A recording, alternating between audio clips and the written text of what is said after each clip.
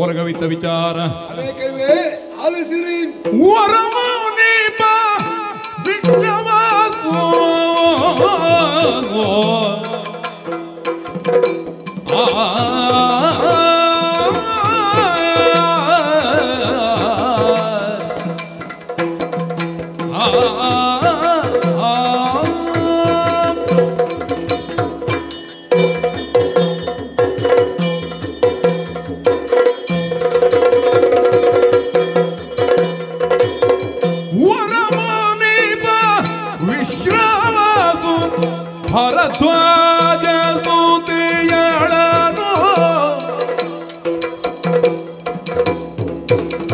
ವರಿಸಿ ಪಡೆದನು ಸುತನ ಕರೆಯೇ ವೈಷ್ಣವನ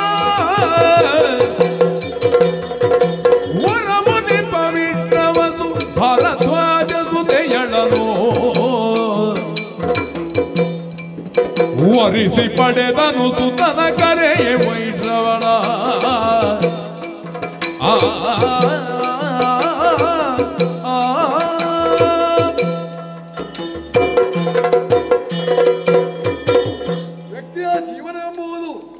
ಕಡಲಿನಂತೆ ಆಳವು, ಭೂಮಿಯಂತೆ ವಿಶಾಲವು, ನಿರಪ್ರಶುಭ್ರವಾದಂತಹ ನಿರ್ಮಲಾಕಾಶದಂತೆ ಸ್ವಚ್ಛವು ಇರಬೇಕಾದ್ರೆ ಆತನನ್ನು ಬೆಳೆಸುವ ಬಾಳಿಸುವ ಪರಿಸರ ಸಮರ್ಥವು ಸತ್ವಪೂರ್ಣವಾಗಿರಬೇಕೆಂಬುದು ಹಿರಿಯರ ಮಾತು. ಆ ನೆಲೆಯಲ್ಲಿ ಯೋಚನೆ ಮಾಡಿದರೆ ನನ್ನಂತಹ ಭಾಗ್ಯಶಾಲಿಗಳು ಮತ್ತೊಬ್ಬರಿಲ್ಲ. ಕುಲಸ್ಥರ ಮಗಳಾದಂತಹ ವಿಶ್ವಸು ನನ್ನ ತೀರ್ಥರೂಪರು. ತಾಯಿಯಾದರೂ ಭಾರದ್ವಾಜ ಮಹರ್ಷಿಯ ಮಗಳಾದಂತಹ ದೇವರಡಿ ಇವರ ಸುಂದರ ದಾಂಪತ್ಯದಿಂದ ಉದಿಸಿ ಬಂದವ ನಾನು ವೈಷ್ಣವನೆಂದು ನನ್ನನ್ನು ಕರೀತಾ ಇದ್ದಾರೆ. ತಂದೆಯ ಮಾತಿನಂತೆ ಬ್ರಹ್ಮದೇವನನ್ನು ತಪಸ್ಸ ಮೂಲಕವಾಗಿ ಮೆಚ್ಚಿಸಿ ಲೋಕಪಾಲತ್ವವನ್ನು ಪಡೆದಿದ್ದೇನೆ. ಅಷ್ಟು ಮಾತ್ರವಲ್ಲ, ನನ್ನ ಭಕ್ತಿಗೆ ಮೆಚ್ಚಿದಂತಹ ಬ್ರಹ್ಮದೇವ ನನಗೆ ಪುಷ್ಪಕ ವಿಮಾನವನ್ನು ಕೊಟ್ಟ. ತಂದೆಯ ಸೂಚನೆಯಂತೆ ಲಂಕೆಯನ್ನು ಆಡುತ್ತಾ ಬಂದೆ. ಆ ಕಾಲದಲ್ಲಿ ನನ್ನ ಚಿಕ್ಕಮ್ಮನ ಮಗನಾದಂತಹ ದಶಕಂಠ ಸಂಧಾನವನ್ನು ಮಾಡಿದ. ನಮಗೆ ಸರಿಯಾದಂತಹ ನೆಲೆ ಬೇಕು ಎಂಬ ಉದ್ದೇಶದಿಂದ ಈ ಲಂಕೆಯನ್ನು ಕೇಳಿಕೊಂಡ. ಅದು ಕೂಡ ಅಧಿಕಾರ ದರ್ಪದಿಂದ. ಏನು ಮಾಡುವುದು, ತಂದೆಯಿಂದಲೇ ಅನುಗ್ರಹಿಸಲ್ಪಟ್ಟಂತಹ ಲಂಕೆಯನ್ನು ತಂದೆಯಲ್ಲಿ ಕೇಳಿಯೇ ಕೊಡೋಣ ಎಂಬಂತಹ ಉದ್ದೇಶದಿಂದ ತಂದೆಯ ಬಳಿಗೆ ಹೋದೆ. ಇದ್ದ ವಿಷಯವನ್ನು ನಿವೇದಿಸಿದೆ. ಮಗನೇ, ಅವನು ನಿನ್ನ ಹಾಗೆ ಸಾತ್ವಿಕನಲ್ಲ, ಹಾಗೆಂದು ಸಹೋದರನು ನೀವು ಹೊಡೆದಾಡಬಾರದು, ಕೊಟ್ಟು ಬಿಡು ಅಂತ ಹೇಳಿದ. ಆ ಬಳಿಕ ಪರಮೇಶ್ವರನು ತಪಸ್ಸು ಮೂಲಕವಾಗಿ ಮೆಚ್ಚಿಸಿದೆ. ಅಲಕಾವತಿ ಅಧಿಕಾರವನ್ನು ಪಡೆದಿದ್ದೇನೆ. ಆದರೆ ಅವನ ಬಗ್ಗೆ ವಿಚಾರ ಮಾಡಿದರೆ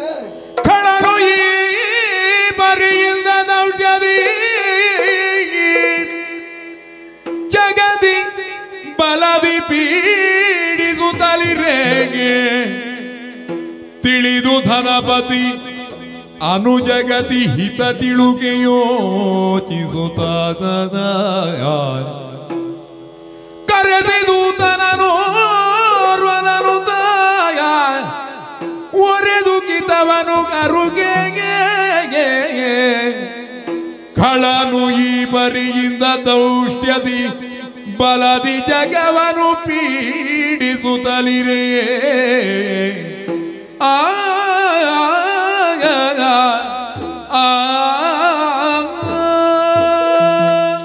ಒಂದೇ ಬೀಜದಿಂದ ಮೊಳಕೊಂಡದ ಮರದಿಂದ ಅದರ ವಿಭಿನ್ನ ರೆಂಬೆಗಳಿಂದ ಬೇರೆ ಬೇರೆ ತರದ ಹಣ್ಣಾಗ್ತದೆ ಅಂತ ಇದರಿಂದ ನನಗೆ ಅರ್ಥವಾಯಿತು. ಇಲ್ಲದಿದ್ರೆ ಒಂದೇ ಅಪ್ಪನಿಗೆ ಹುಟ್ಟಿದವರು ನಾವು. ನಮ್ಮಲ್ಲಿ ಗುಣದಲ್ಲಿ ವ್ಯತ್ಯಾಸ ಉಂಟು. ಅವನಾದರೂ ಅಹಂಕಾರದಿಂದ ಮೆರೆದಾಡುತ್ತಾ ಇದ್ದಾನೆ, ದುರ್ಮಾರ್ಗಿ ಆಗಿದ್ದಾನೆ. ಕೇವಲ ಲಂಕೆ ಆಸೆಗಾಗಿ ನನ್ನನ್ನು ದಬಾಯಿಸಿದ್ದಾನೆ ಅಲ್ಲ, ನನ್ನಲ್ಲಿ ಒಂದು ಎಚ್ಚರ ಮಾತನ್ನು ಆಡಿದ್ದಾನೆ ಎಂಬ ಮಾತಲ್ಲ ಇದು. ಸ್ವಾರ್ಥ ಬುದ್ಧಿಯಿಂದ ಹೇಳುದಲ್ಲ. ಈಗ ಅವ ಲೋಕಗಂಟಕನಾಗುವುದಕ್ಕೆ ಹೊರಟಿದ್ದಾನೆ.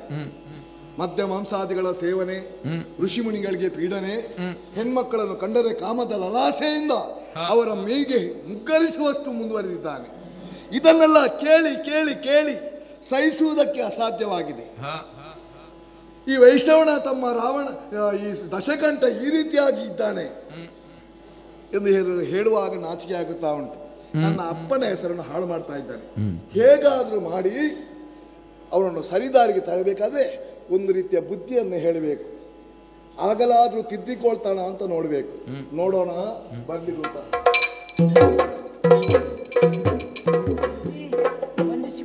ಸ್ವಾಮಿ ಎದ್ದೇಳು. ಗುರುತರವಾದಂತಹ ಕಾರಣನಿಮಿತ್ತವಾಗಿ ನಿನ್ನನ್ನು ನಾನು ಕರೆಯುತ್ತಿದ್ದೆ. ಹೌದೇ? ಮತ್ತೇನಲ್ಲ, ಏನು ಬುದ್ಧಿ? ನೀನು ಈಗಲೇ ಲಂಕೆಗೆ ಹೋಗಬೇಕು. ಲಂಕೆಗೆ? ಹೌದು. ಲಂಕೆಗೆ ನಾನು ಯಾಕೆ ಸ್ವಾಮಿ? ಅಲ್ಲಿ ನನ್ನ ತಮ್ಮನಾದಂತಹ ದಶಕಂಠ ಗೊತ್ತು, ಅಧಿಕಾರಿಯಾಗಿ ಮೆರೆದಾಡುತ್ತಾ ಇದ್ದಾನೆ. ನಾನು ಹೇಳಿದಂತಹ ಕಿವಿ ಮಾತನ್ನು ಆತನಿಗೆ ಹೇಳಬೇಕು.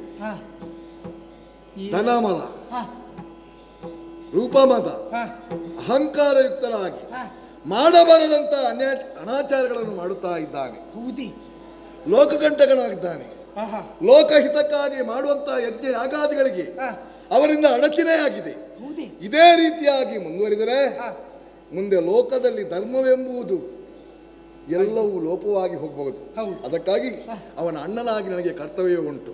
ನಾನು ಹೇಳಿದಂತಹ ಹಿತವಚನ ಹೇಳೋವನಿಗೆ ಧರ್ಮ ಮಾರ್ಗದಲ್ಲಿ ನಡೆ. ನೀನು ಎಲ್ಲಿಯಾದರೂ ಧರ್ಮ ತಪ್ಪಿದರೆ ಇಂದಲ್ಲ ನಾಳೆ ಆದರೂ ಅದರಿಂದ ನೀನು ಮತ್ತೆ ಪಶ್ಚಾತ್ತಾಪ ಪಡುವಂತಹ ಸ್ಥಿತಿ ಒದಗಬಹುದು.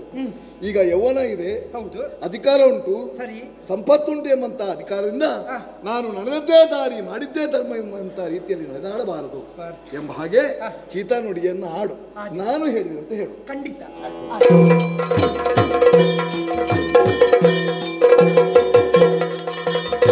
ಮತ್ತೆ ದಶಜಿನ ಬಲದ ಮತ್ತಲಿ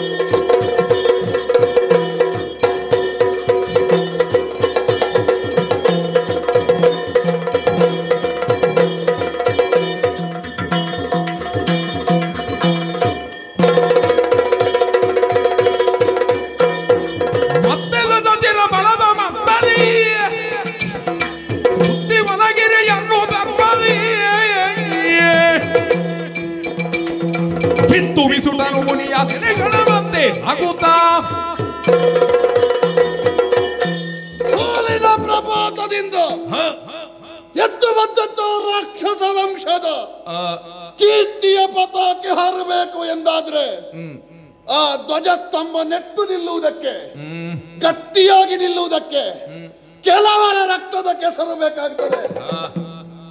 ಒಂದು ಹುಡಿ ಧೂಳೇ ಇರಲಿ, ನಾವು ಒದ್ದಂತಹ ಧೂಳು ನಮ್ಮ ತಲೆಯನ್ನು ಸೇರ್ತದೆ. ಮತ್ತೆ ನಾವು ಬುದ್ಧಿಜೀವಿಗಳು, ನಮ್ಮನ್ನು ಒದ್ದವರ ತಲೆ ಮೆಟ್ಟದೆ ಬಿಟ್ಟೇವ. ಹೇ, ಉತ್ಸಾಹ ಶಕ್ತಿ, ಮಂತ್ರಶಕ್ತಿ, ಪ್ರಭು ಶಕ್ತಿ, ತ್ರಿಕೂಟಾಚಲದ ಮಧ್ಯೆ ಇರುವ ಲಂಕೆಯ 3 ಸ್ತಂಭ, ಅಲ್ಲಿ ಗಟ್ಟಿಯಾದ ಸ್ತಂಭ ದಶಕಂಠ, ನನ್ನ ಇಚ್ಛಾ ಜ್ಞಾನ ಕ್ರಿಯಾಶಕ್ತಿ, ಸ್ವರ್ಣ ಲಂಕೆಯ ವೈಭವದ ತುದಿಯ ವರ್ತಮಾನದ ಸಂಕೇತವನ್ನು ತೋರಿಸ್ತಾ ಉಂಟು. ಒಂದು ಕಾಲದಲ್ಲಿ ಹರಿದ ಸೀರೆ ಬೇರಿಗೆ ಕಟ್ಟಿ ತೊಟ್ಟಿಲಾಗಿಸಿದಳು ನನ್ನ ಅಮ್ಮ. 10 ಮುಖ ಇತ್ತು. ಅವಳ ಸ್ತನ್ಯಪಾನ ಮಾಡುವಾಗ ಒಂದು ಬಾಯಿಯಲ್ಲಿ ಮಾತ್ರ ಎದೆ ಹಾಲು ಕುಡಿಯುವುದಕ್ಕೆ ಸಿಕ್ಕಿದ್ದು, ಮತ್ತೆ 9 ಬಾಯಿಯಲ್ಲಿ ಅವಳ ಕಣ್ಣೀರೇ ನನಗೆ ರುಚಿ ಕಂಡದ್ದು.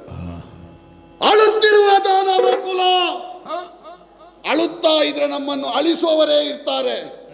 ಆಳಬೇಕು ಎಂದಾದ್ರೆ ಮತ್ತೊಬ್ಬರನ್ನು ಅಳಿಸುವವರಾಗಬೇಕು ಎನ್ನುವ ಕಾರಣಕ್ಕಾಗಿ ಅಲ್ವೇ ಈ ಪ್ರಪಂಚದಲ್ಲಿ ಸಾರ್ವಭೌಮನಾಗಿ ಮೆರೆಯಬೇಕಾದ್ರೆ ಕೆಲವರ ತಲೆ ಮೆಟ್ಟಬೇಕಾಗ್ತದೆ.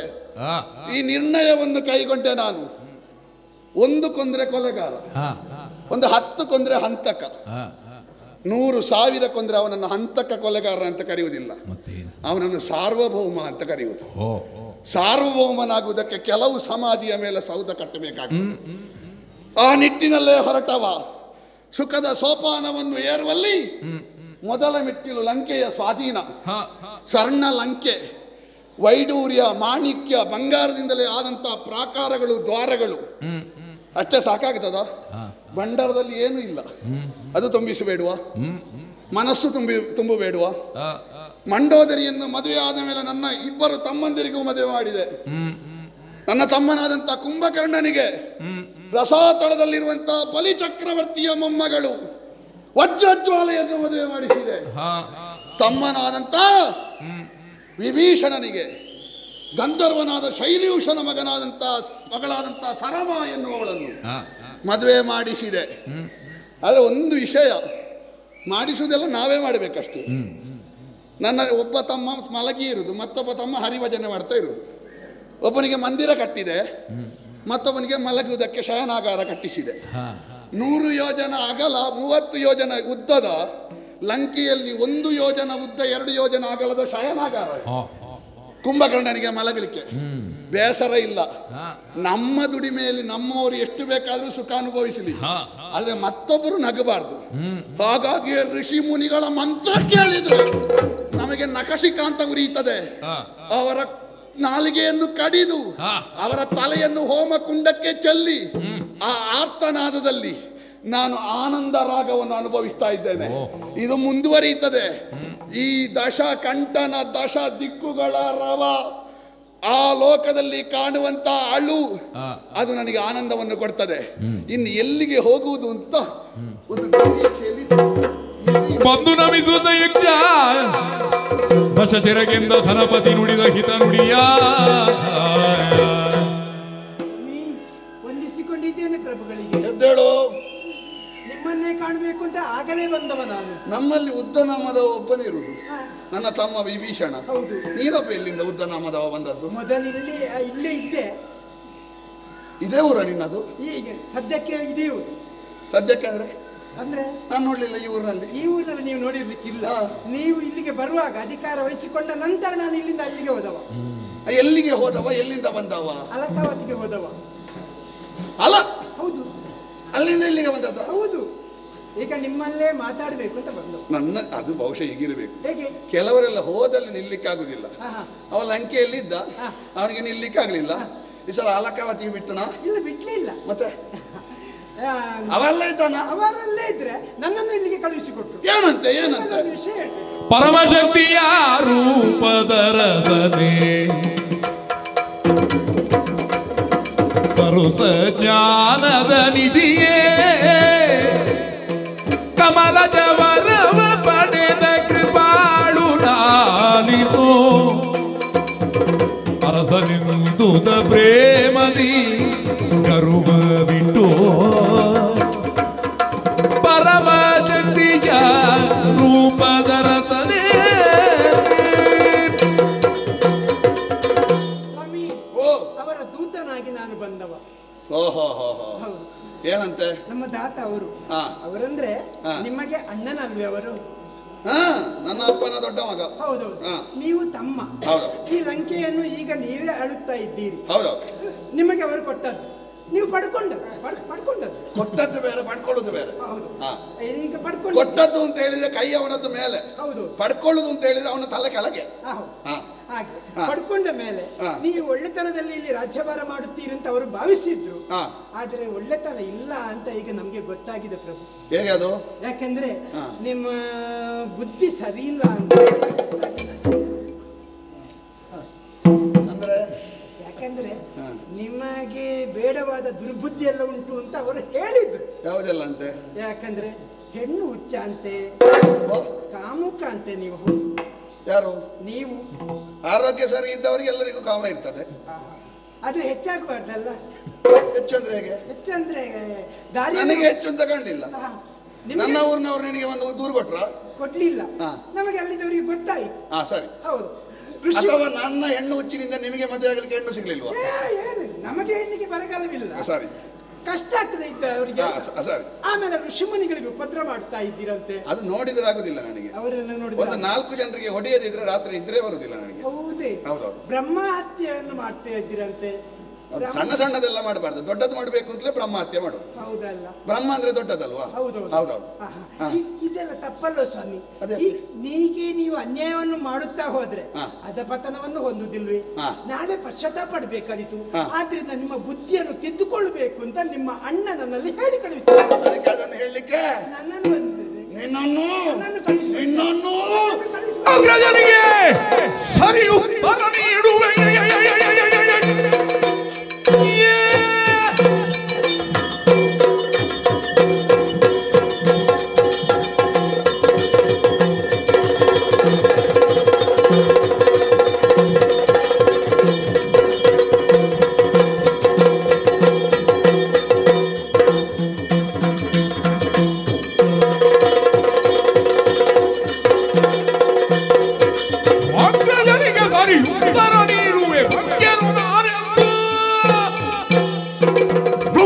ಶಿರವನ್ನು ಕಡಿದಿಡುವೆನು ದಿಟ ಓಡೆಲ್ಲ.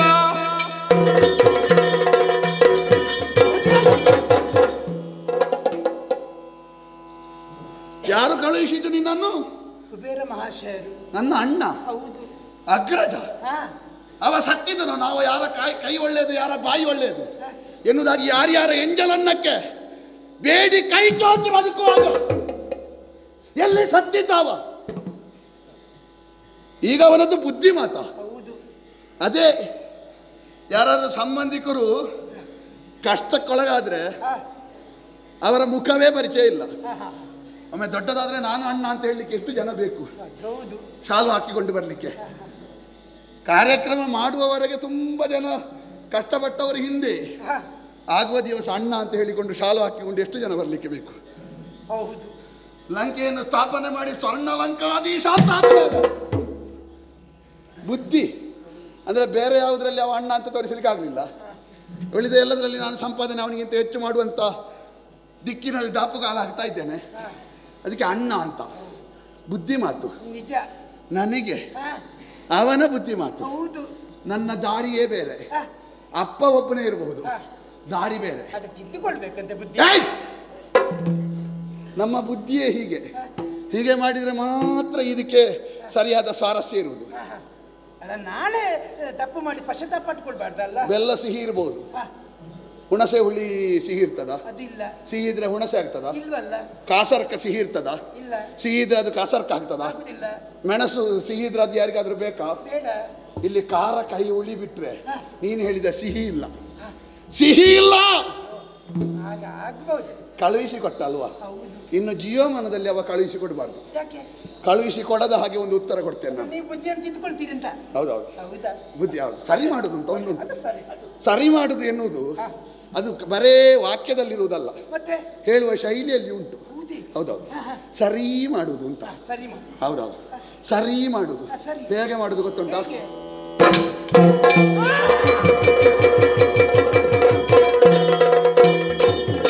ಯಾರಲ್ಲಿ ರಾಕ್ಷಸರು ಉದ್ದಕ್ಕೆ ಬೆಳೆದಿದ್ದಾನೆ, ಅಡ್ಡಕ್ಕೆ ಬೆಳೆದಿದ್ದಾನೆ. ಎಲ್ಲರೂ ಇವತ್ತಿನ ಊಟಕ್ಕೆ ಇವನನ್ನೇ ಪಲ್ಯ ಮಾಡಿ ತಿನ್ನಿ, ಕಡಿದು ಹಾಕಿದ್ದೇನೆ. ಮಾಂಸ ಭಕ್ಷಣೆ ಮಾಡಿ ಅಲಕಾವತಿಯ ಸೊಂಪಿನಲ್ಲಿ ಬೆಳೆದ ದೇಹ ಸ್ವಲ್ಪ ರುಚಿ ನೋಡಿ.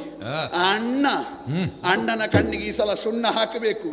ನಮ್ಮ ಮಂತ್ರಾಲೋಚನೆಯ ಮಂತ್ರಶಕ್ತಿ ನಮ್ಮ ಮಂತ್ರಿ ಮಂಡಲದಲ್ಲಿ ಹಿರಿಯರಾದಂತಹ ಮಾವ ಪ್ರಹಸ್ತರೊಂದಿಗೆ ಎಲ್ಲರೂ ಬರಲಿ.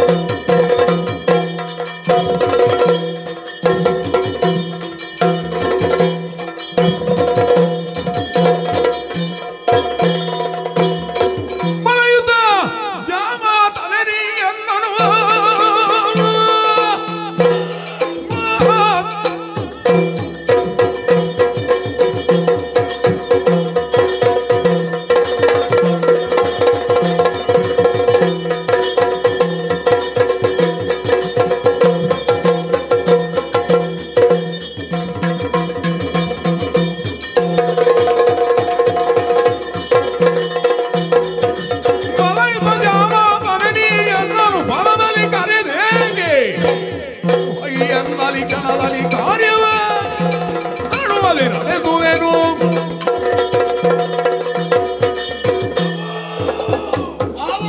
ಪ್ರಹಸ್ತನ ಪ್ರಣಾಮಗಳು. ಪ್ರತಿವಂದನೆ. ನೀವು ಸೂಚಿಸಿದಂತಹ ಆಡಳಿತ ವ್ಯವಸ್ಥೆಯಲ್ಲಿ ಸಂತೋಷವಾಗಿದ್ದವ ನಾನು. ಅದರ ಈ ಕಾಲಕ್ಕೆ ಒಮ್ಮಿಂದೊಮ್ಮೆಲೆ ನಿಮ್ಮ ಕರೆಯನ್ನು ಆಲಿಸಿ ಓಡಾಡಿಕೊಂಡು ಬಂದು ನಿಮ್ಮನ್ನು ಗಮನಿಸಿದ್ರೆ ಎಂದಿನ ಹಾಗೆ ಎಂದು ಕಾಣುತ್ತಾ ಇಲ್ಲ. ನಿಮ್ಮ ಮುಖದಲ್ಲಿ ಒಂದು ಕಡೆಯಲ್ಲಿ ಸಂತೋಷ, ಇನ್ನೊಂದು ಕಡೆಯಲ್ಲಿ ಅದು ಕಾರಣ ಏನು ಗೊತ್ತುಂಟ? ಏನು ನನಗೆ 10 ಮುಖ.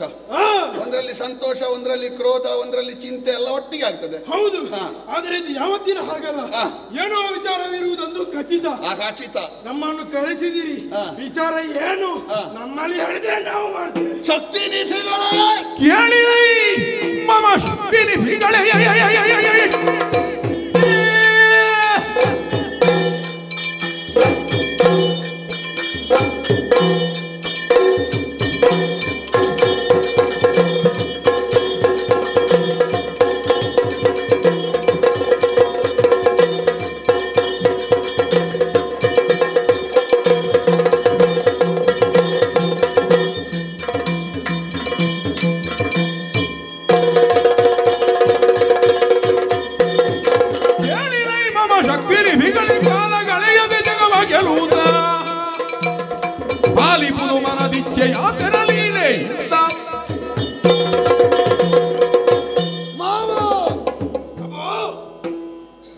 ಪ್ರಹಸ್ತ ನನ್ನ ಪ್ರತ್ಕೃಷ್ಟವಾದ ಹಸ್ತ, ನನ್ನ ಕೈಯೇ ನೀವು. ನೀವೊಬ್ಬರೇ ಅಲ್ಲ, ತುಂಬ ಜನ ಮಾವಂದಿರು ನನಗೆ. ಶುಕ, ಸಾರಣ, ಮಾರೀಚ, ಧೂಮ್ರಾಕ್ಷ, ಮಹೋದರ, ವಿರೂಪಾಕ್ಷ, ಅಕಂಪನ, ಎಷ್ಟು ಜನ ಇದ್ದಾರೆ. ಮಾಲ್ಯವಂತನ 8 ಮಕ್ಕಳು, ನನ್ನ ಅಜ್ಜ ಸುಮಾಲಿಯ 8 ಮಕ್ಕಳು, ಎಲ್ಲ ಮಂತ್ರಿಮಂಡಲದಲ್ಲಿರುವುದು ಮಾವಂದಿರಿ. ನಮಗೆ ಅದೊಂದು ಸಮಸ್ಯೆ ಇಲ್ಲ. ಯಾರು ಮಂತ್ರಿ ಅಂತ ಹೊರಗಡೆ ಹುಡುಕಬೇಕು ಅಂತ ಇಲ್ಲ. ನಮ್ಮ ಕುಟುಂಬದಲ್ಲೇ ಎಲ್ಲ ಇದ್ದಾರೆ. ಸಚಿವ ಸಂಪುಟಕ್ಕೆ ಎಲ್ಲರನ್ನು ಹಾಕಿದ್ದೇನೆ. ಅಂದ್ರೆ ಎಷ್ಟೇ ಅಷ್ಟಪ್ರಧಾನರು ಅಂತ ಇರುವುದು, 2 ಸುತ್ತ ಹಾಕಬಹುದು. ಅಂದ್ರೆ 16 ಮಂದಿ ಇದ್ದಾರೆ ಮಾವಂದಿರಿ. ನಿಮ್ಮನ್ನೇ ನೇಮಿಸಿದ್ದೇನೆ. ಯಾಕೆ? ಒಂದು ಕಾಲದಲ್ಲಿ ನಾನು ಲಂಕೆಯಲ್ಲಿ ಸ್ಥಾಪನೆಗೊಳ್ಳುವುದಕ್ಕೆ ಸೂಚನೆ ನಿಮ್ಮದೇ ಅಲ್ವಾ? ಹೌದು. ಅಧಿಕಾರ ಎಂದಾದ ಮೇಲೆ ತಮ್ಮ ಅಣ್ಣ ಅಂತ ನೋಡ್ಲಿಕ್ಕಿಲ್ಲ, ಈಗಲೂ ನೋಡುವುದಿಲ್ಲ. ನನ್ನನ್ನು ಕೆಣಕುವುದಕ್ಕೆ ಬಂದಿದ್ದಾನೆ ನನ್ನ ಅಣ್ಣನ ಜಾಗದಲ್ಲಿರುವ ಕುಬೇರ. ಹಾಗಾದ್ರೆ ಅವನಿಗೆ ಸರಿಯಾದ ಮದ್ದರೈ ಬೇಡುವ? ಹೌದು. ಅವ ಬರುವವರೆಗೆ ಕಾಯುವುದಲ್ಲ, ನಾವೇ ಅಲ್ಲಿ ಹೋಗಬೇಕು. ಅದು ದಿಗ್ವಿಜಯದ ಕ್ರಮ. ಈ ಸಲ ಒಂದು ಯೋಚನೆ ಮಾಡಿದ್ದೇನೆ. ಅವೊಬ್ಬ ದೂತನನ್ನು ಕಳುಹಿಸಿದ್ದಾನೆ, ಅವನ ತಲೆ ಕಡಿದಿದ್ದೇನೆ. ಇನ್ನು ಕಡಿಬೇಕಾದ ಯಾರದ್ದೆಲ್ಲ ಗೊತ್ತುಂಟ? ಕುಬೇರ. ಅವ ಮಾತ್ರ ಅಲ್ಲ, ದಿಕ್ಪತಿಗಳು ಇನ್ನೂ ಇದ್ದಾರೆ. ಯಮ, ವರುಣ, ಇಂದ್ರ. ಈ 4 ದಿಕ್ಪತಿಗಳ ತಲೆ ಕಡಿಬೇಕು, ಹೊರಡಬೇಕು ಅಂತ ನಿರ್ಣಯ ಮಾಡಿದ್ದೇನೆ. ಮಂತ್ರಿಯಾದ ನಿಮ್ಮ ಸಿದ್ಧತೆ ಹೇಗುಂಟು ಹೇಳಿ? ನಾವೆಲ್ಲರೂ ಜೊತೆ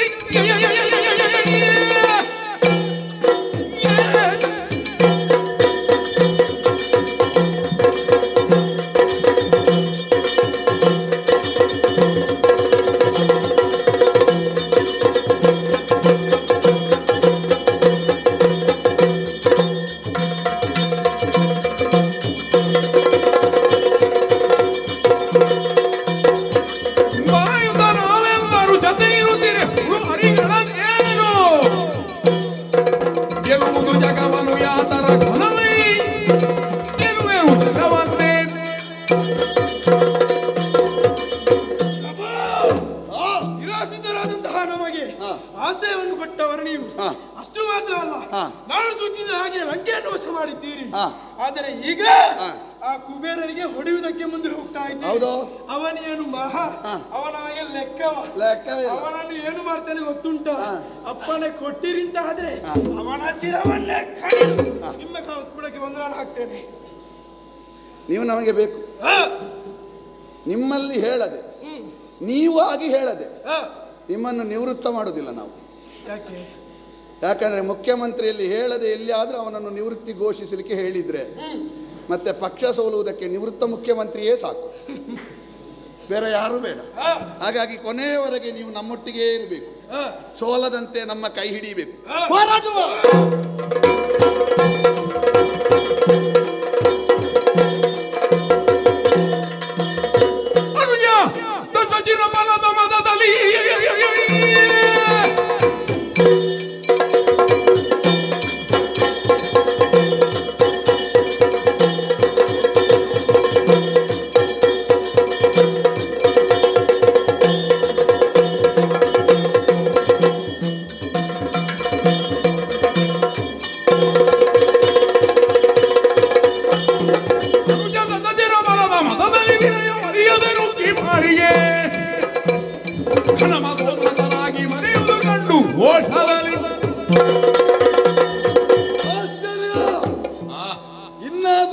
ಬದುಕಿಕೊಳ್ಳಲೆಂಬಂತ ಉದ್ದೇಶದಿಂದ ದೂತನನ್ನು ಅಟ್ಟಿದರೆ ದೂತವಧೆಯನ್ನು ಮಾಡಿದನೆ ಪಾಪಿ. ಅದು ಸಾಲದ ಇದ್ದುದಕ್ಕಾಗಿ ಮದಮುಖನಾಗಿ ನನ್ನ ಅಲಕಾವತಿಗೆ ದಂಡೆತ್ತಿ ಬಂದಿದ್ದಾನಂತೆ. ಬಂದವನನ್ನು ಸುಮ್ಮನೆ ಬಿಡಬಾರದು, ಸರಿಯಾದಂತಹ ಸಾಕ್ಷಿ ಮಾಡಬೇಕಾಗಿದೆ. ಎಲ್ಲಿ ಮನೆ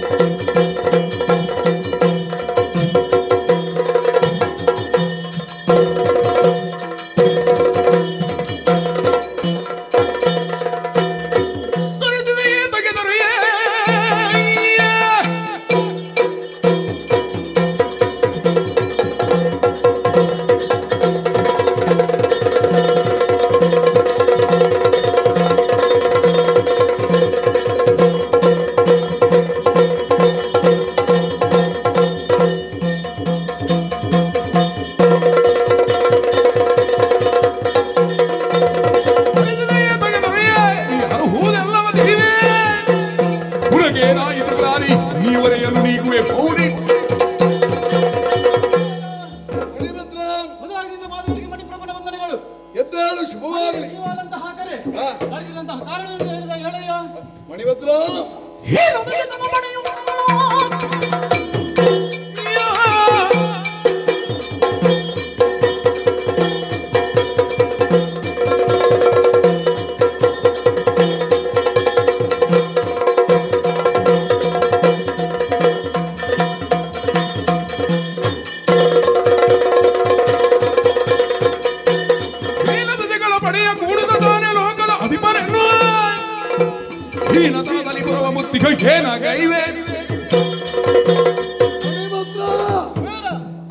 ಹೇಳಿಕೊಳ್ಳುವಷ್ಟು ದೊಡ್ಡ ವಿಷಯವಲ್ಲಾದ್ರೂ ಈ ವಿಷಯವನ್ನು ಹೇಳುವುದಕ್ಕೆ ನನಗೆ ಸಂಕೋಚವಾಗುತ್ತದೆ. ಯಾವ ಆತನು ನನ್ನ ತಮ್ಮನೆಂದು ನಾನು ಒಪ್ಪಿದ್ದೇನು, ಅಂತಹ ದಶಕಂತನೇ ದಂಡೆತ್ತಿ ಬಂದಿದ್ದಾನೆ. ಮಾಡಬಾರದನ್ಯಗಳನ್ನು ಮಾಡುತ್ತಾ ಲೋಕದಲ್ಲಿ ಕುಪ್ರಸಿದ್ಧಿಯನ್ನು ಪಡಿತಾ ಇದ್ದಾನೆ. ಸರಿದಾರಿಗೆ ತರಬೇಕೆಂಬಂತಹ ಉದ್ದೇಶದಿಂದ ದೂತನನ್ನು ಅಟ್ಟಿದರೆ ಅವನ ವಧೆ ಮಾಡಿದ್ದಾನೆ. ಈಗ ಬಂದವನಿಗೆ ತಕ್ಕ ಶಾಸ್ತಿ ಆಗಬೇಕು. ಏನು ಮಾಡ್ತೀನಿ?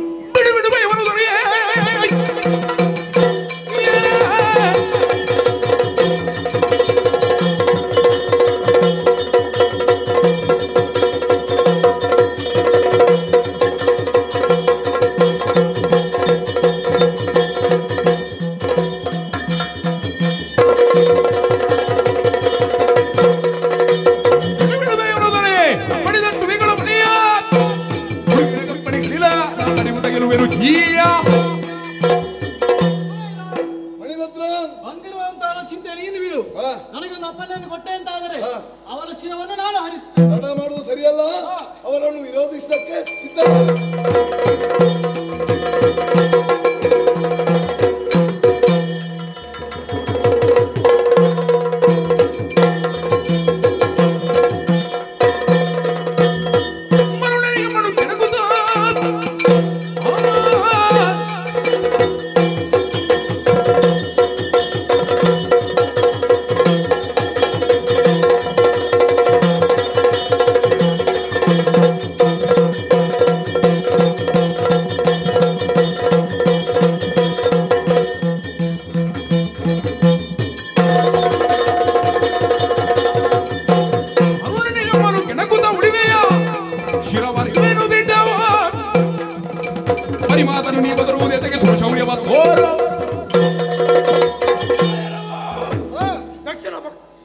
ನಮ್ಮ ಒಡೆಯನಾದಂತಹ ದಶಗಂಟನ ಪಕ್ಷಪಾತಿಯಾಗಿ ಬಂದವ ನಾನು.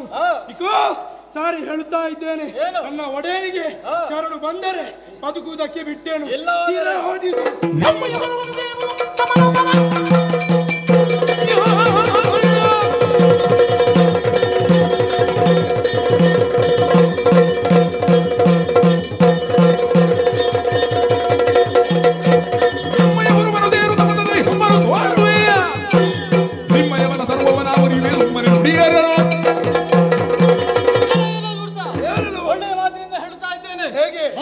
ಹಿಂದಕ್ಕೆ ನಡಿ, ಇಲ್ಲವಾದರೆ ನಿನ್ನ ಶಿರವನ್ನು ಹಾಕಿ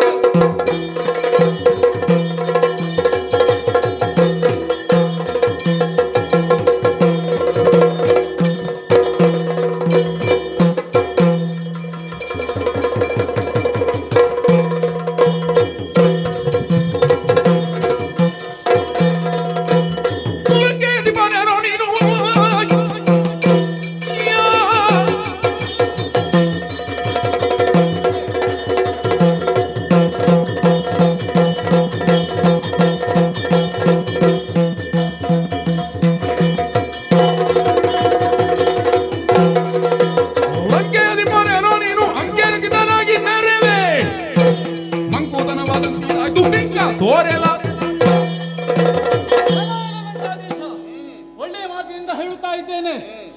ನಮ್ಮ ಲಂಕೆಗೆ ನಮ್ಮರಾದಂತಹ ಊರಿಗೆ ದಾಳಿಯನ್ನು ಮಾಡಿದ್ದೀಯಲ್ಲ, ಜೀವದ ಮೇಲೆ ಆಸೆ ಇದ್ದರೆ ಹಿಂದಕ್ಕೆ ನಡಿ, ಇಲ್ಲವಾದರೆ ಈ ಮಣಿಪ್ರಭನ ಶರ ನಿನಗೆ ಉತ್ತರವನ್ನು ನೀಡುತ್ತದೆ. ಯಾರು? ಮಣಿಪ್ರಭ ಎಮ್ಮ ಬಡಿಯ ವೀರರನ್ನು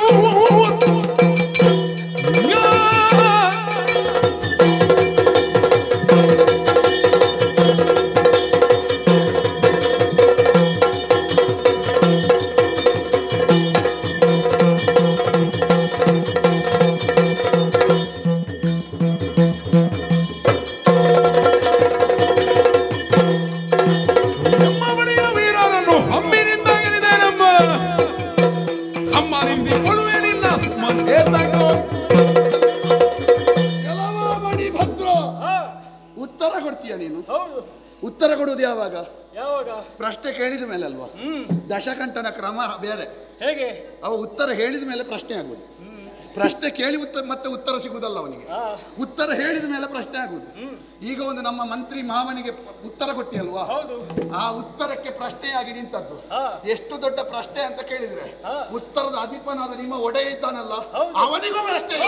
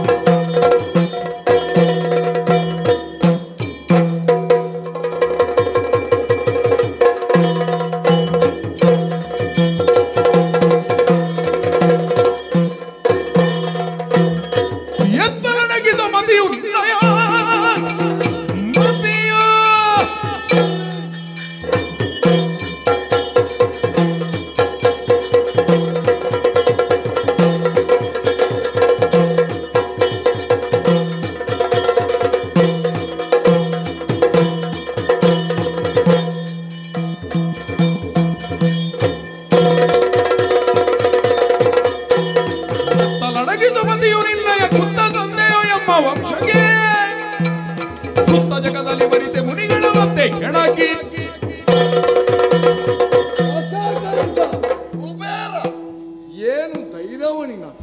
ಧೈರ್ಯ ನಮ್ಮ ಹುಟ್ಟಿನಲ್ಲೇ ಉಂಟು. ಯಾರ ಮುಂದೆ ಎದೆ ಉಪ್ಪಿಸಿ ನಿಂತಿದ್ದೇನೆ ಅಂತ ಪ್ರಜ್ಞೆ ಇರಲಿ. ನಿನ್ನ ಹಿರಿಯವ ನಾನು ಅಷ್ಟೇ, ಪ್ರಾಯದಲ್ಲಿ ಸ್ವಲ್ಪ ಹೆಚ್ಚಿನವ. ಒಂದೇ ತಾಯಿಯ ಮಕ್ಕಳು, ಒಂದೇ ತಂದೆಯ ಮಕ್ಕಳು ನಾವು. ಹೌದು. ನಿನಗೆ ಸಿಕ್ಕಿದ್ದು ನಿನಗೆ ಮಾವನವರ ಹೇಳಿಕೆ ಅಲ್ವಾ? ಹೌದು. ಅವರ ಪರಿಸರದಿಂದ ನೀನು ಮತಿಮತವನಾಗಿ ಬೆಳೆಯಬೇಕಾದ ನೀನು ದುರ್ಮತಿಯಾಗಿ ವ್ಯವಹಾರ ಮಾಡಿದಿ. ಏನು ದುರ್ಮತಿ? ಲೋಕದಲ್ಲಿ ಅವ್ಯವಹಾರವನ್ನೇ ಮಾಡುವುದಕ್ಕೆ ಆರಂಭಿಸಿದ್ದಿ. ಯಜ್ಞಯಾಗಾದಿಗಳಿಗೆ ಕಂಟಕನಾದೆ. ಹೌದು. ಇದಕ್ಕೆ ಕಾರಣ ಏನು? ಏನು? ನಿನಗೆ ಮತಿ ಬಲಿಯಲಿಲ್ಲ. ಯಾಕೆ? ಬಲಿಯುವುದಂದ್ರೆ ಹೇಗೆ? ಬೆಳೆಯುವುದು. ನಾನು ಏನು ಮಾಡಿದ್ರೆ ಲೋಕಕ್ಕೆ ಅನರ್ಥವಾಗ್ತದೆ, ನಾನು ಯಾವ ರೀತಿಯಾಗಿ ಕರ್ಮ ಪ್ರಪಂಚದಲ್ಲಿ ತೋರ್ಪಡಿಸಬೇಕು, ಬೇಕಾದಷ್ಟು ವಿದ್ಯೆಯನ್ನು ಕಲಿತಿದ್ದಿ. ನಿನ್ನ ವಿದ್ಯೆಯ ಬಗ್ಗೆ ನನಗೆ ಹೆಮ್ಮೆ ಉಂಟು, ನಿನ್ನ ಪ್ರಸಿದ್ಧಿಯ ಬಗ್ಗೆ ನನಗೆ ಸಮಾಧಾನ ಉಂಟು. ಆದರೆ ನಿನ್ನ ದುರ್ನತೆಯ ಬಗ್ಗೆ ಅಷ್ಟೇ ದ್ವೇಷ ಉಂಟು. ಪ್ರಚಾರದಲ್ಲಿದ್ದವರು ಅಪಪ್ರಚಾರ ಮಾಡೋದು ಹೀಗೆ. ಅವರು ಪ್ರಸಿದ್ಧಿಯಲ್ಲಿ ದೊಡ್ಡದು ಮಾಡಿದ್ದಾರೆ, ಸಾಧನೆ ಮಾಡಿದ್ದಾರೆ, ಆದರೆ ಸ್ವಲ್ಪ ಬೇಡದ್ದು ಮಾಡೋದು ಅವರು ಅಂತ. ಹಾಗಲ್ಲ. ಅದಕ್ಕೆ ಕಾರಣ ಏನು? ಏನು? ನಿನಗೆ ಪರಿಸರ ದೋಷ. ನಿನ್ನ ಮಾವನವರ ದೋಷದಿಂದ ಅವರು ಹೇಳುವಂತಹ ಕೊಂಡ ಮಾತಿಗೆಲ್ಲ ಕಿವಿಗಟ್ಟು ಮಾಡಬಾರದ ಅನ್ಯಗಳನ್ನು ಮಾಡುತ್ತಾ ಇದ್ದಿ. ಇಲ್ಲದಿದ್ರೆ ಒಬ್ಬ ಅಧಿಕಾರಿ ಆದವ ಹೇಗಿರ್ಬೇಕು? ದೂತನವಧೆ ಮಾಡುದ ನೀನು? ಅದು ಎಲ್ಲಿಂದ ಬಂದವ ದೂತ? ಅಧಿಕಾರದಲ್ಲಿ ದೂತವಧೆ ಸರಿಯಾದದ್ದು. ದೂತವಧೆ ಸಲ್ಲದು ಎಂಬಂತಹ ಮಾತು ದಶಕಂಠ ನೀತಿ. ನಿನ್ನ ಹಾಗೆ ಒಂದು ಕಂಠದ ನೀತಿ ಅಲ್ಲ. ಹೌದಾ? 10 ಮುಖದ ನೀತಿ. ಯಾಕಂತ ಹೇಳಿದ್ರೆ ನೀನು ಮಾಡಿದಕ್ಕೆಲ್ಲ ಅಸ್ತು ಎನ್ನು ಓರಿದ್ದಾರೆ ಅಲ್ಲಿ ಎಲ್ಲರೂ. ಯಾಕೆ ಅಸ್ತು ಎನ್ನದೇ ಇದ್ರೆ ನಿನ್ನ ದೂತನಿಗಾದ ಗತಿ ಅವರಿಗೂ ಆಗ್ತದೆ. ಅದಕ್ಕಾಗಿ. ಹಾಗಾದ್ರೆ ಇದಕ್ಕೆಲ್ಲ ಕಾರಣ ಏನು? ಏನು? ನಿನ್ನ ಶರೀರದಲ್ಲಿ ಬಲ ಉಂಟು ಎಂಬ ಅಹಂಕಾರ. 20 ಕೈ. ಹೌದು, 20 ಕೈಯಲ್ಲಿ ಅದಕ್ಕೊಂದು ಬಲ ಬೇಕಾದ್ರೆ ಅದಕ್ಕೆ ನೈತಿಕತೆ ಬೇಕು. ನೈತಿಕತೆ ಇಲ್ಲದ ಬಲ ಎಷ್ಟಾದ್ರೂ ಅದು ವ್ಯರ್ಥವೇ. ಪರಿಣಾಮದಿಂದ ನಿನಗೆ ಗೊತ್ತಾದಿತು. ಆದ್ದರಿಂದ ಹೇಳ್ತಾ ಇದ್ದೇನೆ, ಏನೋ ಪ್ರಮಾದವಶತೆ ಇಲ್ಲಿಗೆ ಬಂದಿದ್ದಿ ನೀನು. ಬಂದ ಹಾಗೆ ಮಾಡಿದ್ದು ತಪ್ಪಾಯ್ತಂತ ಹೇಳಿ ನಡ ಹಿಂದೆ. ನೀನು ಮಾತಾಡುತ್ತ ನೋಡುವಾಗ ನೀನು ಆಯುಧ ಇಟ್ಕೊಂಡು ಬರಬಾರ್ದಿತ್ತು, ಮತ್ತೆ ನೀನೊಂದು ವೇದ ಪುಸ್ತಕ ಇಟ್ಕೊಂಡು ಬರಬೇಕಿತ್ತು. ಸಾಕು ನಿನ್ನಯ ವೇದ ಪ್ರವಚನ, ಸಾಕು ಸಾಕು.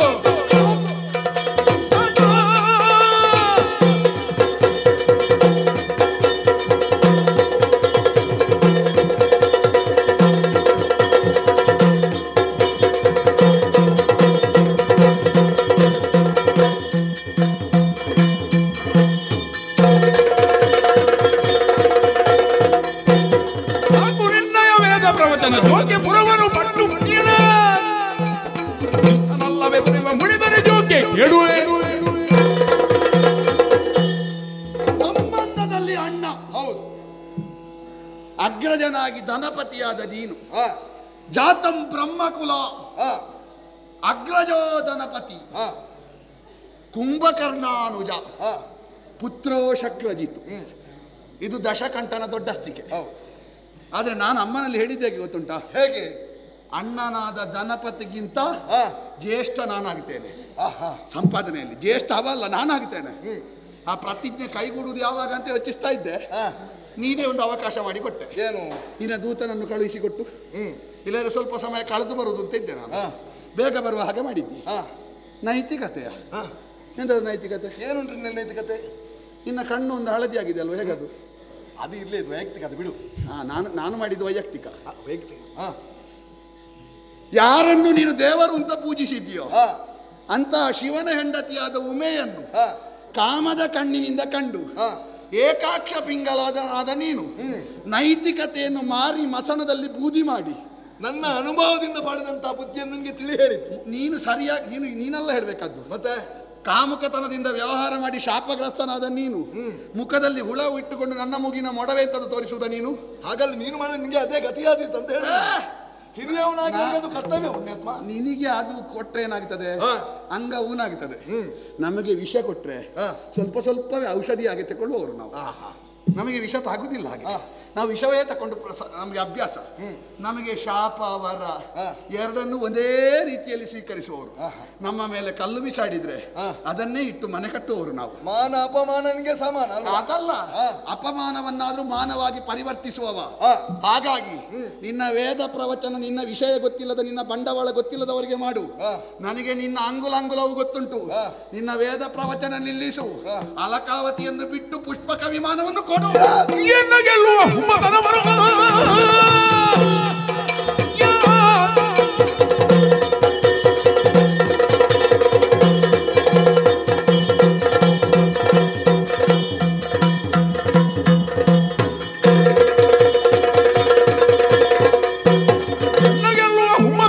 ನಿನ್ನ ಬೇಗ ತೋರುವೆ, ನಿನ್ನ ದೊಕ್ಕನು ಮುರಿವೆ, ನಿನ್ನ ಗೆಲುವೆ. ಅಧಿಕಾರ ಬಿಟ್ಟುಕೊಡ್ಬೇಕು. ನಮಗೆ ಸಲ ಎಲ್ಲವೂ ನಿನಗೇ ಬೇಕು, ಬೇಕು ಬೇಕು. ಈ ಬೇಕು ಎಂಬಂತ ಅಗ್ನಿಗೆ ಎಷ್ಟು ಸುರಿದರೂ ಸಾಕಾಗುದಿಲ್ಲ ಪುಣ್ಯಾತ್ಮ. ಅದು ನೀನು ಹೇಳಬೇಡ. ನೀನು ಬೇಕು ಅಂತಲೇ ತಪಸ್ಸು ಮಾಡಿದ್ದು ಅಂತ ನಮಗೆ ಗೊತ್ತುಂಟು. ಎಲ್ಲ ನಿನಗೆ ಬೇಕೆಂದು ಆಸೆ ಆಯಿತು. ನೀನು ತಪಸ್ಸು ಮಾಡಿ ಏನು ಕೇಳಿದ್ದು? ನನಗೆ ಲೋಕಪಾಲಕತ್ವ ಕೊಡು ಅಂತ ಕೇಳಿದೆ. ಹೌದು. ನೀನು ತಪಸ್ಸು ಮಾಡಿ ಕೇಳಿದೆ. ಹೌದು. ನಾನು ತಪಸ್ಸು ಮಾಡದೆ ಬಲದಿಂದ ಕೇಳ್ತಾ ಇದ್ದೇನೆ, ಅಷ್ಟೇ ವ್ಯತ್ಯಾಸ. ಅಲ್ಲ, ನಿನಗೆ ಲಂಕೆಯನ್ನು ಬಿಟ್ಟುಕೊಟ್ಟದ್ದು ಯಾಕೆ? ಯಾಕೆ? ನಿನ್ನ ಶೌರ್ಯಕ್ಕೆ ಹೆದರಿಯಲ್ಲ. ಅಲ್ಲ, ನೀನು ಅದನ್ನು ಹೇಳು. ಅಪ್ಪನಲ್ಲಿ ಹೋಗಿ ಹೇಳಿದೆ ನಾನು, ತಮ್ಮನಿಗೆ ಒಂದು ರಾಜ್ಯ ಆಡೋದಕ್ಕೆ ಒಂದು ಅಧಿಕಾರ ಬೇಕಂತೆ, ಅದಕ್ಕೆ ಲಂಕೆಯನ್ನು ಬಿಟ್ಟುಕೊಡ್ಬೇಕು. ಹೇಗೆ ಅಪ್ಪ? ನನಗೆ ಕೊಟ್ಟದ್ದು ಅಪ್ಪ ಅಲ್ವಾ? ಅಪ್ಪ ಹೇಳಿದರು, ಬೇಡ, ನೀವು ಸಹೋದರರು ಅನ್ಯೋನ್ಯವಾಗಿ ಬದುಕಬೇಕು ಎಂದು ಹೇಳಿದರು. ಹಾಗಿರುವಾಗ ನನಗೂ ನಿನ್ನ ಮೇಲೆ ಒಂದು ನನ್ನ ತಮ್ಮ ಅಲ್ವಾ? ಅದೊಂದು ಜಾನಪದೀಯರ ಮಾತುಂಟು. ಏನು? ಎಟಕದ ದ್ರಾಕ್ಷಿ ಹುಳ್ಳಿ ಅಂತ. ಹಾಗೆ ಎಟಕದ ಕೂಡುದಿಲ್ಲ ಅಂತ ಹೇಳುದಕ್ಕೆ ನಿನ್ನ ಸ್ವಾಭಿಮಾನ ಬಿಡುದಿಲ್ಲ. ಅದಕ್ಕೆ ನಾನು ಸಹೋದರ ಅಂತ ಬಿಟ್ಟುಕೊಟ್ಟದ್ದು ಅಂತ. ನೋಡು, ಈಗ ಸಹೋದರ ಅಂತ ಪ್ರೀತಿ ಇದ್ರೆ ಇದನ್ನು ಬಿಟ್ಟುಕೊಡು. ಯಾವುದನ್ನು ಬಿಟ್ಟುಕೊಳ್ಳಿ? ಎಲ್ಲವೂ ನಿನಗೆ ಬಿಟ್ಟುಕೊಟ್ಟಂತ ನನಗೇನುಂಟು? ನೀನು ಎಲ್ಲಿಯಾದ್ರೂ ಮರದ ಬೆಡದಲ್ಲಿ ಇರು. ಹಾಗಲ್ಲ, ನಮ್ಮ ಜೀವನ ನಿನಗೆ ಸಾಧನೆ ಪ್ರಸಿದ್ಧಿ ಕಾಣುವಾಗ ನಿನಗೆ ಸಮಾಧಾನ ಆಗ್ತದೆ ಅಲ್ವಾ? ಹೌದು. ಮರದ ಬುಡದಲ್ಲಿ ಕುಳಿತುಕೊಂಡು ಭಜನೆ ಮಾಡು. ಲಂಕೇಶ್ವರನ ಸಾಧನೆಯೇ ಪ್ರಸಿದ್ಧಿಯೇ ಅಂತ. ಭಜನೆ ಕೇವಲ ಭಜನೆ ಮಾಡುವುದಕ್ಕೆ ಇರುವ ನಾನಲ್ಲ. ಮತ್ತೆ ನಾವು ಈ ಕರ್ಮ ಪ್ರಪಂಚದಲ್ಲಿ ಹುಟ್ಟಿದ ಬಳಿಕ ನಾವು ಪರೋಪಕಾರಕ್ಕಾಗಿ ಹಂಬಲಿಸಬೇಕು. ಹೌದಾ? ಹರಿಯುವ ನದಿಯಾದರೂ ತನ್ನ ನೀರನ್ನೋದು ಕುಡಿಯುವುದಿಲ್ಲ, ಫಲ ಕೊಡುವ ಮರವಾದರೂ ತನ್ನ ಫಲವನ್ನೋದು ತಿನ್ನುವುದಿಲ್ಲ. ಹಾಗಾಗಿಯೇ ನೀನು ಕುಬೇರ ಎನ್ನುವ ಮರದಲ್ಲಿ ಬೆಳೆದ ಅಲಕಾವತಿ ಎನ್ನುವ ಫಲವನ್ನು ನೀನು ತಿನ್ನಬೇಡ, ನನಗೆ ಕೊಡು. ಹಾಗೆ ಕೊಡ್ಲಿಕ್ಕೆ ಆಗುದಿಲ್ಲ. ಸಿಕ್ಕ ಉದಾಹರಣೆ ಕೊಡುವಾಗ ನನಗೆ ಸುಲಭ ಆಗ್ತದೆ ಅದು. ಇಲ್ಲಿ ಕೇಳು, ರಾವಣೇಶ್ವರ ಶೌರ್ಯದಿಂದ ಏನಾದ್ರೂ ಸಂಪಾದನೆ ಮಾಡ್ತೇನೆ ಮುಂದುವರೆದರೆ ನಿನ್ನ ತಲೆಯನ್ನು ಕಣ್ಣನ್ನು ಜಾಗ್ರತೆ.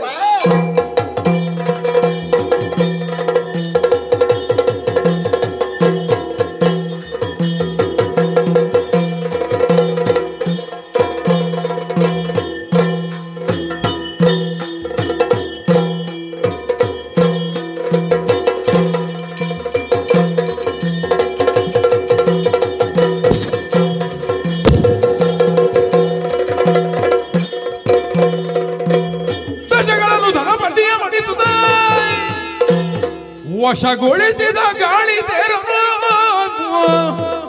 ಯಶದಿ ದೋಷವಗೊಂಡು ನುಡಿದನು ಪುಷ್ಪಕವ ಏರಿ.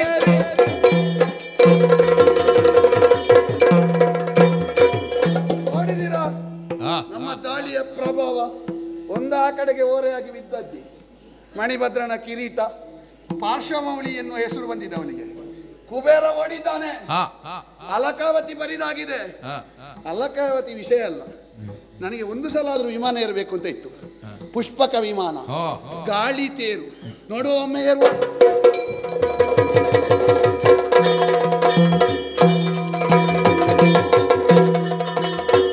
ಏನಿದ ಚರಿತರಿತನೊಲ್ಲದು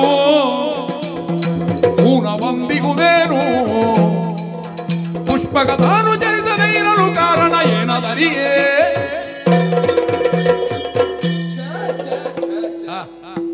ವಿಶೇಷವಾದ ಮಾನದ ವಿಮಾನ ನೋಡಿದಿರಾ? ಎಷ್ಟು ಸಣ್ಣದು ಆಗ್ತದೆ, ಎಷ್ಟು ದೊಡ್ಡದು ಆಗ್ತದೆ. ಆಸನ ಇಲ್ಲ ಅಂತ ಈ ವಿಮಾನದಲ್ಲಿ ಹೇಳಲಿಕ್ಕಿಲ್ಲ. 100 ಜನ ಕುಳಿತುಕೊಂಡ್ರೆ 101 ಆಸನ ಇರ್ತದೆ. 1000 ಜನ ಕುಳಿತುಕೊಂಡ್ರೆ 1001 ಆಸನ ಇರ್ತದೆ. ಎಷ್ಟು ಜನ ಕುಳಿತುಕೊಂಡ್ರು ಒಂದು ಆಸನ ಬರಿದಾಗಿ ಇರ್ತದೆ. ಒಬ್ಬನಿಗೆ ಅವಕಾಶ ಇರ್ತದೆ. ನೋಡಿ ದ್ವಾರ ನೋಡಿ, ಮಾಣಿಕ್ಯದಿಂದ ಮಾಡಿದ್ದು. ಅಲ್ಲಿ ನೋಡಿ ಅದರ ಜಗುಲಿ ಚಿನ್ನದಿಂದ ಪುಟ ಬಿಟ್ಟದ್ದು. ಇಲ್ಲಿ ವೃಕ್ಷಗಳುಂಟು ಅಂತ ಇದರ ಒಳಗೆ. ಎಲ್ಲಾ ಋತುಗಳಲ್ಲಿಯೂ ಫಲ ಕೊಡುವ ವೃಕ್ಷಗಳೇ ವಿಮಾನದ ಒಳಗೆ ಉಂಟು. ವಾತಾಯನ ವ್ಯವಸ್ಥೆ, ಬಿಸಿಯೂ ಹೆಚ್ಚಾಗಲಿಕ್ಕಿಲ್ಲ, ಶೀತವೂ ಆಗ್ಲಿಕ್ಕಿಲ್ಲ, ಅಂತ ಒಂದು ವ್ಯವಸ್ಥೆ. ಕೆಲವೊಂದು ಕಡೆ ಆಗಲ್ಲ, ಇರ್ತದೆ. ಬಿಸಿಯಲ್ಲಿಯೂ ತಂಪಿನಲ್ಲಿಯೂ ತಂಪಿನ ವ್ಯವಸ್ಥೆ ಮಾತ್ರ ಇರುವುದು, ಬಿಸಿಯ ವ್ಯವಸ್ಥೆ ಇರುವುದಿಲ್ಲ. ಎಷ್ಟು ಬೇಕೋ ಅಷ್ಟು ಸಮಶೀತೋಷ್ಣವಾದ ವ್ಯವಸ್ಥೆ. ಪುಷ್ಪಕ ವಿಮಾನವನ್ನೇರಿ ಮೇಲಿನಿಂದ ಹಾರಿಕೊಂಡು ಬಂದದ್ದು ಇದೇ ನಿಂತದ್ದು. ಅದು ಇದು ಯಜಮಾನನ ಸಂಕಲ್ಪದಂತೆ ಹೋಗುದಲ್ವಾ? ಇಲ್ಲಿಗೆ ಬರುವಾಗ ನಿಂತದ್ದೇನು? ಏನಾದ್ರೂ ಕಡಿಮೆ ಆಯ್ತಾ? ಹಾಗೆಲ್ಲ ಯಾವ್ದಾದ್ರೂ ಹಾಕಿ ಬರುದಲ್ಲ ಇದು, ಅದೆಲ್ಲ ಇರ್ಲಿಕ್ಕಿಲ್ಲ. ಇದು ದಿವ್ಯ ವಿಮಾನ ಅಲ್ವಾ? ಏನಾದ್ರೂ ಅಡ್ಡ ಬಂತ ಹೇಗೆ? ಅಡ್ಡ ಬಂದದನ್ನೆಲ್ಲ ಗಣಿಸಿದ್ರೆ ನಾವು ಇಷ್ಟು ಬರ್ಲಿಕ್ಕಿತ್ತ. ಹೋಗ್ಲಿ ಹೋಗ್ಲಿ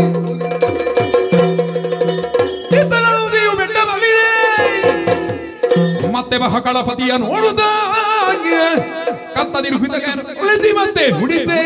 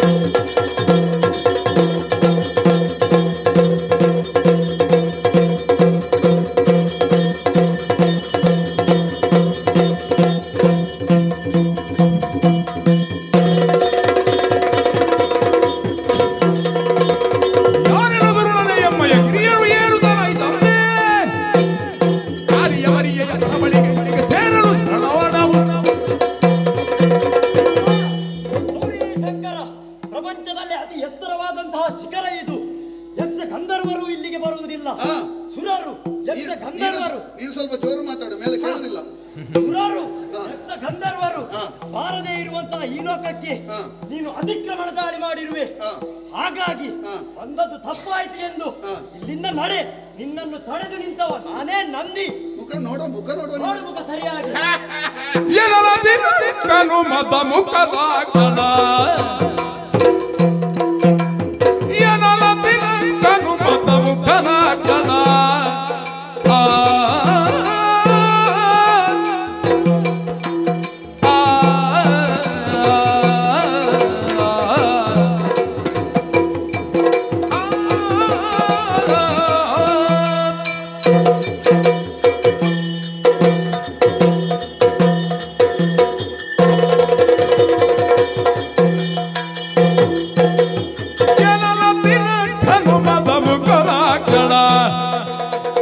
ವನಚರನಂತಿಗೆ ವನಚರನಂತಿಗೆ ವನಚರನಂತಿಗೆ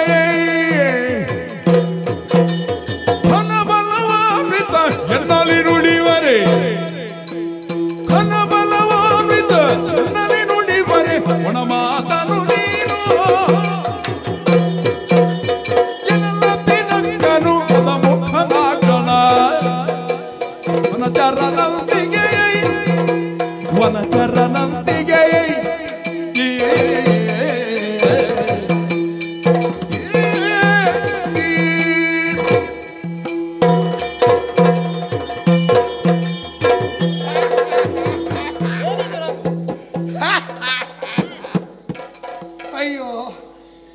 ನಾನು ವಿಮಾನದಲ್ಲಿ ಹೋಗುವಾಗ ಒಂದೊಂದು ಸಿಗುತ್ತದೆ ವೇಷಗಳು. ನಾನು ಎಂಥದ್ದು ಅಂತ ಭಾವಿಸಿದ್ದದ್ದು. ಎಲ್ಲಿನ ಮಾತು ಬರುವುದು ಅಂತ ನಾನು 3 ಸಲ ನೋಡಿದ್ದು. ಗೊತ್ತಾಯ್ತು. ಓ, ಇದರ ಮಧ್ಯೆ ಒಂದು ಬಾಯಿ ಎನ್ನುವ ರಂಧ್ರ ಉಂಟಲ್ಲ. ಯಕ್ಷರು, ಕಿನ್ನರರು, ಗಂಧರ್ವರು ಯಾರು ಬರುವುದಿಲ್ವಾ? ಯಾರು ಬರುವುದಿಲ್ಲ. ಅವರಿಗಿಂತ ಕಡಿಮೆ ಅಂತ ಯಾರು ಹೇಳಿದ್ದು ನಿನಗೆ? ಏನು ಮಹಾ ಬಿಡು. ನಿನ್ನ ಊರಿನಲ್ಲಿ ದರ್ಪಣವೇ ಇಲ್ವಾ ಪುಣ್ಯಾತ್ಮ? ಯಾಕೋ? ಅಯ್ಯೋ, ನನ್ನವಂತವಾದ್ರೆ ಯಾವಾಗ ಗೇರು ಮರಕ್ಕೆ ಹಗ್ಗ ತೆಗೆದುಕೊಳ್ತಿದ್ದ ಈ ಮುಖ ಇಟ್ಟುಕೊಂಡು. ಓಹೋ, ದರ್ಪಣ ನೋಡಿದ್ರೆ ಹೊರಗೆ ಹೋಗ್ಲಿಕ್ಕಿಲ್ಲ. ಬೋಳು ತಲೆ, ತಲೆಯಲ್ಲಿ 2 ಕೊಂಬು, ಗಿಡ್ಡ ದೇಹ, ಗಿಡ್ಡ ಕೈ, ಮುಖ. ಅಯ್ಯೋ ಅಯ್ಯೋ, ಏನು ನನ್ನ ದಾರಿ ಸರಿ ಇಲ್ಲ, ನನ್ನ ಅಂಗ ಸರಿ ಇಲ್ಲ, ನಾನು ನಡೆಯುವಂತ ವ್ಯಾಪ್ತಿ ಸರಿ ಇಲ್ಲ ಅಂತ ಹೇಳುವ. ನಿನ್ನ ಆಕಾರದ ವಿಕಾರ ನೋಡಿದ್ಯಾ? ಮಂಗ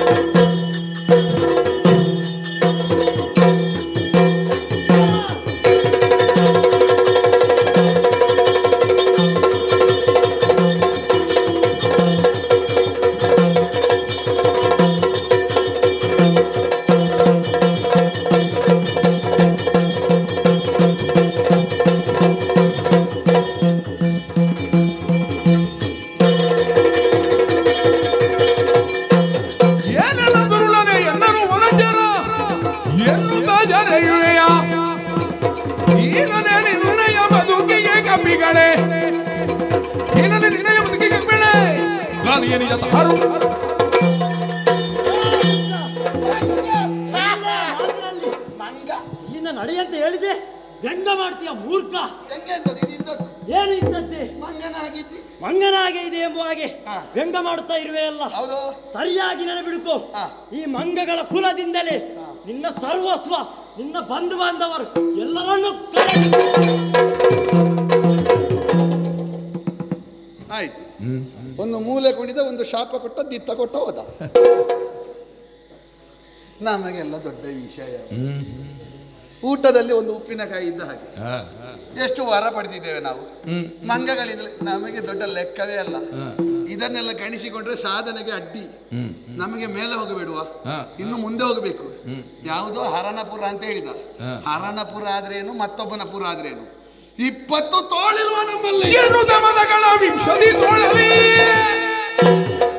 ಉನ್ನತ ಶಿವಗಿರಿಯ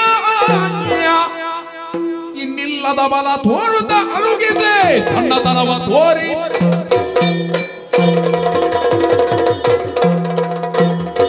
ಒಂದು ತಲೆ 2 ಕೈಯಿಂದ ತಲೆ ಬಿಸಿ ಮಾಡಬೇಕು. ನಮಗೆ 20 ಕೈ ಉಂಟು. ಇದು ಎಂಥದ್ದು ಸಣ್ಣ ಗುಡ್ಡೆ ದೊಡ್ಡ ವಿಷಯವ? ನಾವು ತೂಗಿ ತೊನೆಡಾಡುವ ಚಂದದ ಭುಜದ ವಿಕ್ರಮ ಇವರಿಗೆ ಗೊತ್ತಿಲ್ಲ. 20 ಕೈಗಳನ್ನು ಈ ಪರ್ವತದ ಬುಡಕ್ಕೆ ಹಾಕಿ ಎತ್ತುತ್ತಾನೆ.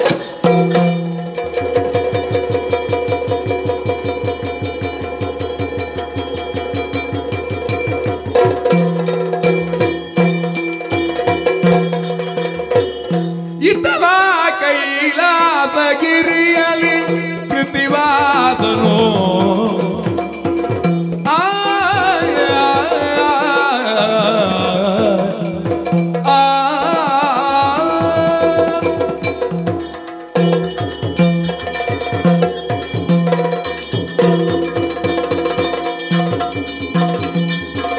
ಇತರ ಕೈಲಾಸಗಿರಿಯಲಿ ಕೃತಿವಾದನು ಅಗಜೆ ಗೂಡುತ್ತಗ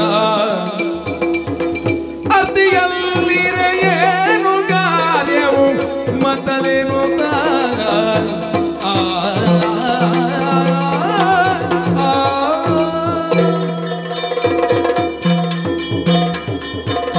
ಪಾರ್ವತಿ ಸ್ವಾಮಿ, ಈ ಕೈಲಾಸ ಬೆಟ್ಟದಲ್ಲಿ ಗಣಪತಿ ಕಾರ್ತಿಕೇಯರು ಹಾಗೆ ಎಲ್ಲರೂ ಗಣಗಳ ಸೇರಿದ ಸಮೂಹದೊಂದಿಗೆ ನಾವು ಕೈಲಾಸ ಬೆಟ್ಟದಲ್ಲಿ ಇದ್ದೇವೆ. ಸತ್ಯ.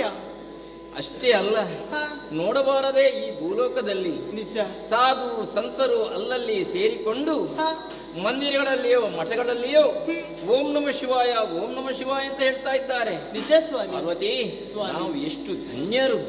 ಅಷ್ಟೇ ಅಲ್ಲ, ಭೂಲೋಕದಲ್ಲಿ ಅಲ್ಲಲ್ಲಿ ಮನುಜರು ಕೈಯಲ್ಲಿ ತಾಳವನ್ನು ಹಿಡಿದುಕೊಂಡು ಹರನಾಮವನ್ನು ಹೇಳ್ತಾ ಇದ್ದಾರೆ. ಸರಿ. ಅರ್ಥಾತ್ ಭಜನೆಯನ್ನು ಮಾಡ್ತಾ ಇದ್ದಾರೆ. ಸತ್ಯ. ಆ ಭಜನೆಯ ಮೂಲಕ ಬಂದವರಿಗೆ ಕೈಲಾಸ ಪದವಿ ಸಿಗುತ್ತದೆ ಎಂದು ಹೇಳ್ತಾ ಇದ್ದಾರೆ. ನಿಜ ಸ್ವಾಮಿ. ಪಾರ್ವತಿ, ರಮಣ, ಏನು ಕಿರಿಯು ಕಂಪಿದೆ ಗಡನ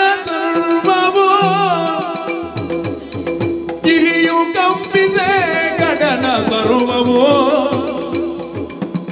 ಹರ ಹರ ಎಂದೇನೋ ಭಯದೋನು ಪರಿದ ಬೆದೆ ಕರನ ರಿತು ಕದನವ ಒರೆದರಾಗ ಕಿರಿಯು ಕಂಪಿದೆ.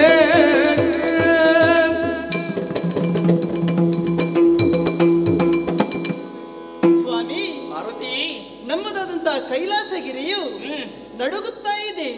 ಆ ನಡುಕವನ್ನು ಕಂಡಾಗವೇ ಭಯಗೊಂಡಿವೆ ಸ್ವಾಮಿ. ನಾನು ಏನು ವಿಚಿತ್ರವೇ, ಈ ಕೈಲಾಸ ನಡುಗುವುದಕ್ಕೆ ಕಾರಣವೇನು?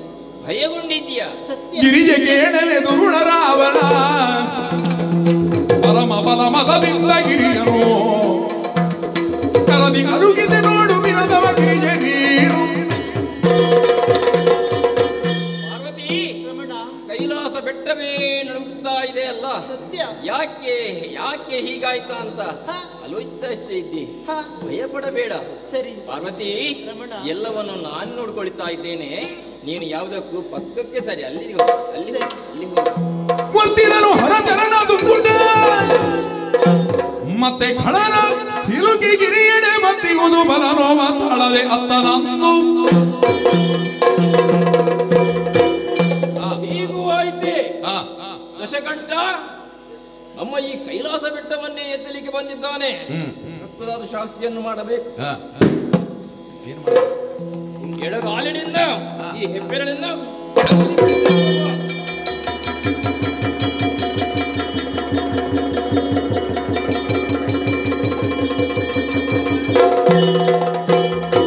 ಹರ ಹರ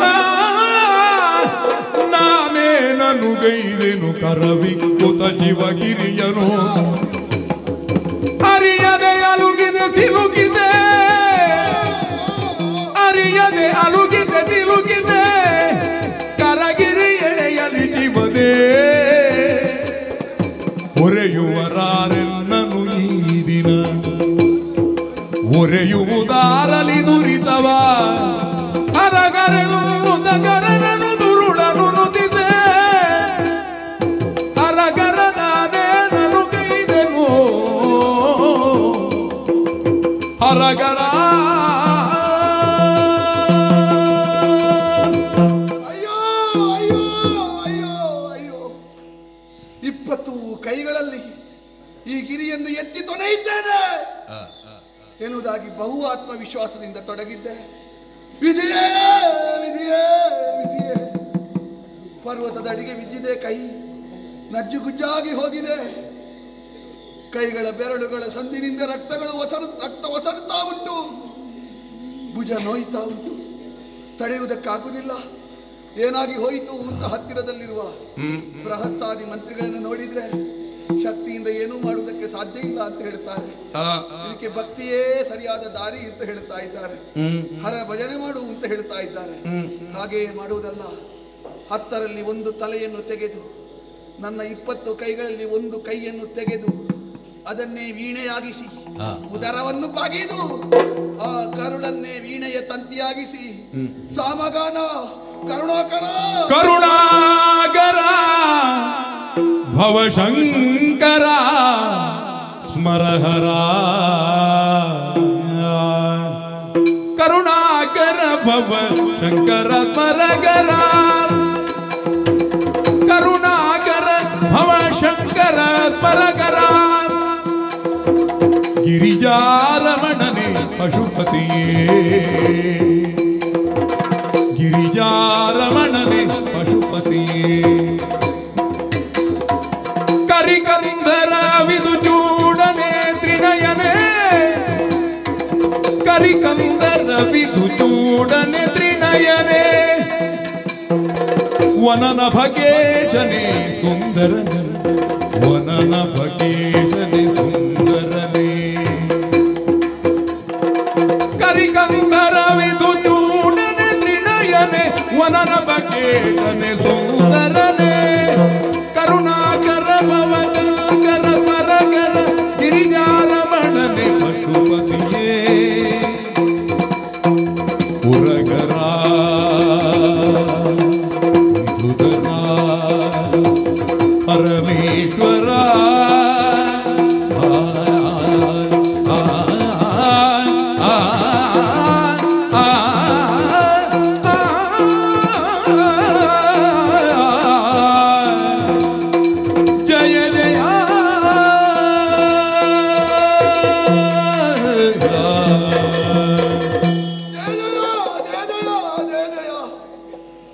ನನ್ನ ದೇಹದ ಅಂಗಾಂಗಗಳೇ ನಿನ್ನನ್ನು ಸ್ತುತಿ ಮಾಡುವಂತಹ ವೀಣೆ, ನನ್ನ ಮೈಯಲ್ಲಿ ಒಸರುತ್ತಾ ಬೇನೆಯನ್ನು ಉಂಟು ಮಾಡುವಾಗ ಆಗುವಂತಹ ಭಾವರಾಗವೇ ನಿನಗೆ ನುಡಿಸುವಂತಹ ಸಂಗೀತ. ಶಿವನೇ ಶಿವನೇ ಶಿವನೇ, ವಿಷಕಂಠನಾದ ನೀನು ದಶಕಂಠನ ಮೇಲೆ ಮುನಿದು ನಿಂತೆಯಾ ತಂದೆ? ಒಂದು ಕಾಲದಲ್ಲಿ ರಾಕ್ಷಸ ಕುಲದ ಹಿರಿಯನಾದ ಸುಕೇಶಿ ದಾನವನನ್ನು ವಿದ್ಯುತ್ಕೇಶಿ ದಂಪತಿಗಳು ಕಾನನ ಮಧ್ಯದಲ್ಲಿ ಬಿಟ್ಟು ಹೋದಾಗ ಆ ಸುಕೇಶಿ ದಾನವನಿಗೆ ವರವನ್ನಿತ್ತು, ನೀನು ಹಾಗೂ ನಿನ್ನ ಮಡದಿಯಾದ ಗಿರಿಜೆ ರಾಕ್ಷಸ ಸ್ತ್ರೀಯರಿಗೆ ಇನ್ನು ಗರ್ಭಾವಾಸ ಇಲ್ಲ, ಕೌಮಾರ್ಯ ಇಲ್ಲ, ಬಾಲ್ಯ ಇಲ್ಲ, ಹುಟ್ಟಿದ ಮಗು ತಾಯಿಯಷ್ಟೇ ಪ್ರಾಯಸ್ಥಳಾಗಿ ಬೆಳೆಯಲಿ, ಸದ್ಯೋಜಾತ ಗರ್ಭದಲ್ಲಿ ಉದಿಸಲಿ ಎನ್ನುವುದಾಗಿ ವರ ಕೊಟ್ಟಂತಹ ಕೃಪಾಕರೆಯ ಗಂಡ ನೀನು.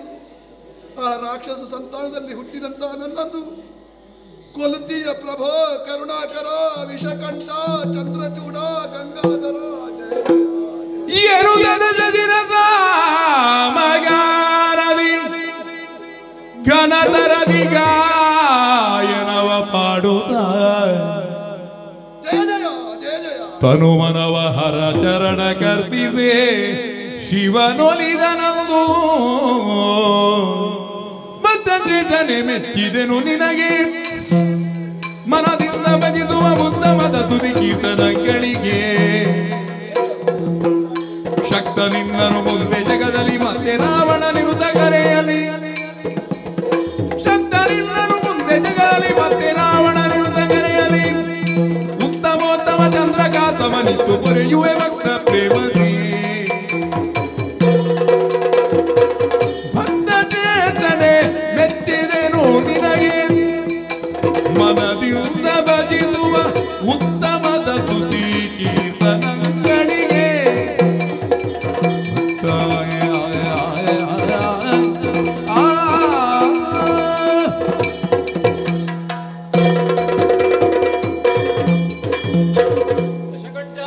ದೇವಾ, ಮೇಲೆ ಹೇಳು.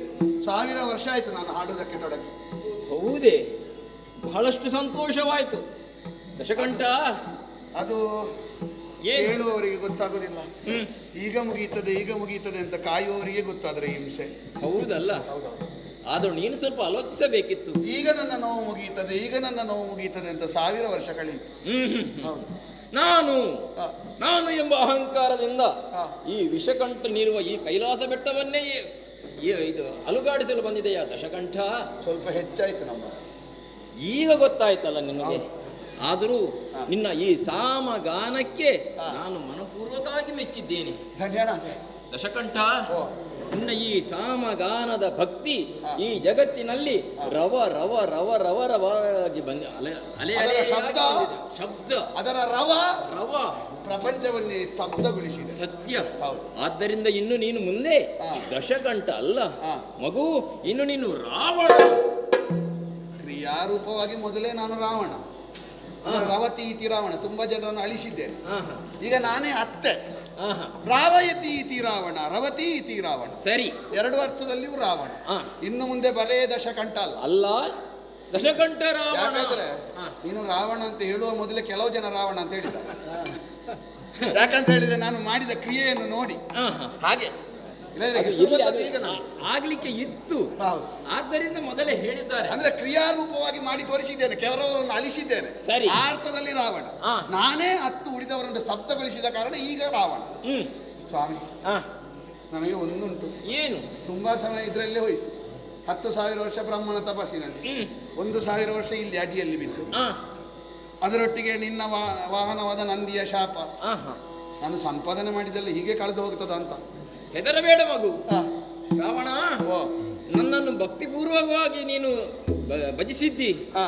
ಎಷ್ಟು ವರ್ಷ ಅಂತ ಹೇಳಿದಿ ನೀನು? 1000 ವರ್ಷ. ಆದ್ದರಿಂದ ಇನ್ನು ಮುಂದೆ ನೀನು ರಾವಣೇಶ್ವರ, ದಶಕಂಠ ರಾವಣೇಶ್ವರ ಅಂದರೆ ನೀನು. ನನ್ನ ಆಯುಷ್ಯದಲ್ಲಿ ಇದು ಕಡಿಮೆ ಆಗ್ಲಿಕ್ಕಿಲ್ಲ, ಇನ್ನು ಇದು ಸೇರಿಸಲ್ಪಡ್ತದೆ. ಅಷ್ಟೇ ಅಲ್ಲ, ನಿನ್ನ ಭಕ್ತಿಗೆ ಮೆಚ್ಚಿ ಈಗೋ ಚಂದ್ರಹಾಸ ಎಂಬ ಈ ಖಡ್ಗವನ್ನು ನಿನಗೆ ಕೊಡುತ್ತಾ ಇದ್ದೇನೆ. ಇಲ್ಲಿಯವರೆಗೆ ನಮ್ಮ ಶಕ್ತಿ ಯಾವುದು ಅಂತ ಕೇಳಿದ್ರೆ ರಾವಣನ ಮಂದಹಾಸ. ಈಗ ರಾವಣನ ಮಂದಹಾಸದೊಟ್ಟಿಗೆ ಚಂದ್ರಹಾಸವು ಸೇರಿದೆ. ಇನ್ನು ನಿನಗೆ ಏನು ಬೇಕು? ಅಯ್ಯೋ, ನೀನು ಇಷ್ಟು ಕೊಟ್ಟ ಮೇಲೆ ಇದೇ ಸಾಕು. ಹೌದು.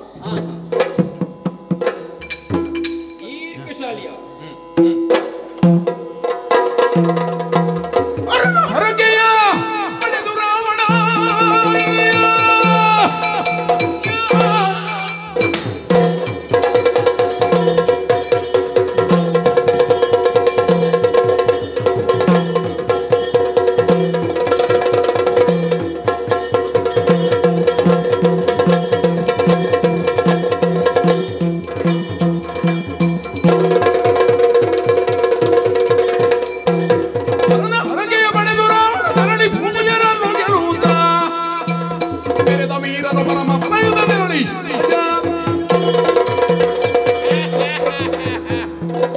ಹರಕೆಯನ್ನು ಪಡೆದ. ಹೆಚ್ಚಾಯಿತು ರಾವಣನ ಬಲ. ಇನ್ನು ಮುಂದೆ ರಾವಣ ಇಲ್ಲಿಯ ಶಬ್ದ ನಿಲ್ಲುವುದಲ್ಲ. ಭೂಮಿಯಲ್ಲಿ ಕೆಲವರಿಗೆ ಶಬ್ದದ ವೇಗ ಏನು ಅಂತ ತೋರಿಸಬೇಕು. ಭೂಲೋಕದ ದಿಗ್ವಿಜಯಕ್ಕೆ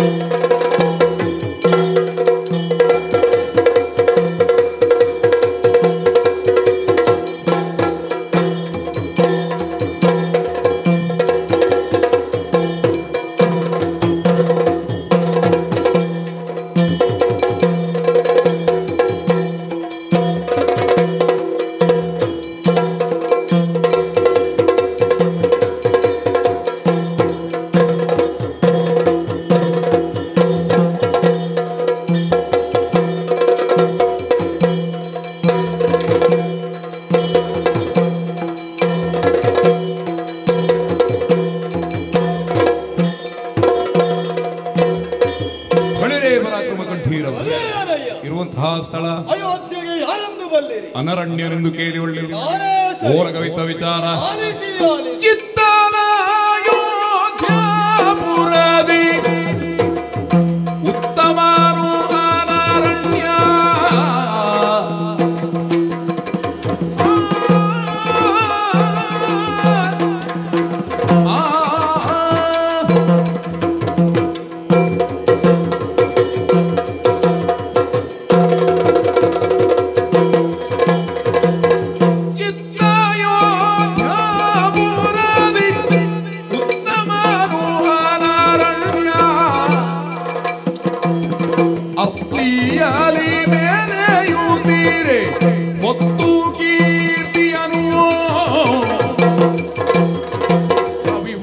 ಕೀರ್ತಿಯಲ್ಲಿ ಭೂಮಿಗೆ ಪ್ರತಿ ರವಿಯಾಗಿ ನವಯೌವನದಿ ಬಲದಿ ಭೂಮಿಯ ದೀಪ ಮೆರೆಯೇ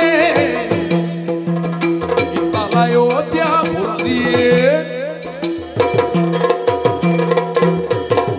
ಪ್ರಭು ಸೂರ್ಯನಾರಾಯಣ ಕಾಪಾಡು ಸ್ವಾಮಿ ಕಾಪಾಡು. ನಮ್ಮ ವಂಶದ ಹಿರಿಯವನಾದಂತ ಮನು, ಅವನಿಂದಲೇ ನಿರ್ಮಿತವಾದಂತ ನಗರವಿದು. ಅಯೋಧ್ಯೆ ಎನ್ನುವ ಹಾಗೆ ಇದರ ಹೆಸರು. ಆ ಕಾರಣದಿಂದಲೇ ಇದು ಇತ್ತ ಅಯೋಧ್ಯೆ. ಯಾರಿಗಾಗಿ ಇತ್ತದ್ದು? ಸೂರ್ಯವಂಶೀಯರಿಗಾಗಿ ಇತ್ತದ್ದು. ಇಂತಹ ಇಕ್ಷ್ವಾಕು ವಂಶದಲ್ಲಿ ಹುಟ್ಟಿ ಬಾಳಿದಂತ ಅನೇಕ ಮಂದಿಗಳಲ್ಲಿ ಪುರುಕುತ್ಸ ಎನ್ನುವವ ಇದ್ದ. ಅವನಿಗೆ ಮಗನಾಗಿ ತ್ರಸದಸ್ಯು ಎನ್ನುವವ ಬೆಳೆದ. ಅವನ ಮಗನಾಗಿ ಹುಟ್ಟಿದಂತ ನನಗೆ ಅನರಣ್ಯ ಎನ್ನುವ ಹಾಗೆ ನಾಮಕರಣವನ್ನು ಮಾಡಿದರು. ಈ ಅಯೋಧ್ಯೆಯಲ್ಲಿ ಪ್ರಜಾರಂಜಕನಾಗಿ, ಧರ್ಮಾತ್ಮನಾಗಿ, ಸತ್ಯಾತ್ಮನಾಗಿ ಇಳೆಯನ್ನು ಪಾಲಿಸುತ್ತಾ ಬರುವ ಕಾರಣದಿಂದಲೇ ನಮ್ಮದಾದಂತ ಅಯೋಧ್ಯೆ ಈ ಕಾಲಕ್ಕೆ ಸ್ವರ್ಗಕ್ಕಿಂತಲೂ ಮಿಗಿಲೆನ್ನುವ ಹಾಗೆ ಬೆಳೆಯುತ್ತಾ ಉಂಟು.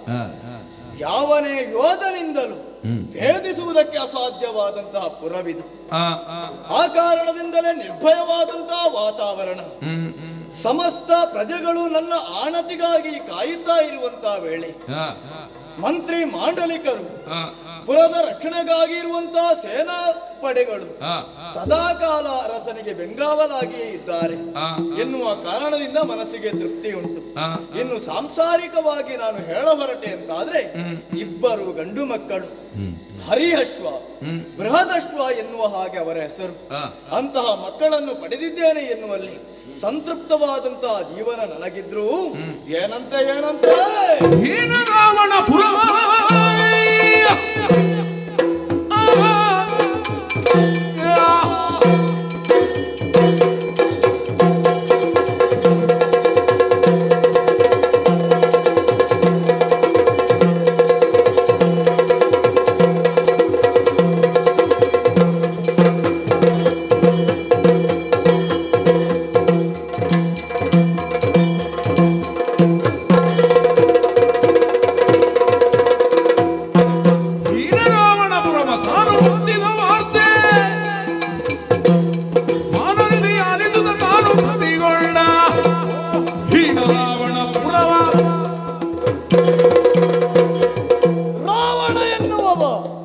ನಮ್ಮದಾದಂತಹ ಪುರದ ಮೇಲೆ ದಾಳಿಯನ್ನು ಮಾಡಿದ್ದಾನೆ.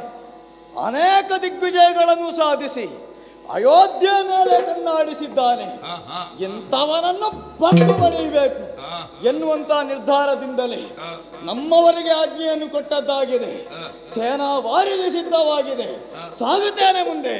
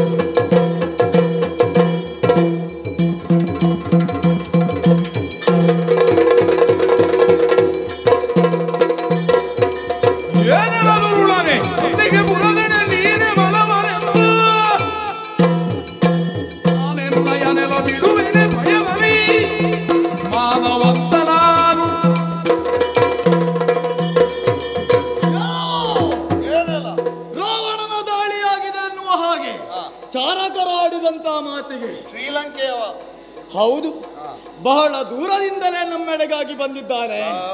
ಅನೇಕವಾದಂತಹ ದಿಗ್ವಿಜಯಗಳನ್ನು ಸಾಧಿಸಿ ತಾನೇ ಪರಾಕ್ರಮಿಯಾಗಿ ಮೆರೆಯುತ್ತಾ ಇದ್ದಾನೆ.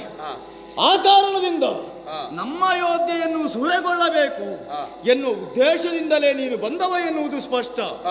ಆ ಕಾರಣದಿಂದಲೇ ನಿನ್ನನ್ನು ಆಡುವುದು. ಈ ತಾಯಿ ನೆಲೆಯನ್ನು ಯಾವ ಕಾರಣಕ್ಕೂ ಬಿಟ್ಟು ಕೊಡುವಂತಹ ಮಾನಧನ ನಾನಲ್ಲ. ಹುಳ್ಳಿ ಮರಿಯ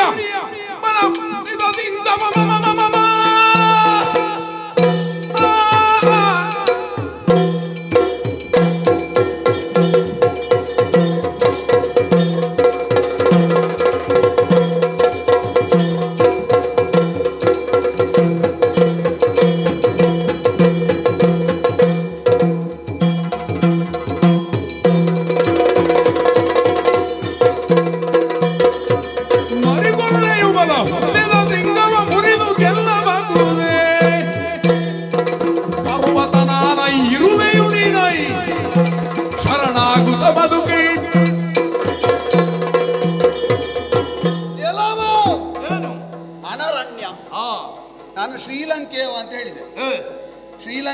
ಅಂದ್ರೆ ಎಂತದ್ದು ಗೊತ್ತುಂಟ? ಏನು?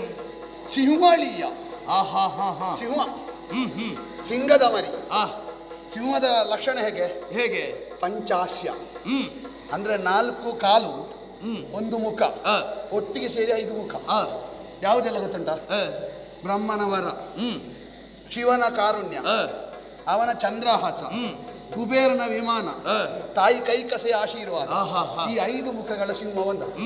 ನೀನೊಂದು ಹುಲ್ಲೆ ಮರಿ. ಸಾಧನೆಯ ಪರ್ವತವನ್ನೇರಿದ ನಾನೆಲ್ಲಿ ಇರುವೆ? ಅಯೋಧ್ಯೆಯನ್ನು ಬಿಟ್ಟು ಕೊಟ್ಟು ಬದುಕು.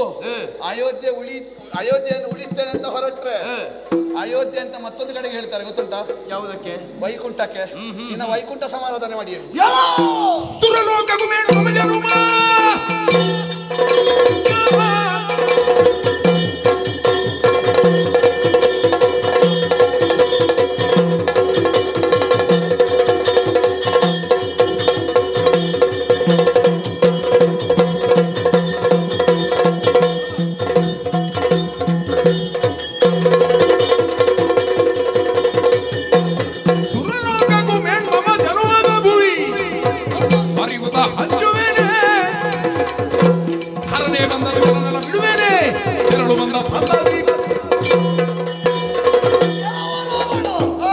ಎಲ್ಲಿಂದಲೇ ನೀನು ಬಂದಿರು, ಆದ್ರೆ ನಮ್ಮಲ್ಲಿರುವುದು ಸ್ವದೇಶಾಭಿಮಾನ. ನಮ್ಮದಾದಂತ ಈ ಅಯೋಧ್ಯೆ ಸುರಲೋಕಕ್ಕಿಂತಲೂ ಮೇಲು ಎನ್ನುವ ಹಾಗೆ ನಾವು ಭಾವಿಸಿದವರು. ಹೌದು. ಯಾಕೆ ಕೇಳಿದ್ರೆ ಅಂತ ಸಂತೃಪ್ತವಾದಂತಹ ಜೀವನವೊಂದನ್ನು ಅಯೋಧ್ಯೆಯ ಪುರಜನರಿಗೆ ನಾವು ಕಲ್ಪಿಸಿಕೊಟ್ಟವರಿದ್ದೇವೆ. ಆ ಕಾರಣದಿಂದ ಪಾಠಕರೇ ಹಾಡಿ ಹೊಗಳುತ್ತಾ ಇದ್ದಾರೆ.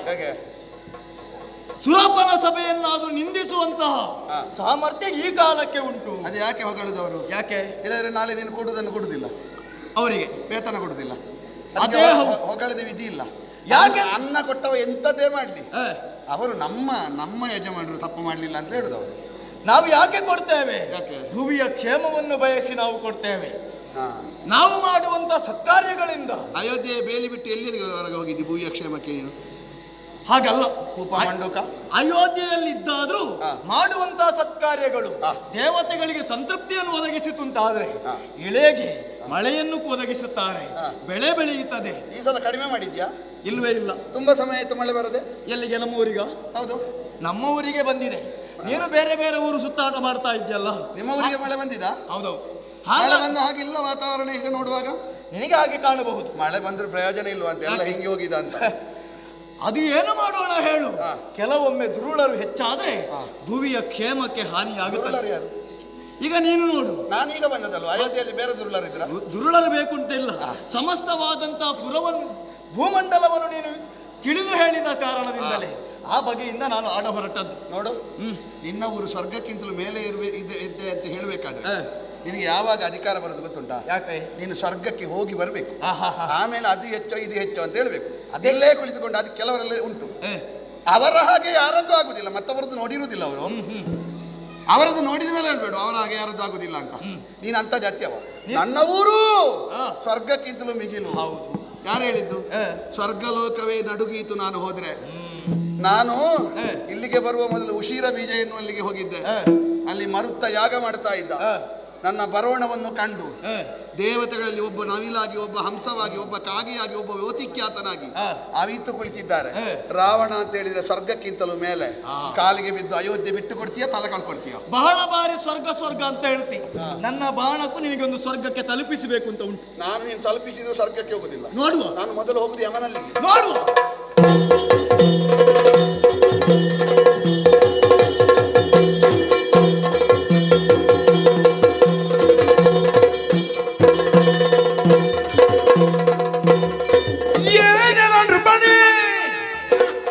ರಣ ತೊರೆಯುತ್ತ ನೀ ಮಾನ ತೊರೆದು ಎನಗೆ ಆನತನಗಳು ಕಾಯುವೆ ಕರುಣದಿ ಹೀನ ತಲವದೇಕೋ.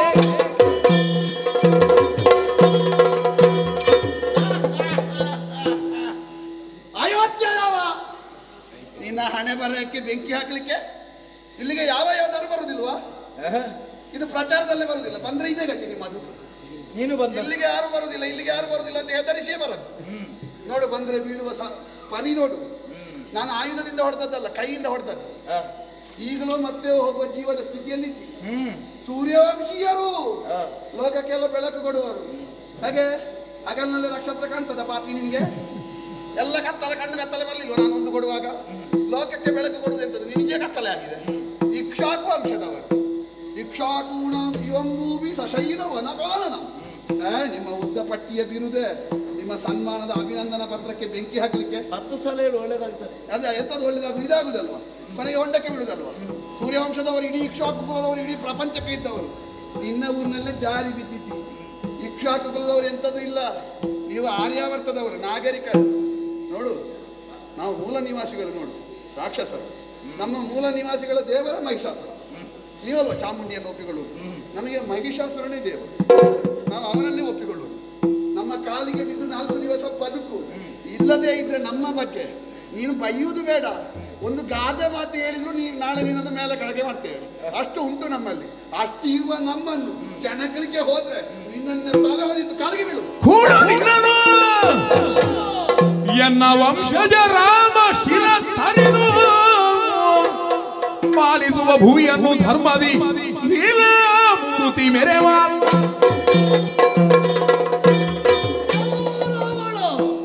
ನೀರು ಬೊಬ್ಬೆ ಹೊಡೆದ್ರೆ ಬೇಗ ಸಾಯ್ತು. ಸ್ವಲ್ಪ ಮೆಲ್ಲ ಮಾತಾಡಿ ಹೆಚ್ಚು ಹೊತ್ತು ಬದುಕಿ. ನಾನು ಸತ್ರು ತೊಂದರೆ ಇಲ್ಲ. ನಿನಗೊಂದು ಸಾವಿನ ಪಥವನ್ನು ಸೋರಿಯೇ ಸಾಯ್ತೇನೆ ನಾನು. ಈ ಅನರಣ್ಯ ಭೂಮಿಯಲ್ಲಿ ಮಾಡಿದುದು ಧರ್ಮ ಕಾರ್ಯ ಹೌದು ಅಂತಾದ್ರೆ, ತಪಸ್ಸು ದಾನಗಳೇ ಹೌದು ಅಂತಾದ್ರೆ, ಪ್ರಜಾಪಾಲನೆಯನ್ನು ನಿಷ್ಠೆಯಿಂದ ಮಾಡಿದ್ದೇನೆ ಹೌದು ಅಂತಾದ್ರೆ, ನಾನು ಈಗ ಆಡುವಂತ ಮಾತುಗಳು ಸತ್ಯವಾಗಿ ಪರಿಣಮಿಸಲಿ. ಮುಂದಕ್ಕೆ ಈ ಇಕ್ಷ್ವಾಕು ವಂಶದಲ್ಲಿ ದಶರಥನ ಮಗನಾದಂತ ರಾಮನೆಂಬುವನು ನಿನ್ನ ಸಾವಿಗೆ ಕಾರಣ.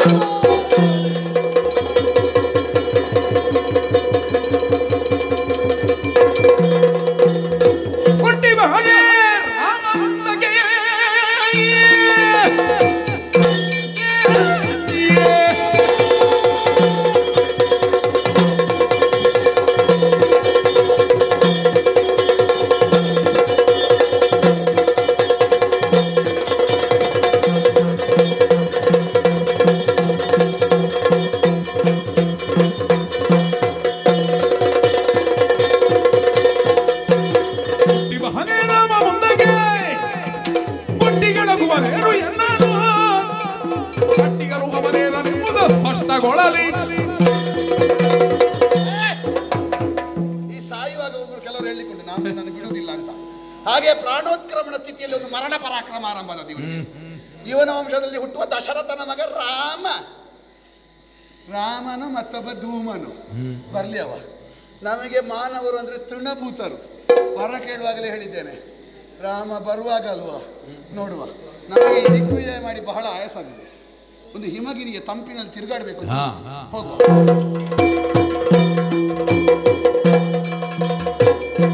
ಇತನು ದಿನ ವೇದವತಿತ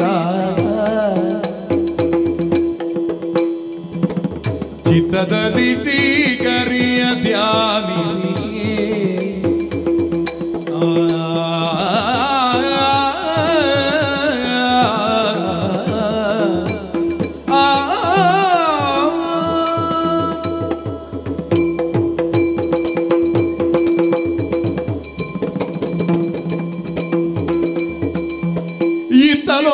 ದಿನ ವೇದವತಿತ ಚಿತ್ತದಲ್ಲಿ ಶ್ರೀ ಹರಿಯ ಧ್ಯಾನಿಸಿ ನಿತ್ಯ ಕರ್ಮವಗೈದು ಬರುತ್ತಿರೆ ಅತ್ತಗಳನ್ನು ತಲುದಿನ ವೇದವತಿತ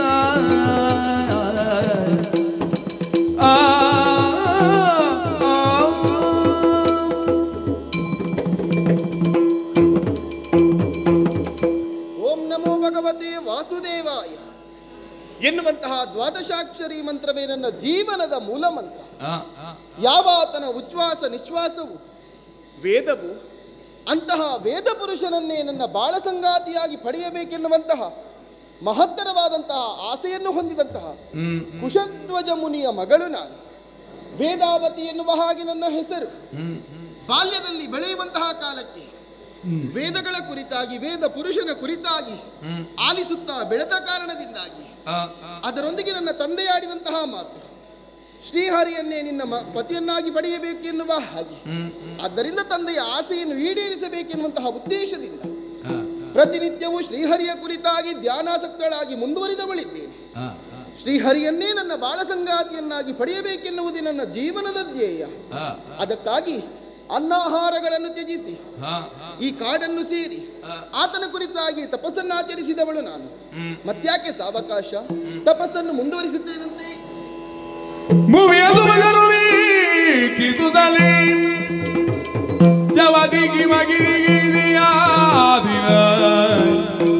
ಭುವನ ಸುಂದರಿ ಪರಮ ಯೋಗಿನಿಯಳನ್ನು ಕಂಡಾಗ ಮಾಡಿಗಾರನು ಮಾರ ಭೂಷರ ಕೂಡಿಗಾತಿಪ ನಿರುತ್ತಾಯ ಕಳಪತಿ ಮಾಡಲೇನೈ ತಾನದೆನ್ನುತ್ತ ನುಡಿದೆ ನುಡಿದೆ ಪ್ರೇಮದಲ್ಲಿ ತುಂಬು ಜೌವನೆ ಕಂಬು ಕಂಟಿನಿ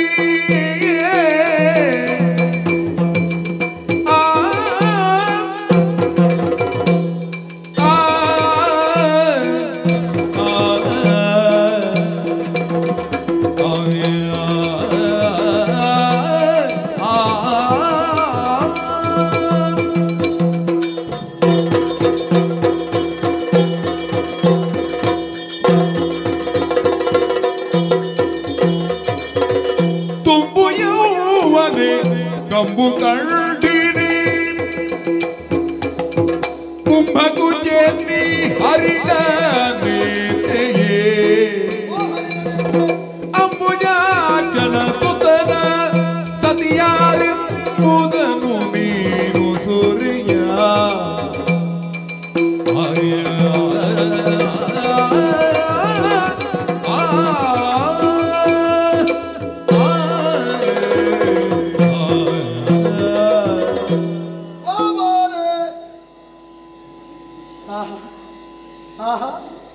ಏನು ಗಾಳಿ, ಏನು ಗಾಳಿ, ಏನು ಗಾಳಿ! ಈ ತಂಪಿನ ವಾತಾವರಣದಲ್ಲಿ ನಡೆದುಕೊಂಡು ಬರುವಾಗ ಮೈ ತಂಪಾಗಿತ್ತು, ಕಣ್ಣು ತಂಪಾಗಿರಲಿಲ್ಲ. ಈಗ ತಂಪಾಯಿತು. ಛ ಛ ಛ ಛ ಛ. ಕೆಲವರೆಲ್ಲ ಚಂದ ಕಾಣಲಿಕ್ಕೆ ಎಷ್ಟೆಲ್ಲ ಹಾಕಿಕೊಳ್ತಾರೆ. ಒಂದು ತುಂಡೂ ಇಲ್ಲ ಬಂಗಾರ, ನಿರಾಭರಣ ಸುಂದರಿ ಯೋಗಿನಿ. ಆದರೂ ನಿನ್ನ ತುಂಬಿ ತುಳುಕುತ್ತಿರುವ ಯೌವನ, ಅದರ ಮುಂದೆ ಬೇರೆ ಆಭರಣ ಬೇಕಾ? ತುಂಬು ಯೌವನೆ, ಕಂಬು ಕಂಟಿನಿ, ಕುಂಭ ಕುಚೆ, ಕಣ್ಣು ನೋಡು ಚಲಿಸುವುದು ಹರಿಣ ನೇತ್ರ. ನಾನು ಒಂದು ಹೇಳ್ತೇನೆ, ನಾನು ಮನೆಯಿಂದಲೇ ಬಂದದ್ದಾವುದಾದ್ರೆ ನಿನ್ನನ್ನು ನೋಡದೆ ಹೋಗುತ್ತಿದ್ದೇನೆ. ನಾನು ತಿರುಗಾಟಕ್ಕೆ ಹೊರಟು ಕೆಲವು ದಿವಸ ಆಯಿತು. ಮನೆ ಬಿಟ್ಟು ಹೆಂಡತಿಯ ಮುಖವೇ ನೋಡಲಿಲ್ಲ ನಾನು. ಈಗ ತಿರುಗಾಟ ಮಾಡಿ ಮಾಡಿ ಇಷ್ಟು ಚಂದದನ್ನು ನೋಡುವಾಗ ನನಗೆ ಕಾಣ್ತದೆ ಮದುವೆ ಆದದ್ದು ಬೇಗ ಆಯಿತು. ಸ್ವಲ್ಪ ಕಾಯ್ತಿದ್ರೆ ಇನ್ನೂ ಚಂದದ್ದು ಇಂಥದ್ದು ಸಿಗುತ್ತಿತ್ತು. ಏನು ಮಾಡುವುದು? ಇನ್ನು ಪಶ್ಚಾತ್ತಾಪ ಪಡುವುದಲ್ಲದೆ ಬೇರೆ ವಿಧಿ ಉಂಟಾ? ಈ ತುಂಬು ಯೌವನದಲ್ಲಿ ವೃದ್ಧರ ಹಾಗೆ ತಪಸ್ಸನ್ನಾಚರಿಸುತ್ತಿರುವ, ಯೌವನವನ್ನು ಕಳೆಯುತ್ತಿರುವ ನೀನು ಯಾರೇ? ಯಾರ ಕುರಿತಾಗಿ ತಪಸ್ಸು? ನಿನ್ನ ಗಂಡ ಅವನ ಹೆಂಡತಿ ನೀನಾ? ಮನ್ಮಥನ ಹೆಂಡತಿ ಅಲ್ವಾ? ನಿನ್ನ ಗಂಡ ಮನ್ಮಥ ಅಲ್ವಾ? ಅಲ್ಲ, ರತಿ ಅಲ್ವಾ? ಮತ್ತೇನು ಈ ರೀತಿ ನೀನು? ಯಾರು ನೀನು? ನನ್ನ ಪರಿಚಯ ವರದೀಶನತುತನ ತರಣೆಯು ಪರಮ ಮುನೀಶ್ವರನ ಆ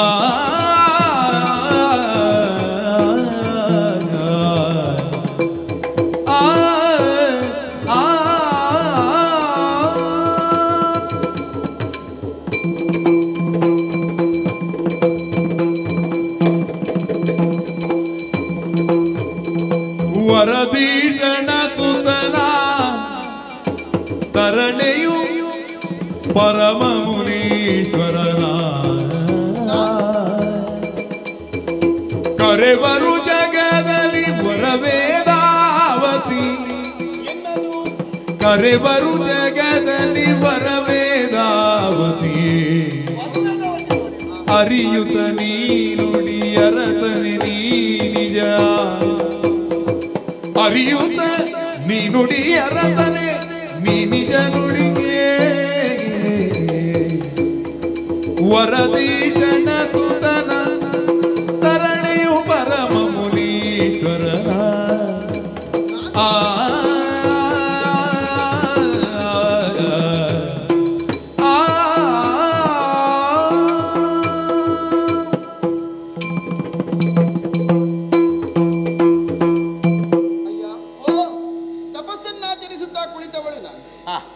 ಒಂದೊಮ್ಮೆಗೆ ಬಂದು ನನ್ನ ತಪಸ್ಸಿಗೆ ವಿಘ್ನವನ್ನು ತಂದು ಕೊಟ್ಟೆಯಲ್ಲ. ವಿಘ್ನ ಆಯ್ತಾ? ಖಂಡಿತವಾಗಿ. ಕೆಲವೊಂದು ವಿಘ್ನಗಳು ಸಿಹಿಯಾಗಿರ್ತದೆ. ಅದು ನಿನ್ನಂತವರಿಗೆ ಇರಬಹುದು. ನನ್ನನ್ನು ಕಂಡದ್ದೇ ತಡ. ವಿಧ ವಿಧವಾಗಿ ವರ್ಣಿಸುವುದಕ್ಕೆ ಮುಂದಾದೆ. ಹೌದು. ಅಷ್ಟೇ ಅಲ್ಲ, ನಾನು ನಿಜವಾಗಿ ಒಂದು ನಾಲಿಗೆಯಲ್ಲಿ ವರ್ಣಿಸಿದ್ದು. ನನಗೆ 10 ನಾಲಿಗೆ ಉಂಟು, ಎಲ್ಲ ಉಪಯೋಗಿಸಲಿಲ್ಲ. ಓಹೋ, ಆಗಲಿ. ಸುಂದರವಾದಂತಹ ಹೆಣ್ಣನ್ನು ಕಾಣುವಾಗ ಪುರುಷನವರು ಹೊಗಳಲೇಬೇಕು ಅಲ್ವಾ? ಅದು ಕವಿ ಹೃದಯ. ಆದರೆ ಕೊನೆಯದಾಗಿ ನನ್ನ ಪರಿಚಯವನ್ನು ಕೇಳುವುದಕ್ಕೆ ಮುಂದಾಗಿ. ಹೌದು, ಪರಿಚಯ ಹೇಳುತ್ತೇನೆ. ಬೃಹಸ್ಪತಿಯ ಮಗ. ಬೃಹಸ್ಪತಿಯ ಮಗ ಕುಶಧ್ವಜ. ಮಕ್ಕಳಿದ್ದಾರೆ, ಅದರಲ್ಲಿ ಕುಶಧ್ವಜ ಅಂತ. ಹೌದು, ಆ ಮುನಿಯ ಮಗಳು ನಾನು. ನಿನ್ನ ಅಪ್ಪನೇ ತಪಸ್ವಿ. ಹೌದು. ಇದು ವಂಶ ಪಾರಂಪರಿಕ. ಅಪ್ಪನನ್ನು ಮುಂದುವರಿಸಿಕೊಂಡು ನಾನು ಬಂದು. ನನ್ನ ಹೆಸರು ವೇದಾವತಿ. ಹೌದಾ? ಹೌದು ಹೌದು, ಹೆಸರು ವೇದಾವತಿ. ಹೌದು.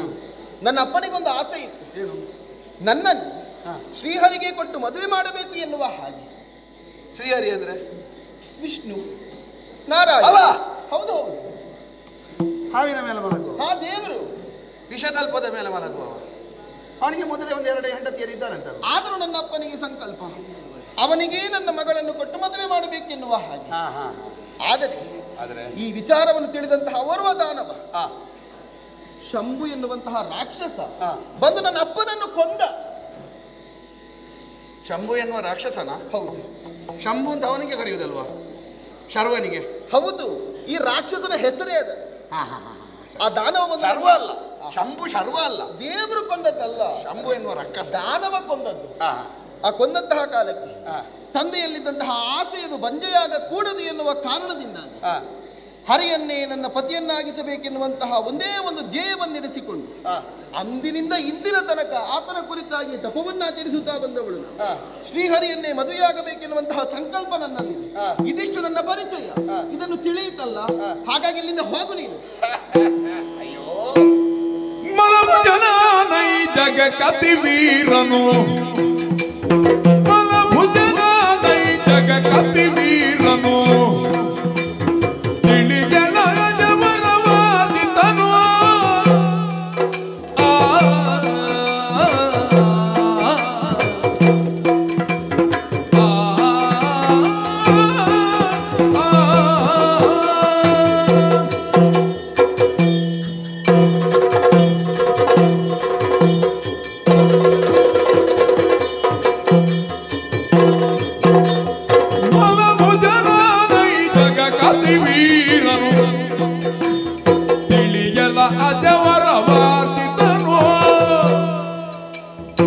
ಕಳೆಯದೆ ಕಾಲವ ಬೆರೆಯುತ್ತ ಎನ್ನನು, ಕಳೆಯದೆ ಕಾಲವ ಬೆರೆಯುತ್ತ ಎನ್ನನು,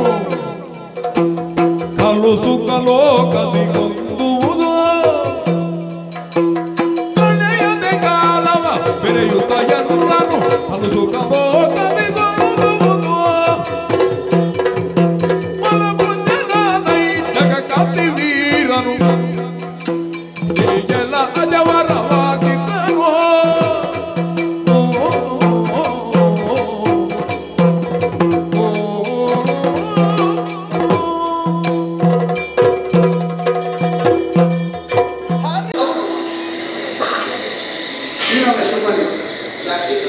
ಇಂಥ ನಿಗಿ ನಿಗಿ ಹೊಳೆಯುವ ಯೌವನ, ಹರಿ ಹರಿ ಹರಿ ಅಂತ ಹೇಳಿ ಪ್ರಾಯ ಆದ್ರೆ, ಕೂದಲು ಬೆಳ್ಳಗಾದ್ರೆ, ನಿನ್ನ ಮುಖದಲ್ಲಿ 4 ನೆರಿಗೆ ಬಿದ್ರೆ, ನಿನ್ನ ಯೌವನ ಕುಂದಿ ಚರ್ಮ ಜೋತು ಬಿದ್ರೆ, ನಿನ್ನ 4 ಜನ ನಾರಾಯಣ ನಾರಾಯಣ ತಗೊಂಡು ಹೋಗ್ತಾರೆ. ಅಷ್ಟೆಲ್ಲ ಆಗುವುದರ ಮೊದಲು ನನ್ನ ಹರಿ ಖಂಡಿತವಾಗಿ ಬಂದು ಬರುತ್ತಾರೆ. ಯಾವಾಗಲೂ ಬರ್ತಾನೆ, ಸುಮ್ಮನೆ ಎಂಬುದಕ್ಕೆ ಬರುವವರೆಗೆ ಅದನ್ನ ಪ್ರತೀಕ್ಷೆಯಲ್ಲಿ ನಾನು ಮುದುಕಿ ಆಗುವಂತ. ಈಗ ಒಂದು ಸುವರ್ಣಾವಕಾಶ ಯಾವುದು? ಅವನಿಗಿಂತ ಎಲ್ಲದರಲ್ಲಿಯೂ ಹೆಚ್ಚು ನಾನು. ಅದಕ್ಕೆ ನಾನೇನು ಮಾಡಬೇಕು? ಅವನಿಗಿಂತ ಹೆಚ್ಚಿರುವವನನ್ನಲ್ವ ನೀವು ಸೇರಬೇಕಾದ್ದು? ಕಡಿಮೆ ಇರುವವನಿಗೆ ಯೌವನವನ್ನು ಕಳೆದುಕೊಳ್ಳುವುದು ಯಾಕೆ? ನಾ ಹರಿಯನ್ನೇ ಸೇರಬೇಕು. ಅದು ಯಾಕೆ ಅಂತ ಬೇಕಲ್ಲ. ಗುಣದಲ್ಲಿ, ಬಲದಲ್ಲಿ, ಸತ್ವದಲ್ಲಿ, ವಿಕ್ರಮದಲ್ಲಿ, ಸಾಧನೆಯಲ್ಲಿ, ತಪಸ್ಸಿನಲ್ಲಿ, ಭಕ್ತಿಯಲ್ಲಿ, ಶಕ್ತಿಯಲ್ಲಿ, ಯುಕ್ತಿಯಲ್ಲಿ, ಪ್ರಭುತ್ವದಲ್ಲಿ, ದಿಗ್ವಿಜಯದಲ್ಲಿ, ಜ್ಞಾನದಲ್ಲಿ, ವಿಜ್ಞಾನದಲ್ಲಿ ಎಲ್ಲದರಲ್ಲಿಯೂ ನಾನು ನನಗೆ ಆ ಎಲ್ಲದರಲ್ಲೂ ಹರಿಯೇ ಮೇಲು. ಅದು ನೀನು ಹೇಳೋದೆಂತ ಗೊತ್ತುಂಟ? ಈ ಹಲಸಿನ ಹಣ್ಣು ಕಾಣದವರಿಗೆ ದೀವಿ ಹಲಸೆ ದೊಡ್ಡದು. ಇಲ್ಲಿ ಹಲಸಿನ ಹಣ್ಣು ಬಂದಿದೆ, ಅವನಿಗೆ ಎಷ್ಟು ಮುಖ ಉಂಟು? ಒಂದೇ ಅಲ್ವ ಮುಖ? ನನಗೆ 10 ಮುಖ ಇರಲಿ. ಅವನಿಗೆ ಎಷ್ಟು ಕೈ? 4 ಅಲ್ವಾ? ನನಗೆ 20 ಇರಲಿ. ಎಂತದ್ದು ಇರಲಿ? ಅವ ಬರಲೇ ಇಲ್ಲ. ಇದು ಲೆಕ್ಕಕ್ಕಿಂತ ಹೆಚ್ಚಾಯಿತು ನಿನ್ನ ವಿಶಿಷ್ಟ. ಲೆಕ್ಕಕ್ಕಿಂತ ಹೆಚ್ಚು 4 ಇದ್ರು ಲೆಕ್ಕಕ್ಕಿಂತ ಹೆಚ್ಚು. ಲೆಕ್ಕದೆರಡಿ. ಅವು ದೇವರು, ಲೋಕದ ದೇವರು. ನಾನು ದೇವರ ದೇವರು. ಅದು ನೀ ಹೇಳಿಕೊಳ್ಳುವುದು. ಅವನಿಗಿಂತ 5 ಸಲ ದೇವರು. ಹಾಗಾಗಿ ಉಕ್ಕುವ ಯೌವನವನ್ನು ಹಾಳು ಮಾಡಿಕೊಳ್ಳದಿರು. ಅವ 2 ಹೆಂಡತಿಯರ ಸೇವೆಯಲ್ಲಿ ನಿನ್ನನ್ನು ಮರೆತು ಬಿಟ್ಟಿದ್ದಾನೆ. ನಿನಗೂ ಮದುವೆ ಆಗಿದೆ ಅಲ್ವಾ? ನನಗೆ ನೋಡು ನಿನ್ನನ್ನು ನೆನಪು ಮಾಡಿಕೊಂಡು ಬಂದದ್ದು. ನಿನ್ನನ್ನೇ ಬಲಬದಿಯಲ್ಲಿ ಕುಳಿತುಕೊಳ್ಳಿಸುವ, ನನ್ನ ಹೆಂಡತಿಯನ್ನು ಹಿಂದೆ ಕುಳಿತುಕೊಳ್ಳಿಸುವ. ಮತ್ತೆ ಹಾಗೆ 2ನೇ ಹೆಂಡತಿಯಲ್ಲಿ ಪ್ರೀತಿ ಯಾವಾಗಲೂ ಹೆಚ್ಚೆ. ಹೌದಾ? ರುಚಿ ಹೆಚ್ಚಲ್ವಾ? ಹಾಗಾಗಿ ಮಂಡೋದರಿ ಅವಳು ಒಳ್ಳೆಯವಳು. ಅವಳು ಎಷ್ಟು ಹಿಂದೆ ಕುಳಿತುಕೊಳ್ತಾಳೆ. ಹಾಗಾಗಿ ನಿನಗೆ ತಲೆ ಬಿಸಿ ಇಲ್ಲ. ಹೋಗುವಾಗ ಏನಾದರೂ ಅಡ್ಡಿ ಆದೀತೋ, ನನ್ನ ಗಂಡನ ಮೊದಲನೇ ಹೆಂಡತಿ ಅಡ್ಡಿ ಮಾಡಿ ಹೇಳೋ, ಯೋಚನೆಯೇ ಬೇಡ. ಮುಗಿಯುವ ಕೈಯನ್ನು ಅಗಲ ಮಾಡು. ಇಲ್ಲಿಯವರೆಗೆ ಹರಿನಾಮ ಸ್ಮರಣೆಯನ್ನು ಮಾಡುತ್ತಿದ್ದ ತುಟಿಯನ್ನು ಬಿಚ್ಚು, ಕಣ್ಣು ತೆರೆದು ನೋಡು. ಆ ತುಟಿಯನ್ನು ನನ್ನ ತುಟಿಯಲ್ಲಿ ಸೇರಿಸು. ಅಗಲವಾದ ಕೈಯನ್ನು ನನ್ನ ಮೈಯನ್ನು ಅಪ್ಪಿಸು.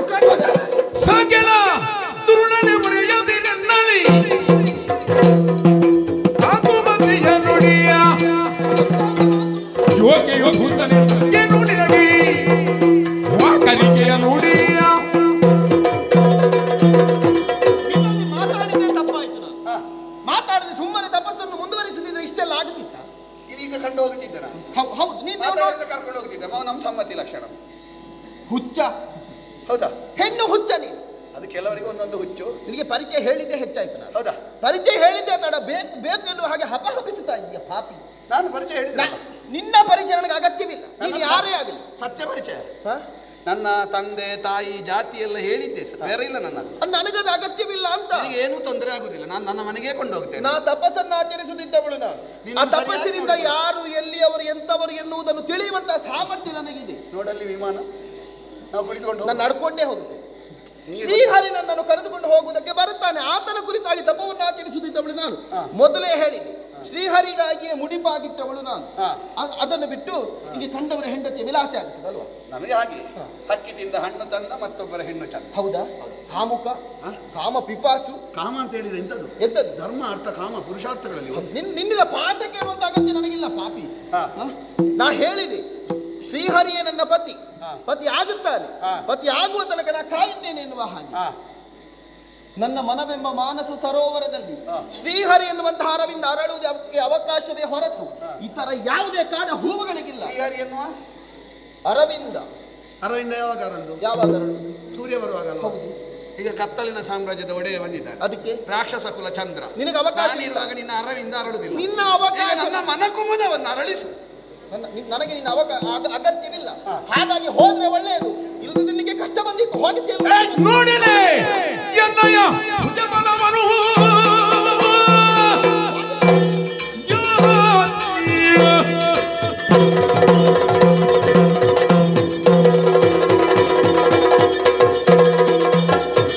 ನೋಡಿಲೆ ಎನ್ನಯ್ಯ ಭುಜಬಲವನು ನೀ ಕೂಡ ಬೆಳೆದು ನಿನ್ನ ಕಾಡಲಿ ಕೂಡುವೆ ಕಾಣಿಸಿಕೆಯ ನೆಲೆ.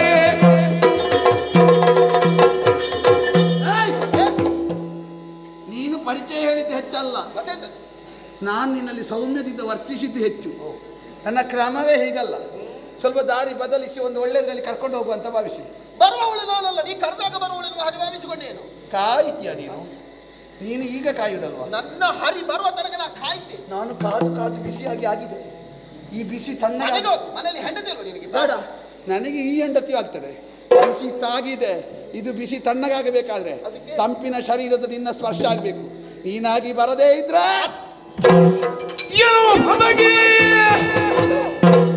ಎನ್ನ ಕೆರಳಿಸಿ ನೀಗೆ ಕರ ನಿಕ್ಕಿದೆ ಹುಳುಮತಿಯೇ ನಿನ್ನ ನಾಶವ ನೀನೇ ಕೈಗೊಂಡೆ.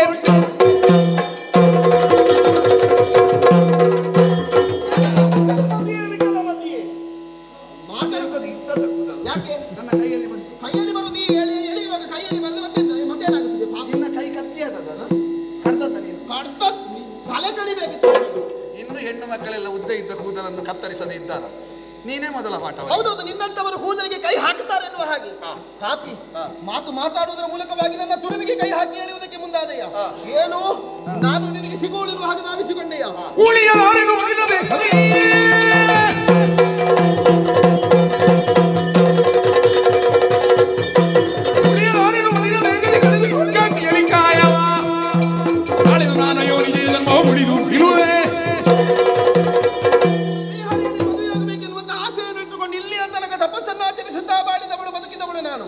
ಯಾವಾಗ ನೀನು ನನ್ನನ್ನು ಸ್ಪರ್ಶ ಮಾಡಿದೆಯೋ ಕೂದಲಿಗೆಲ್ಲ ಇನ್ನು ಕುತ್ತಿಗೆ ಕೈ ಹಾಕ್ತೇನೆ. ಕೂದಲು ಮುಟ್ಟಿದ್ದೆ ನನ್ನ ದೇಹದ ಅಪವಿತ್ರವಾಗಿ ಹೋಯಿತು. ಹಾಗಾಗಿ ನಾನು ಶ್ರೀಹರಿಯನ್ನು ಮದುವೆಯಾಗುವುದಕ್ಕೆ ಈ ಜನ್ಮದಲ್ಲಿ ಸಾಧ್ಯವೇ ಇಲ್ಲ. ಹಾಗಾಗಿ ಇನ್ನು ಬದುಕಲಾರೆ ನಾನು ಈ ಜೀವವನ್ನೇ ಬಿಡುತ್ತೇನೆ. ಆದರೆ ನಾನು ಹೇಳುವಂತಹ ಮಾತನ್ನು ಸರಿಯಾಗಿ ಕೇಳು. ಈ ಜನ್ಮದಲ್ಲಿ ನಾನು ಸಾಯುತ್ತೇನೆ, ಸತ್ತು ಅಯೋನಿಜೆಯಾಗಿ ಹುಟ್ಟುತ್ತೇನೆ. ಹುಟ್ಟುವುದು ಯಾತಕ್ಕೆ ಬೇಕಾಗಿ? ಶ್ರೀಹರಿಯನ್ನೇ ಆ ಜನ್ಮದಲ್ಲಿ ಮದುವೆಯಾಗುವುದರ ಮೂಲಕವಾಗಿ ನಿನ್ನ ಮರಣಕ್ಕೆ ಹೊಂಡಕ್ಕೆ ಹಾಕ್ತೀಯ. ಅದಕ್ಕೆ ನನ್ನಲ್ಲಿ ಏನಿಲ್ಲ ಹಾಗೆ ಭಾವಿಸಿಕೊಂಡೆ. ಇದೇ ಯೋಗ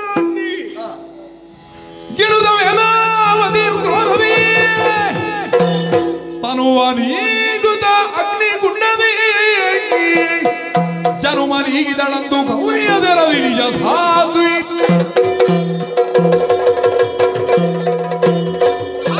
ಸಾಧ್ಯವಿಲ್ಲ ಎನ್ನುವ ಹಾಗೆ ಭಾವಿಸಿಕೊಂಡ್ರೆ ಅದನ್ನ ಮೂರ್ಖತನ ಬಾದಿತು. ಇಲ್ಲಿಯ ತನಕ ತಪಸ್ಸನ್ನಾಚರಿಸುತ್ತಾ ಬಂದವಳು ನಾನು. ಹಾಗಾಗಿ ಯೋಗ ಅಗ್ನಿಯನ್ನೇ ಹುಟ್ಟಿಸಿಕೊಂಡು ಮೂಲಕವಾಗಿ ನನ್ನ ದೇಹವನ್ನು ದಹಿಸಿ ಇನ್ನೊಂದು ರೂಪದಿಂದ ಹುಟ್ಟಿಕೊಂಡು ಶ್ರೀಹರಿಯನ್ನೇ ಮದುವೆಯಾಗುತ್ತೇನೆ. ಓಂ ನಮೋ ನಾರಾಯಣ.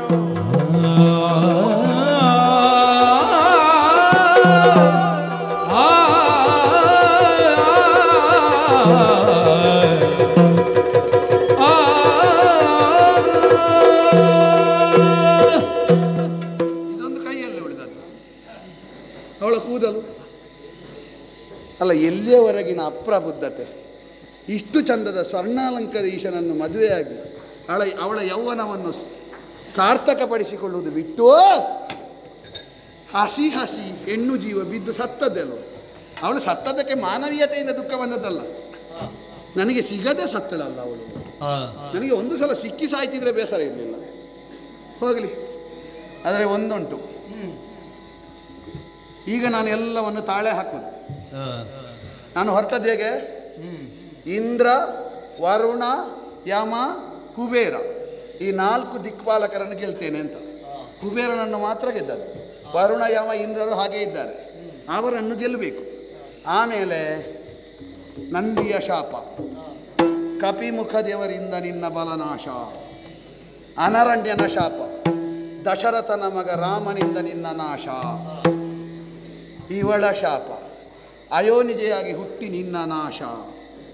ಕಪಿಮುಖದವರು, ರಾಮ, ಅಯೋನಿಜೆಯಾಗಿ ಹುಟ್ಟಿ ಬಂದವಳು, ಈ 3 ಒಟ್ಟಾಗಿ ಬಂದರೆ ನಮ್ಮ ಕ್ರಮ ಹೀಗಲ್ಲ.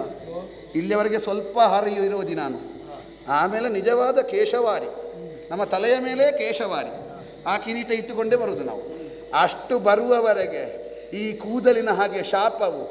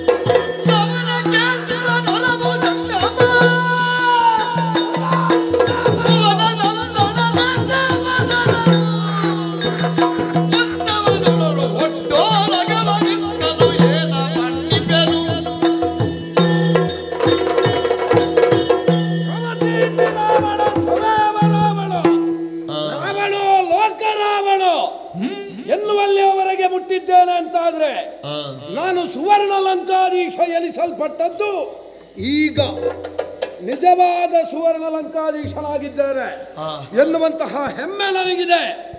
ಆ ಹೊತ್ತಿಗೆ ಈ ಹಿಂದಿನ ಬಾಲ್ಯದ ಜೀವನಗಳು ನೆನಪಾಗುತ್ತಾ ಇದೆ.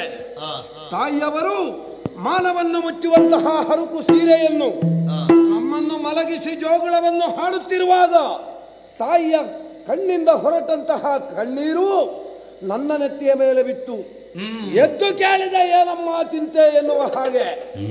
ಲಂಕೆ ಬರಡಾಗಿದೆ ಮಗು, ಸುವರ್ಣ ಲಂಕೆಯಾಗಬೇಕು, ಹಳೆಯ ವಿಜೃಂಭಣೆ ಮತ್ತೆ ಲಂಕೆಯಲ್ಲಿ ಕಾಣಬೇಕು ಎನ್ನುವ ಹಾಗೆ.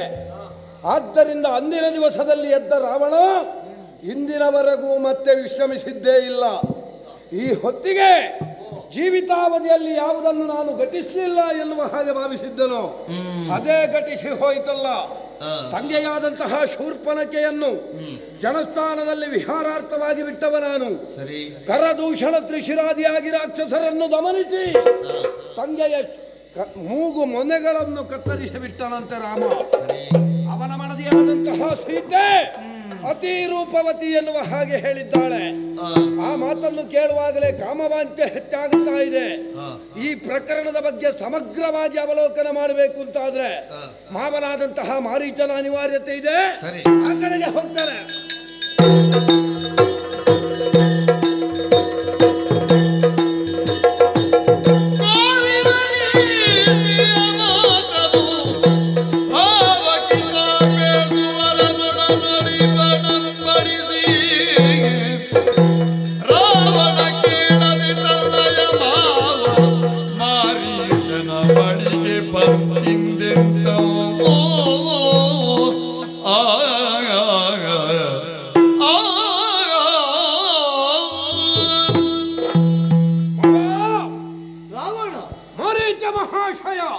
ಸ್ವಲ್ಪ ಆಗ ಬಂದು ಹೋದ ನೆನಪು ನನಗೆ. ಈಗ ಮತ್ತೆ ಪ್ರಸಂಗವೇ ನಮ್ಮ ಕೈಯಲ್ಲಿರುವಾಗ ಯಾವಾಗೆಲ್ಲ ಬರ್ತೇವೆ ಅಂತ ಹೇಳುವುದಕ್ಕಾಗುವುದಿಲ್ಲ ಮಾವಯ್ಯ. ಈಗ ಯಾವ ಪ್ರಸಂಗವನ್ನು ಕೈಯಲ್ಲಿ ಹಿಡಿದಿದ್ದಿ ಮಾವಯ್ಯ? ನೀ ಏರಿದ ಎತ್ತರ, ಮಾಡಿದ ಸಾಧನೆ, ವಯಸ್ಸಿನ ವರಿಷ್ಠತೆ, ಜೀವಯೋಗ್ಯತೆಗೆ ದಶಕ್ಷಿರನ ಸಾಷ್ಟಾಂಗ ಪ್ರಣಾಮಗಳು. ಏನು ಮಾಡಿದ ಸಾಧನೆಗೆ ನನ್ನ ಶುಭಾಶೀರ್ವಾದಗಳು. ಮಾವಯ್ಯ, ನಾನು ಇನ್ನಲ್ಲಿಗೆ ಬರಬೇಕು ಅಂತಾದ್ರೆ ಇದು ಕಾರ್ಯಾರ್ಥಿಯಾಗಿ ಬಂದವನಿದ್ದೇನೆ. ಏನು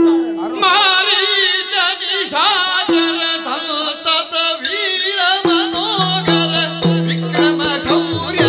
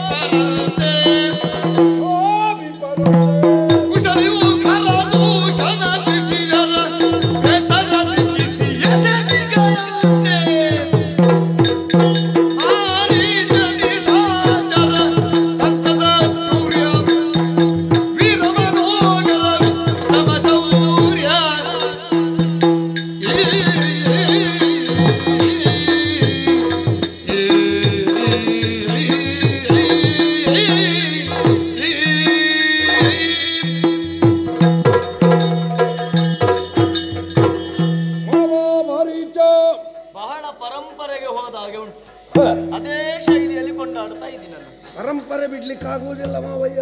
ಅದೊಂದು ಗಟ್ಟಿ ಇರಬೇಕು. ನಿನ್ನಲ್ಲಿಗೆ ಬರಬೇಕು ಅಂತಾದ್ರೆ ಬಲವಾದ ಕಾರಣ ಇದೆ. ಏನು ಕಾರಣ ಮಾವ? ನಮ್ಮದಾದಂತಹ ನಿಶಾಚರ ಎನ್ನುವಂತಹ ವಂಶದಲ್ಲಿ ನೀನೊಬ್ಬ ಜೀವಯೋಗ್ಯತೆ ಉಳ್ಳವ, ಮಾತ್ರ ಅಲ್ಲ, ಮನೋಹರ ಸದೃಶ, ಮನೋಹರ ರೂಪ.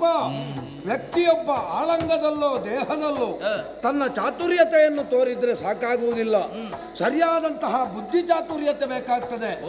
ಆ ವಿಭಾಗದಲ್ಲಿ ನಮ್ಮ ರಾಕ್ಷಸರಲ್ಲಿ ಹಸಿಮಾಂಸ, ಬಿಸಿ ರಕ್ತ, ಹುಳಿ ಹೆಂಡ ಕುಡಿದು ತಿಂದು ವ್ಯವಹಾರ ಶೂನ್ಯರಂತೆ ವರ್ತಿಸುವಂತಹ ರಾಕ್ಷಸರ ಮಧ್ಯದಲ್ಲೂ ರಾಕ್ಷಸರಿಗೂ ಒಂದು ಅಸ್ತಿತ್ವ ಇದೆ, ರಾಕ್ಷಸರಿಗೂ ಒಂದು ಮೌಲ್ಯ ಇದೆ ಎನ್ನುವುದನ್ನು ನಾವು ಕಂಡದ್ದು ಮಾರೀಚನಾದಂತಹ ನಿನ್ನ ಸಂದರ್ಶನದಿಂದ.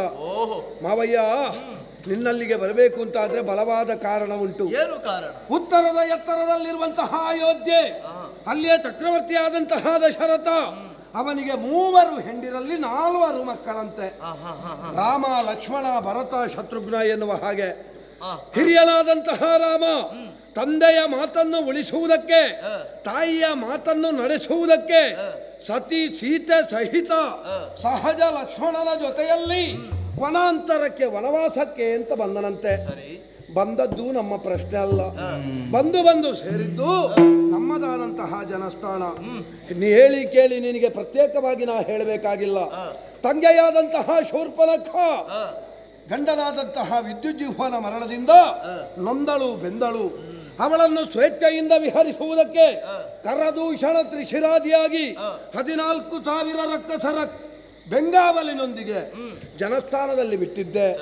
ವಿಹರಿಸ್ತಾ ಇದ್ದಳಂತೆ. ರಾಮನ ಮಡದಿ ಸೀತೆಯನ್ನು ಕಂಡಳಂತೆ. ಅತುಳ ಚೆಲುವೆಯಾದಂತಹ ಆಕೆ ದಶಕಂಠನ ವಶದಲ್ಲಿರಬೇಕು ಎನ್ನುವುದನ್ನು ಬಗೆದಳಂತೆ. ನನಗೋಸುಗ ಎಳೆ ತರುವುದಕ್ಕೆ ಹೋದ ಅಂತಾದ್ರೆ ತಂಗೆಯ ಮಾನ ಖಂಡನೆಯನ್ನು ಮಾಡುವುದರ ಜೊತೆಯಲ್ಲಿ ಕರದೂಷಣ ತ್ರಿಶಿರಾದ್ಯರ ಜೊತೆಯಲ್ಲಿ 14,000 ರಾಕ್ಷಸರನ್ನು ಸುಟ್ಟು ಭಸ್ಮೀಭೂತಗೊಳಿಸಿ ಬಿಟ್ಟನಂತೆ. ಅಕಂಪನ ಬಂದು ವಿಚಾರವನ್ನು ಹೇಳಿದ. ಆಗಲೇ ಆಲೋಚಿಸಿದೆ. ಈಗ ನಾ ಹೇಳ್ತಾ ಇರುವುದು ಮಾವಯ್ಯ, ಸಾಮಾನ್ಯ ಮಾನವರು ರಾಕ್ಷಸರಾದಂತಹ ನಮ್ಮನ್ನು ಕೆಣಕ್ತಾರೆ ಅಂತಾದ್ರೆ ನಮ್ಮ ಅಸ್ತಿತ್ವವನ್ನು ಅಡಗಿಸಬೇಕು ಎನ್ನುವುದೇ ಅವರ ಉದ್ದೇಶವಾಗಿರಬೇಕು. ಹಾಗೆಂತಾದ್ರೆ ಪ್ರತಿಕಾರವನ್ನು ನಾವು ಮಾಡಬೇಡ್ವೆ? ಅಕಂಪನ ಬಂದು ಹೇಳಿದ ಅಂತ ಆಗ ನೀನು ನನಗೆ ಬಂದು ಹೇಳಿದ್ದು. ಹೌದು, ವಿಚಾರವನ್ನು ಹೇಳಿದೆ, ಆಯ್ತು ಅಂತ ಒಪ್ಪಿಕೊಂಡು ನೀನು ಹೋದದ್ದು. ಈಗ ಮತ್ತೆ ಯಾರು ಹೇಳಿದ್ರು ಅಂತ ಬಂದದ್ದು? ತಂಗೆಯಾದಂತಹ ಶೂರ್ಪನಗೆ ನಾವು ಓಲಗದಲ್ಲಿರುವಂತಹ ವೇಳೆಯಲ್ಲಿ ಹರಿದ ಮೂಗು ಸುರಿವನೆತ್ತರನ್ನು ಹಿಡ್ಕೊಂಡು ಬಂದು ನನ್ನಲ್ಲಿ ಹೇಳಿದ್ಲು. ಒಬ್ಬ ಅರಸನಾಗಿ ಒಬ್ಬಾಕೆ ನನ್ನ ರಾಜ್ಯದ ಪ್ರಜೆಯ ಕಣ್ಣೀರಿಗೆ ನಾ ಕೈಯನ್ನು ಕೊಡಬೇಕಾದ್ದು ನನಗೆ ಆದ್ಯ ಕರ್ತವ್ಯ ಎನ್ನುವ ನೆಲೆಯಲ್ಲಿ ಬಂದಿದ್ದೇನೆ ಮಾವಯ್ಯ. ಅವಳು ಬೇಕೋ ಬೇಡವೋ ಎನ್ನುವುದು ಪ್ರಶ್ನೆ ಅಲ್ಲ. ರಾಮನ ಮಡದಿಯಾದಂತಹ ಸೀತೆಯನ್ನು ವಶಗಡಬೇಕು ಎನ್ನುವಂತಹ ಸಂಕಲ್ಪವನ್ನು ಗೈದಿದ್ದೇನೆ. ಅದಕ್ಕೆ ಈಗ ನಾನೇನು ಮಾಡಬೇಕು ಮಾವಯ್ಯ?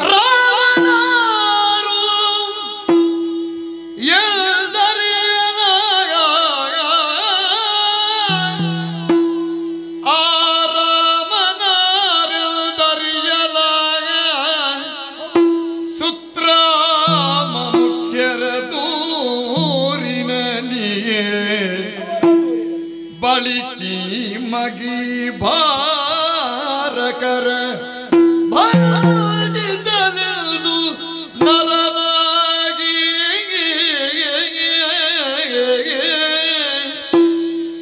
ನರನಾಗಿ ಆ ಮಧುವಿಜನನವತರಿಸಿದನು. ನೀ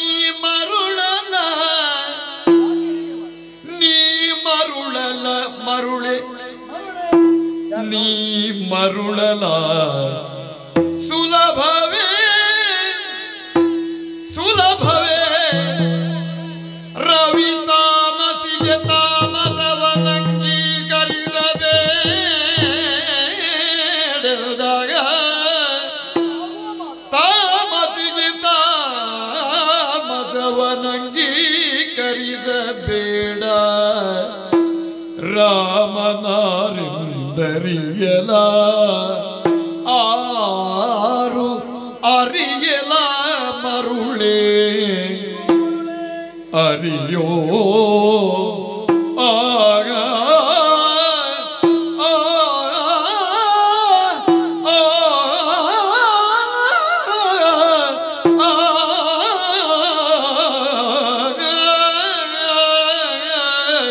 ಆಗ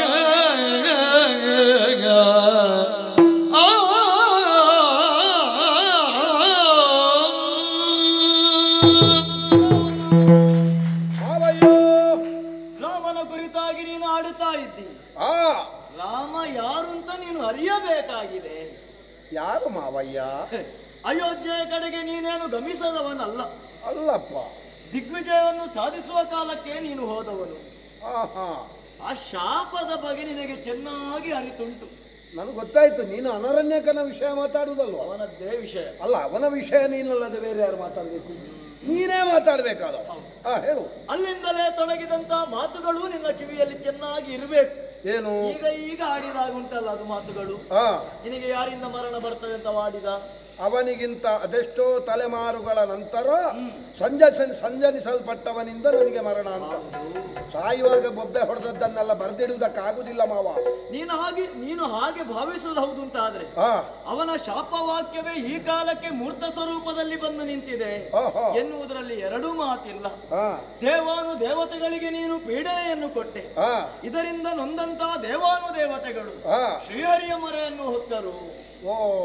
ಭುವಿಯ ಭಾರವನ್ನು ಇಳುವುದಕ್ಕೆ ಬೇಕಾಗಿ ದಾಶರಥಿಯಾಗಿ ರಾಮನೆನ್ನುವಂತ ಅಭಿಧಾನದಿಂದ ಆತನೇ ಧರೆಗಿಳಿದು ಬಂದವನಿದ್ದಾನೆ. ಈಗಾಗಾದ್ರೆ ಬಂದದ್ದು ಹರಿರಾಜ. ಹರಿಯೇ ರಾಜನಾಗಿ ಬಂದಿದ್ದಾನೆ. ಖಂಡಿತವಾಗಿಯೂ. ಯಾಕೆ? ಅಧಿಕವಾಗಿ ಪ್ರಜ್ವಲಿಸುತ್ತಾ ಇರುವಂತ ನಿನ್ನನ್ನು ಇನ್ನಿಲ್ಲವಾಗಿಸಬೇಕು ಎನ್ನುವ ಕಾರಣದಿಂದ. ಸ್ವಲ್ಪ ಕಷ್ಟವ ಅಂತ ಮಾವ. ನೀನು ಆಡುತ್ತಿ, ನೀನೇ ಗುರು ಗುರು ಅಂತ.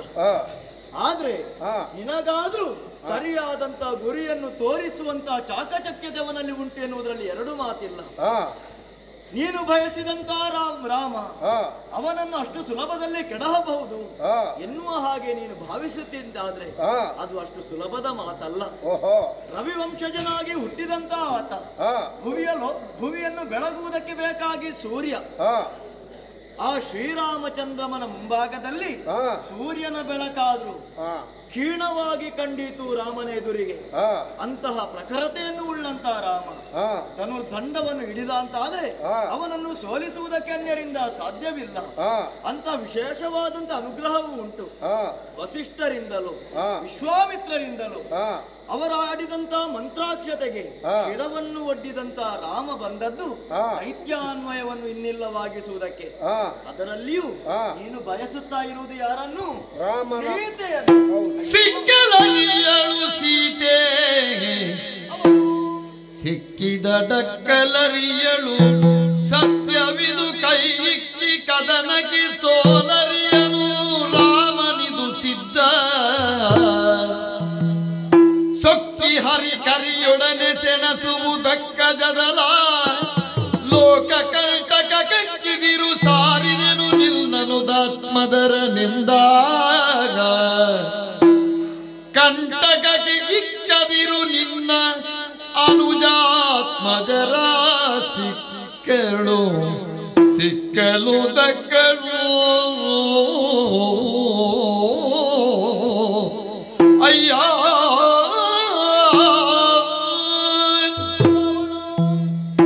ಮಹಾಶಯ. ಸೀತೆಯನ್ನೇ ನೀನು ಬಯಸಿದ್ದಿ ಹೌದು ಅಂತಾದ್ರೆ ಸೀತೆ ನಿನಗೆ ಸಿಕ್ಕುತ್ತಾಳೆ ಎನ್ನುವ ಹಾಗೆ ಭಾವಿಸಬೇಡ. ಮತ್ತೆ ಒಂದು ವೇಳೆ ನಿನ್ನದಾದಂತ ಪರಾಕ್ರಮದ ಮೂಲಕವಾಗಿ ನಿನ್ನ ಕೈಗೆ ಸಿಕ್ಕಿದಳು ಅವಳು ನಿನಗೆ ದಕ್ಕುವವಳಲ್ಲ ಎನ್ನುವ ಹಾಗೆ ನೀನು ಭಾವಿಸಬೇಕು. ಸಿಕ್ಕಿದ ಮೇಲೆ ದಕ್ಕುವವಳಲ್ಲ ಅಂತ ಹೇಳಲಿಕ್ಕಿಲ್ಲ, ನಾವು ದಕ್ಕಿಸಿಕೊಳ್ಬೇಕು. ಅದು ನಿನ್ನ ಭ್ರಮೆ. ಯಾಕೆ? ಸಾಮಾನ್ಯವಾದಂತಹ ಆನೆಯೊಂದು ಕೊಬ್ಬಿದಂತಹ ಸಿಂಹದ ಮುಂಭಾಗದಲ್ಲಿ ಸೆಣಸಾಡುವುದಕ್ಕೆ ಹೊರಟಿತು ಅಂತಾದ್ರೆ ಏನಾದೀತು? ಏನಾಗ್ತದೆ ಮಾವ? ಉಪಾಯಾಂತರದಿಂದಲಾದರೂ ಗಜ ಎನ್ನುವುದು ನೆಲಕೂರುವುದಕ್ಕೆ ಸಾಧ್ಯ ಉಂಟು. ಆದೀತು ನಿನ್ನ ಬಗೆ. ಸೀತೆಯು ಸಾಮಾನ್ಯದವಳಲ್ಲ. ರಾಮನಲ್ಲಿರುವಂತಹ ಬಾಣಗಳು ಸಾಮಾನ್ಯದವುಗಳಲ್ಲ. ಎಷ್ಟೇಕೆ ಮೊನ್ನೆ ನಡೆದಂತಹ ಕರದೂಷಣ ತ್ರಿಶಿರಾದಿಗಳ ವಧೆಯ ಕುರಿತಾಗಿ ನೀನಾಡಿದೆ. ನಿಂತ ನಿಲುವಿನಲ್ಲಿ ಎತ್ತಿದಂತಹ ಕೋದಂಡವನ್ನು ಕೆಳಗಿಳಿಸುವುದರ ಪೂರ್ವದಲ್ಲಿಯೇ 14,000 ರಾಕ್ಷಸರನ್ನು ಕೊಂದು ಕಳೆದವನಿದ್ದಾನೆ. ನಿನಗೆ ಇನ್ನೂ ಕಥೆಯನ್ನು ನಾನು ಹೇಳುತ್ತೇನೆ. ಯಾವುದು? ನನ್ನ ಜೀವನದಲ್ಲಿ ನಾನು ಅನುಭವಿಸಿದಂತಹ ಕಥೆಗಳು. ಅದು ಹಳೇ ಕಥೆ ಅಲ್ವಾ? ರಾಮನ ಬಾಣದ ರುಚಿ ಅದು ನನಗೆ ಚೆನ್ನಾಗಿ ಗೊತ್ತುಂಟು. ಸೆಣಸಾಡುವುದಕ್ಕೆ ಹೊರಟೆ. ನಿನಗೆ ನನ್ನ ಪರಿಚಯ ಉಂಟಲ್ಲ? ಗೊತ್ತುಂಟು ಗೊತ್ತುಂಟು. 1000 ಆನೆಯ ಬಲ ನನಗೆ ಉಂಟು ಅಂತ ಗೊತ್ತುಂಟಲ್ಲ? ಅದು ನಿನ್ನ ಅಮ್ಮನಿಗೂ ಇತ್ತಲ್ಲ? ಹೌದು, ಅವಳಿಂದಲೇ ಪ್ರದತ್ತವಾದಂತಹ ಬಲ ಅದು. ಆ ಬಲದಿಂದಲೇ ನಾನು ಸೆಣಸಾಡುವುದಕ್ಕೆ ಹೊರಟೆ ಅಂತ ಆದ್ರೆ ಒಂದೇ ಒಂದು ಬಾಣ ಮಾರೀಚನನ್ನು ಶತಯೋಜನ ದೂರಕ್ಕೆ ಸಮುದ್ರದಿಂದ ಆಚೆಗೆ ಬಿಸುಡಾಗಿದೆ. ಅದು ಒಂದಲ್ಲ, ನಾನು ಬಾಣದ ರುಚಿಯನ್ನು ನೋಡಿದ್ದು. ಮತ್ತೆ ಅವರು ಕಾಡಿಗೆ ಬಂದಾಗ ಮತ್ತೊಮ್ಮೆ ಅವರನ್ನು ನೋಡುವುದಕ್ಕಾಗಿಯೇ ನಾನು ಹೋದದ್ದು. ಅದು ಹೇಗೆ ವಿಶೇಷವಾದಂತಹ ಕ್ರೂರ ಮೃಗವಾಗಿ ಹೋದೆ. ನನ್ನ ಜೊತೆ ಇನ್ನಿಬ್ಬರು ರಾಕ್ಷಸರು ಮೃಗವಾಗಿಯೇ ಬಂದರು. ನಮ್ಮನ್ನು ಕಂಡಂತ ರಾಮನಿಗೆ ಕೋಪದಿಂದ 3 ಬಾಣಗಳನ್ನು ಪ್ರಯೋಗಿಸಿದ. ಆ ಬಾಣಗಳನ್ನು ಕಂಡಾಗಲೇ ನಾನು ಓಡಿದೆ. ಬಹಳ ಬುದ್ಧಿವಂತ. ಆದ್ರೆ ಇನ್ನಿಬ್ಬರು ತಟಸ್ಥವಾಗಿ ನಿಂತರು. ಆ ಇಬ್ಬರನ್ನು ಕೊಂದು ಕೆಡಹಿತು. ರಾಮನ ಬಾಣಗಳು ರಾಮ ನಿರ್ದೇಶಿಸಿದಂತ ಕಾರ್ಯವನ್ನು ಮಾಡುತ್ತದೆ. ಆದ್ರೆ ನಾನು ಓಡಿ ಹೋದಂತ ನನ್ನನ್ನು ಕೊಲ್ಲಿಲ್ಲ. ಯಾಕೆ ಕೊಲ್ಲಿಲ್ಲ?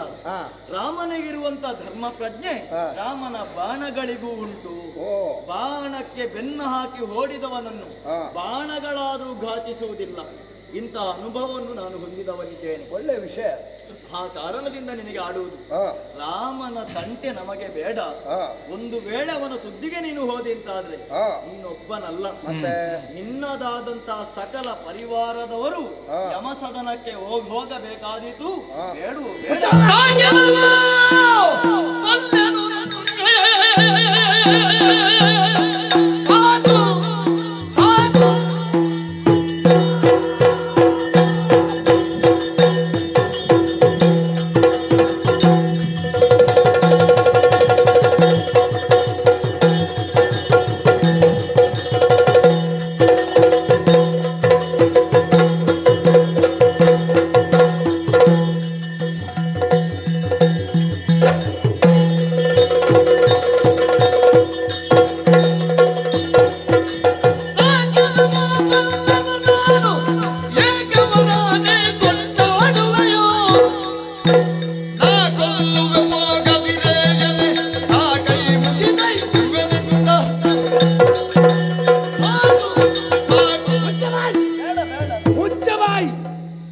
ಮಾತಾಡಿದಂತಾದ್ರೆ ನಾಲಿಗೆ ಸೀಳೇನು?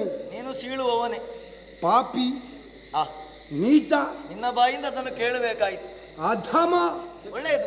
ನಮ್ಮ ಜಾತಿಯಲ್ಲಿ ಯಾಕೆ ಹುಟ್ಟಿ ಸತ್ತಿ ಪುಣ್ಯಾತ್ಮ? ನಿನ್ನ ಮಾವ ಅಲ್ವ? ಮಾವ ಹೌದು. ಮಾವನೆಂಬಂತಹ ಮಮತೆಯೋ, ಮಾವನೆಂಬಂತಹ ಗೌರವವೋ ನನಗಿದ್ದ ಕಾರಣದಿಂದ ಮಾರೀಚ ನಿಶಾಚರ ಸಂತತಿಯಲ್ಲಿ ನೀನು ಉತ್ತಮ ಎನ್ನುವ ಹಾಗೆ ಹೇಳಿದ್ದು.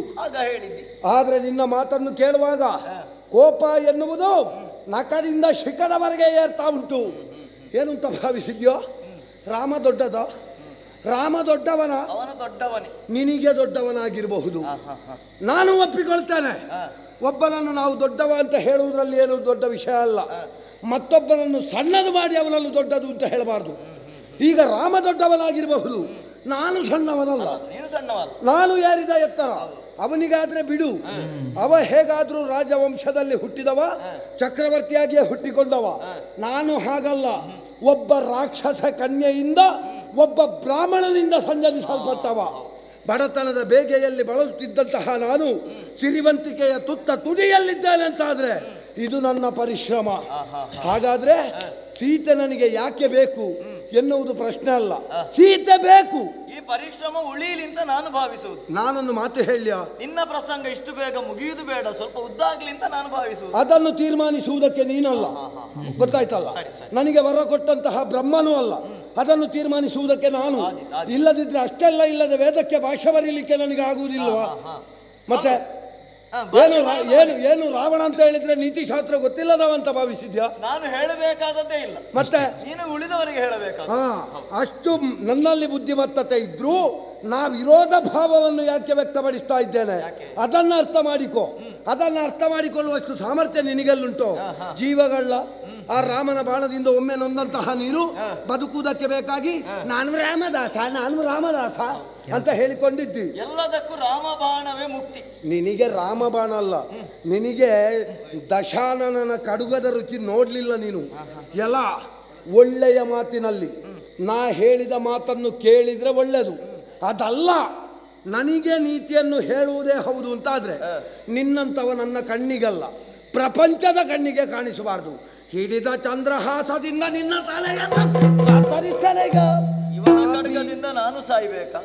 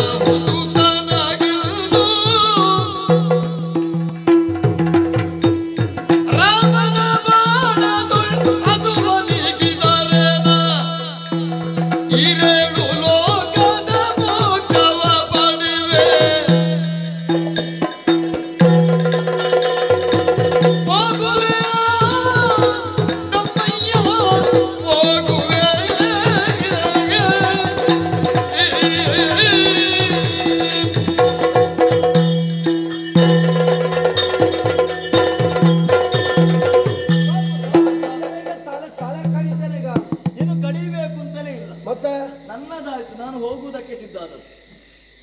ಮತ್ತೇನು ಇನ್ನೂ ಹೋಗ್ಲಿಲ್ಲ? ಮುಗಿಸಿ ಹೋಗುವ. ನಮ್ಮನ್ನ ಹಾಗಲ್ಲ, ಮತ್ತೆ ನೀನು ನನ್ನನ್ನು ಮುಗಿಸುವ ಮೊದಲು ನಿನ್ನದಾದಂತಹ ಖಡ್ಗದಿಂದ ನಾನು ಸಾಯುವುದಕ್ಕಿಂತ ರಾಮನ ಬಾಣದಿಂದ ಸಾಯುವುದೇ ಲೇಸು. ಇದು ನನ್ನ ನಿರ್ಧಾರ. ಒಂದು ವೇಳೆ ರಾಮನ ಬಾಣದಿಂದ ನಾನು ಸತ್ಯ ಅಂತ ಆದ್ರೆ ನನಗೆ ಸಿಗಬಹುದಾದದ್ದು ಮೋಕ್ಷ ಪದವಿ ಎನ್ನುವ ಹಾಗೆ ನನಗೆ ಗೊತ್ತುಂಟು. ನಾನೇ ಹೋಗುತ್ತೇನೆ ದಮ್ಮಯ್ಯ. ಆದ್ರೆ ಉಂಟು, ಹೋಗಬೇಕು ಅಂತ ಹೇಳ್ತಿ. ನಾವಿಬ್ಬರು ಹೇಗೆ ಹೋಗುವುದು ಅಂತ ಇರು ಮಾವಯ್ಯ. ನನ್ನ ಮಾತಿನಿಂದ ನೊಂದಿರೆ, ನನ್ನ ಮಾತಿನಿಂದ ಬೆಂದಿರೆ. ಇನ್ನು ಬೆಂದಬೇಕು ಅಂತಲೂ ಇಲ್ಲ, ಇನ್ನು ನೋವು ಆಗಬೇಕು ಅಂತಲೂ ಇಲ್ಲ ಮಾವಯ್ಯ. ನಾನು ಕಡಿತೇನೆ ಅಂತ ಹೇಳಿದ್ರು ಕಡಿಯುವುದಕ್ಕೆ ನನಗೆ ಮನಸ್ಸು ಬಂದೀತೆ ಮಾವಯ್ಯ. ಹೇಳುವವನಿಗೆ ಬರ್ಲಿಕ್ಕಿಲ್ಲ ಅಂತ ಅಲ್ಲ, ನನಗೆ ಇಷ್ಟರ ತನಕ ಆದನ್ನು ಪ್ರಾಪ್ತಿ ಆಗ್ಲಿಲ್ಲ ಅಂತ ಅರ್ಥ ಮಾವ.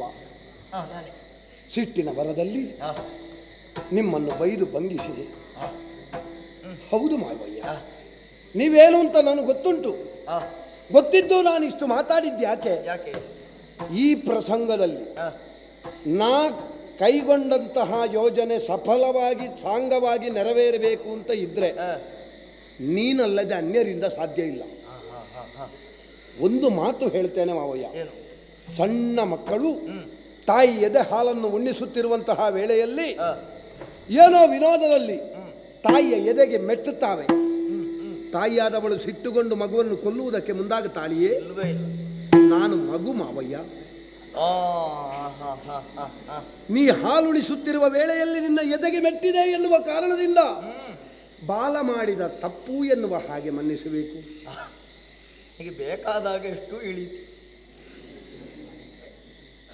ಇಲ್ಲದಿದ್ದರೆ ನಾನು ಇಷ್ಟು ಎತ್ತರಕ್ಕೆ ಏರ್ಲಿಕ್ಕಿತ್ತ ಮಾವ. ಖಂಡಿತವಾಗಿ. ಮತ್ತೊಬ್ಬನಿಗೆ ಸೋಲು ಎನ್ನುವುದು ಸಾವು. ಸೋಲನ್ನು ಗೆಲುವನ್ನಾಗಿ ಪರಿವರ್ತಿಸಿಕೊಂಡವ ಜೀವನದಲ್ಲಿ ಒಬ್ಬ ಇದ್ದಾನೆ ಅಂತಾದ್ರೆ ಅದು ದಶಕಂಠ.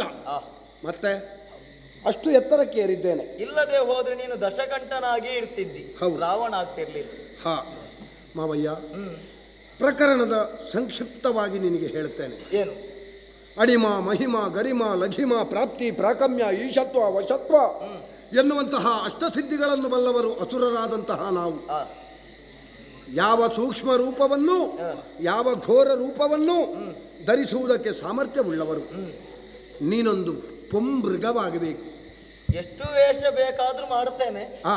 ಆಯ್ತು, ಕೊನೆಗಿದೊಂದು ವೇಷವು ಆದೀತು ಅಷ್ಟೇ. ಯಾಕಂದ್ರೆ ನೀನು ಇಷ್ಟು ಮಾತಾಡಿದಾಗ ನಾನು ಸಂಕಲ್ಪಿಸಿದ್ದು ಹೀಗೆ, ನಿನಗೆ ಮಾತಾಡದೇ ಇರುವ ಹಾಗೆ ಮಾಡಬೇಕು ಅಂತಾದ್ರೆ ನಿನ್ನನ್ನೊಂದು ಮೃಗವನ್ನಾಗಿ ಮಾಡಬೇಕು ಅಂತ. ಎಷ್ಟು ಚಂದದಲ್ಲಿ ಹೇಳ್ತಿ. ಮಾತನಾಡುವವರು ಮಾತಾಡಬಾರದು ಅಂತ ನೀನು ಆಡುತ್ತೆ. ಯಾಕೆ? ಮಾತು ಇಲ್ಲಿಗೆ ಅಗತ್ಯ ಇತ್ತ? ನೀನು ಆಗಲೇ ಒಪ್ಪಿಕೊಳ್ಳುತ್ತಿದ್ರೆ ಇಷ್ಟು ಹೊತ್ತಿಗೆ ಪ್ರಕರಣವೇ ಮುಗಿಯುತ್ತಿತ್ತು. ಅದಕ್ಕಿಂತಲೂ ನಾನು ಆಗ ಕಳಿಸಿದ ಮೇಲೆ ಮತ್ತೆ ಬಾರದಿರ್ತಿದ್ದಷ್ಟು ಮಾತಾಡ್ಲಿಕ್ಕಿರ್ಲಿ. ಹೌದು, ಉಳಿದದ್ದು ನಮ್ಮ ಭಾಗ್ಯ. ಇನ್ನು ಅವಕಾಶ ಕೈ ಮೀರಿತು ಅಂತ ಭಾವಿಸಬೇಡ. ಮುಂದಾದ್ರೂ ನಿನಗೆ ಆ ಭಾಗ್ಯ ಸಿಗುತ್ತದೆ. ಸರಿ, ನನಗೆ ಯಾವ ಭಾಗ್ಯ ಬೇಕು ಅಂತ ನನಗೆ ಗೊತ್ತುಂಟು. ಅದು ಸಿಗುತ್ತದಂತಲೂ ನನಗೆ ಧೈರ್ಯವು. ಸರಿ ಮಾವಯ್ಯ, ನೀ ಮಾಡಬೇಕಾದಿಷ್ಟೇ. ಬಂಗಾರದ ವರ್ಣದ ಜಿಂಕೆಯಾಗಿ ಹೋಗಿ ರಾಮನ ಪರ್ಣಕುಟೀರದ ಮುಂದೆ ನೀನು ಕುಣಿದಾಡಬೇಕು. ನಾನು ಹಾಗೆ ಮಾಡುತ್ತೇನೆ. ಅಷ್ಟು ಮಾಡು. ಮತ್ತೆ ಏನು ಅಂತ ನಾನು ತೀರ್ಮಾನಿಸ್ತೇನೆ. ಈಗ ನಾನು ವೇಷ ಮಾಡುವಾಗ ನೀನು ವೇಷ ಬದಲಿಸಬೇಕು. ಯಾರು? ನೀನು. ಮಾವಯ್ಯ, ನನಗೆ ಒಂದು ವೇಷ ಬದಲಿಸುವುದು ದೊಡ್ಡ ವಿಷಯವ? ಇಲ್ಲವೇ ಇಲ್ಲ. ನೀನೊಂದು ಎಷ್ಟು ವೇಷ ಮಾಡ್ತಿ, ಆಗೊಂದು ಬೇರೆ, ಈಗೊಂದು ಬೇರೆ ಅಲ್ವಾ? ಬಾಲ್ಯದಲ್ಲಿ ಒಂದು ಬಡತನದ ಬೇಗೆ, ಆಮೇಲೆ ಒಂದು ಯೌವನದ ಪ್ರಭುತ್ವ, ಈಗ ನೋಡಿದ್ರೆ ಸುವರ್ಣ ಲಂಕಾಧೀಶ ನೀನೇ ಆಗಬೇಕು. ನನ್ನದು ಇಷ್ಟಲ್ಲ, ಇನ್ನೂ ವೇಷ ಉಂಟು. ಹೌದಾ? ಅದನ್ನು ನೋಡ್ಬೇಕು ಅಂತಾದ್ರೆ ಮೊದಲು ನೀನು ಮೃಗದ ವೇಷ ಮಾಡಬೇಕು. ಹಾಗೆ ಹಾಗೆ ಮತ್ತೆ ಆದಿತ್ತು ಆದಿತ್ತು. ಹೋಗು, ಸರಿ ಹೋಗು.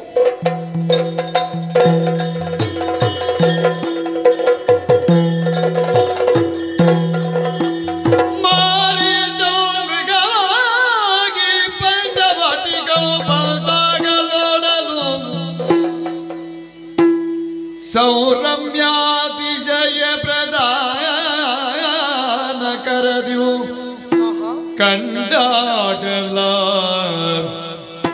ಜಾನಕಿ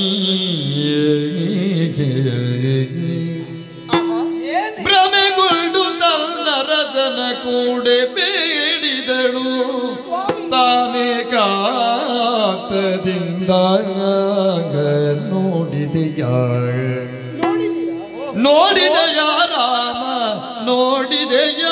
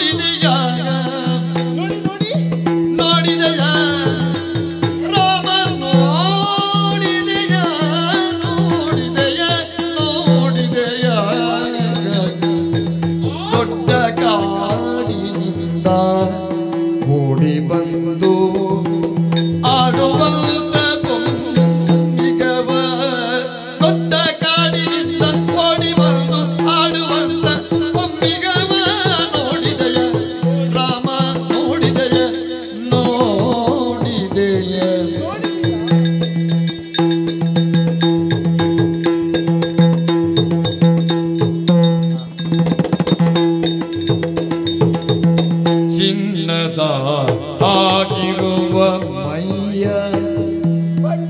ಬಣ್ಣದ ಸುತ್ತಲೂ ಪಂಚವರ್ಣದ ರೇಖೆಯೂ ಬಂದ ಚಂದವ ನೋಡು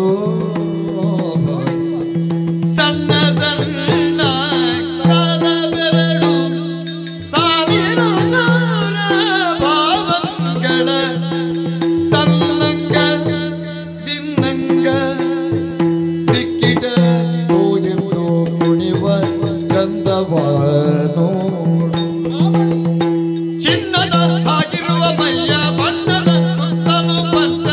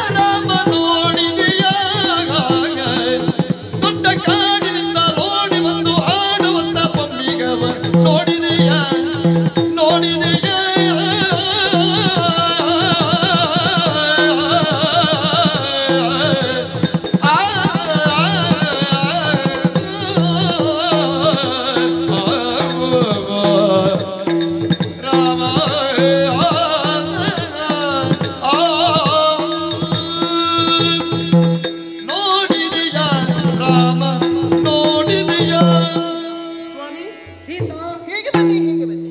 ಏನೇ ಆತುರ? ಪಂಚವಟಿ ಪ್ರದೇಶವಿದೆ. ಇಲ್ಲಿರುವಂತಹ ಕಾಲಕ್ಕೆ ಅದೆಷ್ಟೋ ಪ್ರಾಣಿಗಳನ್ನು ಪಕ್ಷಿಗಳನ್ನು ಕಣ್ಣಾರೆ ಕಂಡವರು ನಾವು. ಸತ್ಯ. ಆದರೆ ಇಲ್ಲಿಯ ತನಕ ನಿಮ್ಮನ್ನು ಕರೆದು ಯಾವುದಾದರೂ ಪ್ರಾಣಿಯನ್ನು ತೋರಿಸಿದ್ದುಂಟೆ? ಇಲ್ಲ. ಹಾಗಾದ್ರೆ ಇನ್ನು ಕರೆದು ತೋರಿಸುತ್ತಾ ಇದ್ದೇನೆ ಒಂದು ಪ್ರಾಣಿಯನ್ನು. ನೋಡಿ, ಕಾಣುತ್ತದ? ಯಾವುದು? ದೊಡ್ಡ ಕಾಡಿನಿಂದ ಓಡಿ ಬಂದಂತಹ ಒಂದು ಸಣ್ಣ ಜಿಂಕೆ ಮರಿ. ಓಹೋ, ಜಿಂಕೆ ಮರಿ. ಹೌದು ಹೌದು ಹೌದು. ಅಯ್ಯೋ ದೇವ್ರೆ, ಆ ಜಿಂಕೆ ಮರಿಯನ್ನು ಕಾಣುವಾಗ ಎಲ್ಲೆಲ್ಲದ ಸಂತೋಷ ಅಧಿಕವಾಗುತ್ತಾ ಇದೆ ಪ್ರಭು. ಹೌದೇ? ಹೌದು ಅಂತ. ಯಾಕೆ ಅಂತ ಬೇಕಲ್ಲ? ಸಣ್ಣ ಮರಿ. ನೀ ಜಿಂಕೆಯನ್ನು ಕಾಣುವುದು ಇದೇನು ಮೊದಲಲ್ಲವಲ್ಲ? ಅಲ್ಲವೇ ಅಲ್ಲ. ಇವತ್ತು ನಿನಗೆ ಜಿಂಕೆ ಮರಿಯಲ್ಲಿ ಹೊಸತನ ಏನು ಕಂಡಿತು? ಇದಕ್ಕಿಂತ ಕಂಡಂತಹ ಜಿಂಕೆ ಮರಿಗಳ ಹಾಗೆ ಈ ಮರಿಯೇ ಅಲ್ಲ. ನೋಡಿ ಅಂತ ಅದರ ಮೈ ಬಣ್ಣ ಬಂಗಾರದ ವರ್ಣದಿಂದ ಶೋಭಿಸುತ್ತಾ ಇದೆ. ಓಹೋ, ಅಷ್ಟೇ ಅಲ್ಲ, ಪಂಚವರ್ಣದ ಗೆರೆಯ ಜಿಂಕೆ ಮರಿಯ ಮೇಲೆ ಕಾಣಿಸುತ್ತಾ ಇದೆ. ನೋಡಿ ಅಂತೆ ಜಿಂಕೆ ಮರಿಯ ಕಾಲು. ಓಹೋ, ಪುಟ್ಟ ಪುಟ್ಟ ಕಾಲು. ಆ ಪುಟ್ಟ ಪುಟ್ಟ ಕಾಲಿನಲ್ಲಿ ಪಾದ, ಪಾದದಲ್ಲಿ ಬೆರಳುಗಳು, ಬೆರಳಿನಲ್ಲಿ ಸಣ್ಣ ಸಣ್ಣ ಉಗುರುಗಳು. ನೋಡಿ ದೇವ್ರೆ, ಜಿಂಕೆ ಮರಿ ಕುಣಿಯುತ್ತಾ ಇದೆ. ಅದೇ ಕುಣಿಯುತ್ತದೆ ತನ್ನ ಅಂಗ ದಿನಾಂಗ ಎನ್ನುವ ಹಾಗೆ. ನೋಡಿ ಅಂತೆ ತಾಳಕ್ಕೆ ಸರಿಯಾಗಿ ನಾಟ್ಯವನ್ನು ಮಾಡುತ್ತಾ ಇದೆ. ಸತ್ಯ. ಹಾಗಾಗಿ ಮನಸ್ಸಿನಲ್ಲಿ ಏನೋ ಒಂದು ಆಸೆ, ಆ ಜಿಂಕೆ ಮರಿಯನ್ನು ನೋಡಬೇಕು, ಅದನ್ನು ಹಿಡಿದು ಮುದ್ದಿಸಬೇಕು, ಅದರೊಂದಿಗೆ ಆಟವಾಡಬೇಕು ಎನ್ನುವ ಹಾಗೆ. ಓಹೋ, ನನಗೆ ಹಿಡ್ಕೊಂಡು ಬನ್ನಿ. ಏನು ಅರಸಿನಿ ಸುಮ್ಮನೆ ಭ್ರಮೆಗೊಳ್ಳಬೇಡವೇ,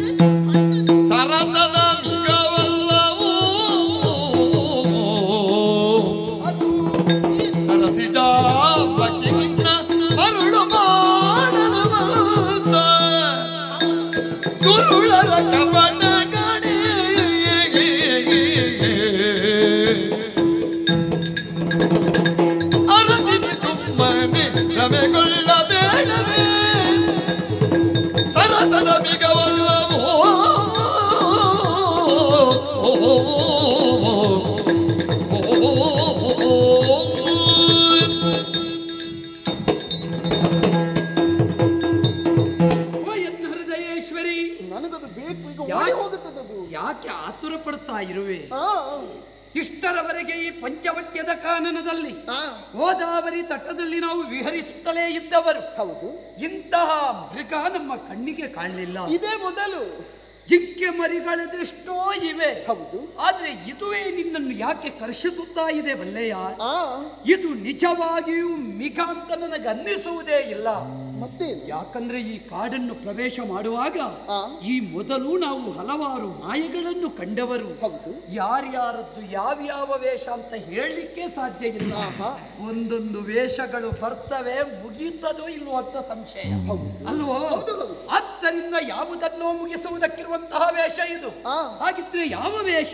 ಯಾವುದು? ಇದು ದುಷ್ಟರ ರಾಕ್ಷಸರ ವೇಷ. ಇದು ಧನುಜರ ಕಪಟ ಕಣೆ. ದುಷ್ಟರಿಗೊಂದು ಸಣ್ಣ ವೇಷ ಮಾಡುವುದಕ್ಕೆ ಸಿಕ್ಕಿದವರು. ಅಯ್ಯೋ, ಅವರು ಅವರ ಕೆಲಸ ಪೂರ್ಣಗೊಳ್ಳಬೇಕಿದ್ರೆ ಎಷ್ಟು ಸಣ್ಣ ವೇಷವೂ ಮಾಡ್ತಾರೆ, ಎಷ್ಟು ದೊಡ್ಡ ವೇಷವೂ ಮಾಡ್ತಾರೆ. ಆದ್ದರಿಂದ ಇದು ರಾಕ್ಷಸರ ಕಪಟ. ಇದರ ಅಪೇಕ್ಷೆ ನೀ ಪಡಬೇಡ, ಇದರ ಯೋಚನೆ ಬಿಡು. ಕಾಡಿನ ಮೃಗದಿಂದ ಕೇಡು ಬಂತಾದರೆ ನೋಡಿಕೊಂಬೆನು ರಮಣ.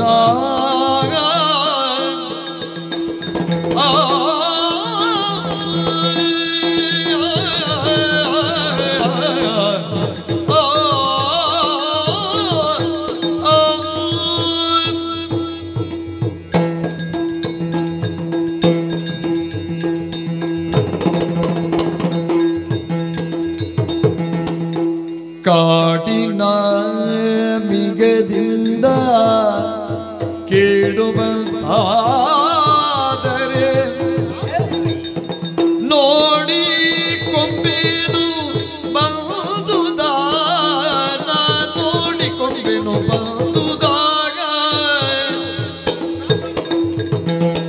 ನೋಡದಿದ್ದರೆ ಒಂದು ಕ್ಷಣ ಜೀವನಿಲ್ಲದು ನೋಡದಿದ್ದರೆ ಒಂದು ಕ್ಷಣ ಮಾತ್ರ ಜೀವನಿಲ್ಲದು ಬೇಡಿಕೊಂಬೆನು ನಿಲ್ಲನು ಎರೆಯ ಬೇಡಿಕೊಂಬೆನು ನಿಲ್ಲನು ನೋಡದಿದ್ದರೆ ಒಂದು ಕ್ಷಣ ಜೀವನಿಲ್ಲದು ನೋಡಿಕೊಂಬೆನು ನಿಲ್ಲನು ಕಾಡಿನ ನಿಗದಿಂದ ಕೀಡು ಬಂತಾದರೆ ನೋಡಿಕೊಂಬೆನು ಬೇಡಿಕೊಂಬೆನು ನಿನ್ನ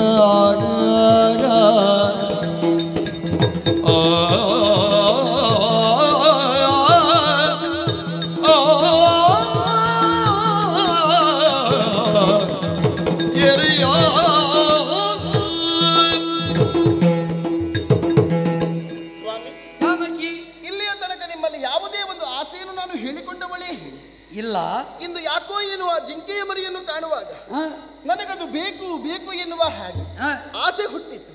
ಹಾಗಾಗಿ ನಿಮ್ಮಲ್ಲಿ ಕೇಳಿಕೊಂಡರೆ ಅದಕ್ಕೆ ಕಾರಣವನ್ನು ಹೇಳುತ್ತಾ ಇದ್ದೀರಾ? ಅದು ದುರುಳರ ಮಾಯಿ, ಅದು ರಾಕ್ಷಸರ ಬದಲು ವೇಷ ಎನ್ನುವ ಹಾಗೆ. ಅದನ್ನ ಅಪೇಕ್ಷೆ ಪಟ್ಟರೆ ನಮಗೆ ಕೇಡೇ ನಿಶ್ಚಿತ. ಸ್ವಾಮಿ, ವನಾಭಿಮುಖವಾಗಿ ಹೊರಟು ನಿಂತಹ ಕಾಲಕ್ಕೆ ನಿಮ್ಮಲ್ಲಿ ಬಂದು ಕೇಳಿದೆ ನಾನು ಬರ್ತೇನೆ ಎನ್ನುವ ಹಾಗೆ. ಸತ್ಯ. ಮೊದಲಾಗಿ ನೀವು ಒಪ್ಪಿಕೊಂಡಿರಾ? ಇಲ್ಲ, ಇಲ್ಲವಲ್ಲ. ನಿನಗೆ ಇಲ್ಲ ಪಿತೃವಾಕ್ಯದ ಋಣ ಅಂತ ಆಡಿದ್ದೇನೆ. ಹೌದು, ನಾನು ನಿಮ್ಮನ್ನು ಒತ್ತಾಯಿಸಿದಕ್ಕೆ ಬೇಕಾಗಿ ನನ್ನನ್ನು ಕರೆದುಕೊಂಡು ಬಂದೆ. ಸತ್ಯ. ಈಗಲೂ ಆಗ ಹೇಳಿದ್ದಿ ನೀನು, ಯಾವ ವೈಭೋಗವೂ ಎನಗ ಅಗತ್ಯವಿಲ್ಲ, ಕಾಡೆನ್ನ ಪಾಲಿನ ಅರಮನೆ ಅಲ್ವಾ? ಇಲ್ಲಿ ಬಂದು ನೀನು ಏನೇ ಕೇಳು. ಮಣ್ಣಿನ ಮಗಳು, ಮಣ್ಣಿನ ಕಾಡ ಮಣ್ಣಾದರೇನು ನಾಡ ಮಣ್ಣಾದರೇನು ಎನ್ನುವ ಹಾಗೆ ತಿಳಿದುಕೊಂಡು ಕಾಡಿನಲ್ಲೇ ಇದ್ದರೆ ನಿಮ್ಮೊಂದಿಗಿದ್ದರೆ ಸಂತೋಷದಿಂದ ಜೀವನ ಸಾಗಿಸುವುದಕ್ಕಾಗುತ್ತದೆ ಎನ್ನುವ ಕಾರಣದಿಂದಾಗಿ ನಿಮ್ಮೊಟ್ಟಿಗೆ ಬಂದದ್ದು. ಹೌದು, ನೀನು ಮಣ್ಣಿನ ಮಗಳು ಅಂತ ಹೇಳಿಕೊಂಡು ಮಣ್ಣಿನಲ್ಲಿ ಈ ರೀತಿಯಾಗಿ ಕೇಳಿದ್ರೆ ನಾ ಏನು ಕೊಡಲಿ? ನನಗಾಗುವುದಿಲ್ಲ. ಯಾಕಾಗುವುದಿಲ್ಲ? ಆ ಜಿಂಕೆಯ ಮರಿಯನ್ನು ಬಿಟ್ಟು ಸುಮ್ಮನೆ ಕುಳಿತುಕೊಳ್ಳುವುದಕ್ಕಾಗುವುದಿಲ್ಲ. ಒಮ್ಮೆ ಅದನ್ನು ಕೈಯಲ್ಲಿ ಹಿಡಿಯಬೇಕು, ಅದರೊಂದಿಗೆ ಆಟವಾಡಬೇಕು, ಸಂತೋಷದಿಂದ ನಮ್ಮ ಸಮಸ್ಯೆ ಆದೀತು. ಬೇಡ ಸ್ವಾಮಿ, ಸಮಸ್ಯೆ ಬಂದ್ರೆ ನಾನಿದ್ದೇನೆ. ನಾನೇ ಕೇಳಿದ ಆಸೆ. ಈ ಆಸೆಯಿಂದ ನನ್ನ ಜೀವನದಲ್ಲಿ ಎಂತಹ ಸಮಸ್ಯೆ ಬಂದರೂ ಕೂಡ ಅದನ್ನು ಎದುರಿಸುವುದಕ್ಕೆ ನಾನಿದ್ದೇನೆ. ಸೀತಾ, ಏನು ಈ ಪಂಚವಟಿಯಲ್ಲಿ ಆದ ಅನಾಹುತವನ್ನು ನೀ ಕಣ್ಣಾರೆ ಕಂಡಿದ್ದೆ. ಮೊನ್ನೆ ಒಬ್ಬಳು ಬಂದಳು, ಚಂದದ ರೂಪ, ಶಿಕ್ಷಿಸಿದಾಗ ವಿಕಾರ, ಅವಳನ್ನು ಅನುಸರಿಸಿಕೊಂಡ ರಾಕ್ಷಸ ಗಡಣ, ಎಲ್ಲವನ್ನೂ ನಿರ್ನಾಮ ಮಾಡಿದ್ದೇನೆ. ಕಡಿದಷ್ಟು ಮುಗಿಯದ ಕೆಟ್ಟ ವೃಕ್ಷಗಳು ಇನ್ನೂ ಇವೆ. ಸಮಸ್ಯೆ ಬಂದರೆ ಸಮಸ್ಯೆ ಬಂದರೆ ಬನ್ನಿ, ನಾನಿದ್ದೇನೆ ಎದುರಿಸುವುದಕ್ಕೆ. ಜೊತೆ ನೀವಿದ್ದೀರಲ್ವಾ? ಏನೇ ನನಗೆ ಬೇಕೇ ಬೇಕು. ಎಲೆಲೆ ಬಾವಿನಿ ಕೇಳಳವಿಯುಳ್ಳವಿವ ಮಿಗವನು ತಂದಿನಾದರೆ ಉಳಿಯದಿದ್ದಡೆ ನೀನು ಮಾಡುವ ಕಾರ್ಯವೇನದರ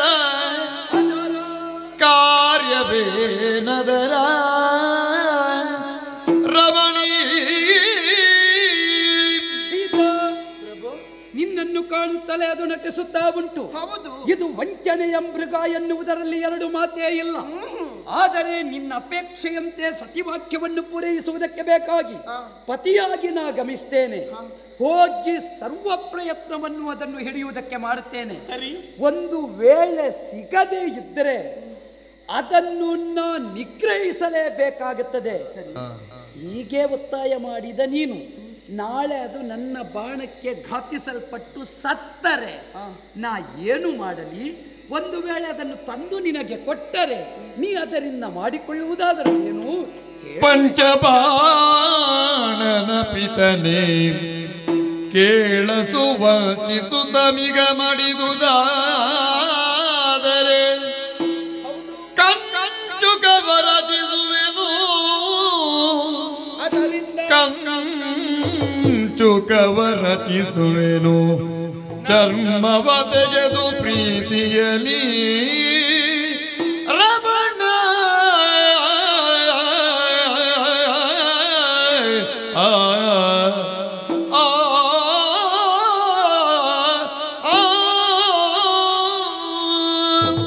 ಸ್ವಾಮಿ, ಒಂದು ವೇಳೆ ನಿಮ್ಮ ಬಾಣ ಪ್ರಯೋಗದಿಂದ ಜಿಂಕೆ ಮಡಿಯಿತು ಎಂದಾದರೆ ಹಿಡಿದುಕೊಂಡು ಬನ್ನಿ. ಹೌದು, ಅದರ ಚರ್ಮದಿಂದ ಕಂಚುಕವನ್ನು ರಚಿಸುವೆನು ನಾನು. ಆ ಮೂಲಕವಾಗಿ ಆನಂದವನ್ನು ಹೊಂದುತ್ತೇನೆ, ಸಂತೋಷ ಪಡುತ್ತೇನೆ. ಹಾಗಾಗಿ ನನಗದು ಬೇಕೇ ಬೇಕು. ಬೇಕು ಬೇಡ ಹಠ ಮಾಡಬೇಡಿ, ನನಗೆ ಬೇಕು. ಅಂತೂ ನಾ ತಂದು ಕೊಡಲೇಬೇಕು. ಒಂದು ಸಣ್ಣ ಆಸೆ ಈಡೇರಿಸುವುದಕ್ಕಾಗುವುದಿಲ್ಲ ನಿಮಗೆ? ಇಷ್ಟರವರೆಗೆ ನನ್ನಲ್ಲಿ ನೀನು ಯಾವುದನ್ನೂ ಕೇಳಲಿಲ್ಲ. ಇವತ್ತು ಯಾಕೋ ಕಾಲ ದೋಷಕ್ಕೋ ಕರ್ಮದ ಕಟ್ಟಳೆಗೋ ಬಂಧಿಯಾಗಿ ಇದನ್ನು ಕೇಳ್ತಿಂತಾದ್ರೆ ಪತಿಯಾಗಿ ನಡೆಸುವುದಕ್ಕೆ ನಾ ಬದ್ಧನೆ ಅಲ್ವಾ? ಆದರೆ ನಿನ್ನ ರಕ್ಷಣೆ ನನ್ನ ಹೊಣೆ. ಸರಿ, ಸ್ವಲ್ಪ ಬದಿಗಿರು ತಮ್ಮ ಲಕ್ಷ್ಮಣ.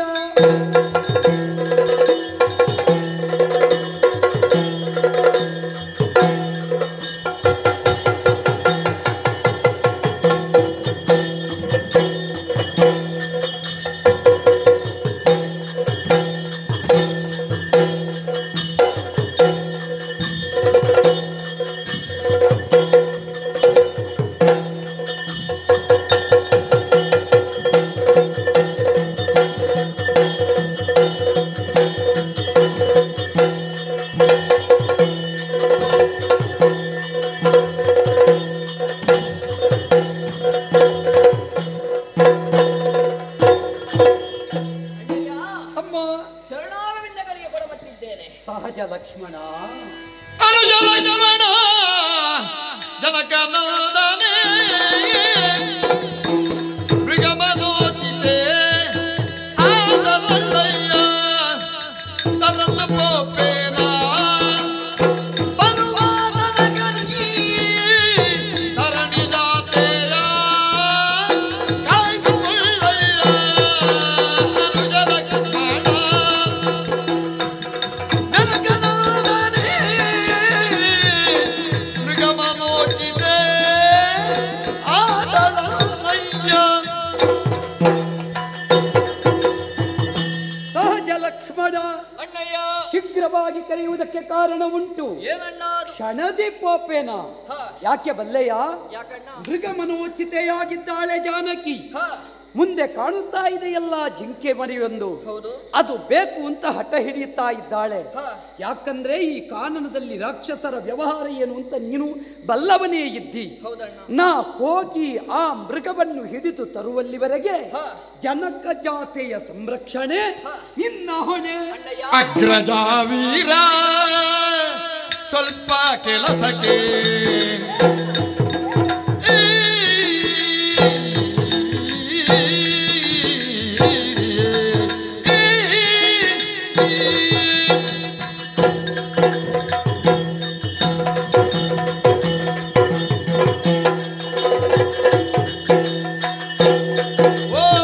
ಅಗ್ರಜ ವೀರ ಸ್ವಲ್ಪ ಕೆಲಸಕ್ಕೆ ಉಗ್ರದಿಂದಲೇ ತೆರಳಲಾಟಕ್ಕೆ ಶೀಘ್ರದಿಂದ ಕಳುಗಬಾರದೆ ಅಭ್ಯಗ್ರದಿಂದ ಕೊಂಡು ಬರುವೆನು.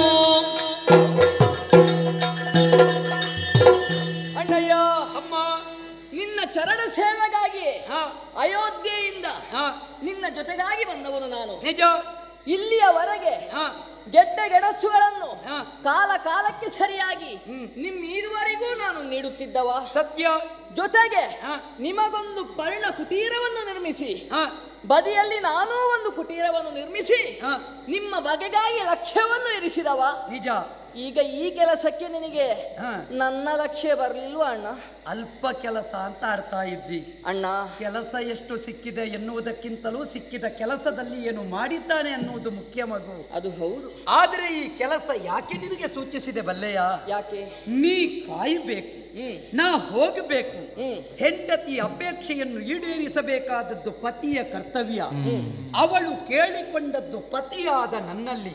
ಹಾಗಾದ ಕಾರಣ ಅದನ್ನು ನಾನೇ ಈಡೇರಿಸಬೇಕು. ನೀ ನನ್ನನ್ನು ಅಣ್ಣ, ಜ್ಯೇಷ್ಠ ಭ್ರಾತೃ, ಪಿತೃ ಸಮ ಅಂತ ಒಪ್ಪಿಕೊಳ್ಳುತ್ತೀಂತಾದ್ರೆ ಪಿತೃವಾಕ್ಯ ಅಂತ ಅಂಗೀಕರಿಸಿ ರಕ್ಷಿಸುತ್ತಾ ಇರಬೇಕು. ಇದು ರಾಮಾಜ್ಞೆ. ಖಂಡಿತ ಅಣ್ಣ. ಎಚ್ಚರಿಕೆ, ಸರಿ, ಜಾಗ್ರತೆಯಿಂದಿರು. ಆದಷ್ಟು ಬೇಗ ಬನ್ನಿ. ಬರುವಲ್ಲಿವರೆಗೆ ಹೊರಗೆ ಹೋಗಬೇಡ. ಜತನ ಶೀಘ್ರವಾಗಿ ಬರ್ತೇನೆ. ನಮಗೆ ಬುದ್ಧಿಯು ಬೇಡ. ಆ ಕ್ಷಣವೇ ಕನಕ ಮೃಗಮವು ರಾಮ ಬೆಂಬತ್ತೆ ವೇಗದೋಳು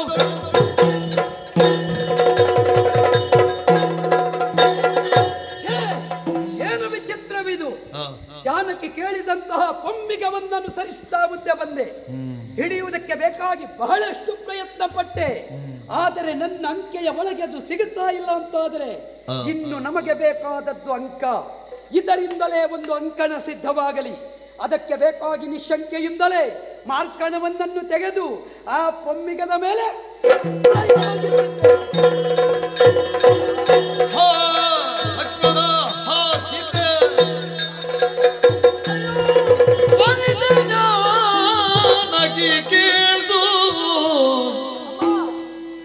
ರಾಮನೇ ನಿಜ ಮಿಲ್ದು ಮೈದಿವ್ನ ನುಳಿಂತೆಂದಳು ಮುಗುದ ಕೇಳಿದೆ ನಯ್ಯ ಮಿಗವಲ್ಲ ರಾಕ್ಷಸರು ರಘುವೀರನನು ಕೊಲ್ಲುವರೇ ಕಂದ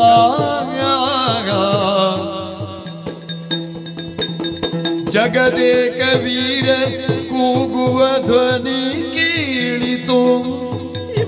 ಜಗದೇಕ ವೀರ ಕೂಗುವ ಧ್ವನಿ ಕೇಳಿತು. ಮಿಗುವರಿಗಿತು ಕಾರ್ಯ ಸಗಜ ಸೌಮಿತ್ರಿ ನೋಡಿ ಬಾರಯ್ಯ ಹೋಗಿ ಏನಾದೆಂದು ನೋಡಿ ಬಾರಯ್ಯ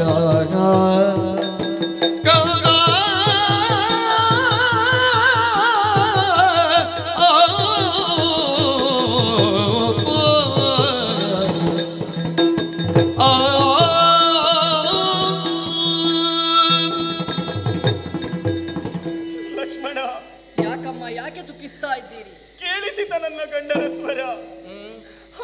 ಲಕ್ಷ್ಮಣ ಸೀತಾ ಎನ್ನುವ ಹಾಗೆ ಕಾಡಿನಲ್ಲಿ ಕಂಡಂತ ಹೊನ್ನ ಜಿಂಕೆಯ ಮೇಲೆ ಆಸೆ ಹುಟ್ಟಿತು. ನನ್ನವರು ಹೇಳಿದ್ರು ಅದು ರಾಕ್ಷಸರ ಮಾಯೆ ಎನ್ನುವ ಹಾಗೆ ಹಠ ಹಿಡಿದು ನನ್ನವರನ್ನು ಕಳುಹಿಸಿಕೊಟ್ಟೆ. ಆದರೆ ಈಗ ನನ್ನವರಿಗೆ ಏನು ಅಪಾಯವಾಗಿದೆ. ಆ ಕಾರಣದಿಂದಾಗಿ ಅವರು ಕೂಗಿ ಕರೆಯುತ್ತಾ ಇದ್ದಾರೆ. ಲಕ್ಷ್ಮಣ ಏನಮ್ಮ ಆದಷ್ಟು ಬೇಗ ಹೋಗು. ನನ್ನವರಿಗೆ ಏನು ಕಷ್ಟವಾಗಬಾರದು. ಹೋಗು ಲಕ್ಷ್ಮಣ, ಅವರನ್ನು ಕರೆದುಕೊಂಡು ರಾಮನ ಧ್ವನಿಯಲ್ಲ ಜಾನಕಿನಿ ಕೇಳುವೋ ಯಾಮಿನಿ ಚರರು ಅವಸಾನ ಕಾಲದಲ್ಲಿ ಅಮ್ಮ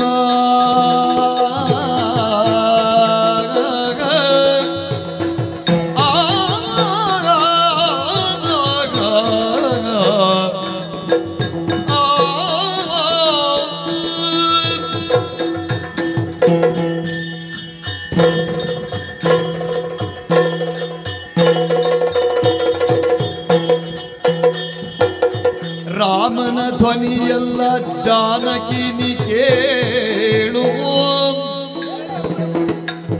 ಯಾಮಿನಿ ಚರರವಸಾನ ಕಾಲದಲ್ಲಿಗೆ ತಾಮಸದಿಂದತ್ತುದಲ್ಲದಿಯೇ ತಾಮಸದಿಂದತ್ತುದಲ್ಲದೆ ಸಂಗ್ರಾಮ ಭೀಮನ ತನುಜರು ಕೊಲ್ಲುವುದುಂಟೆ ಅಮ್ಮ ಜಾನಕಿ.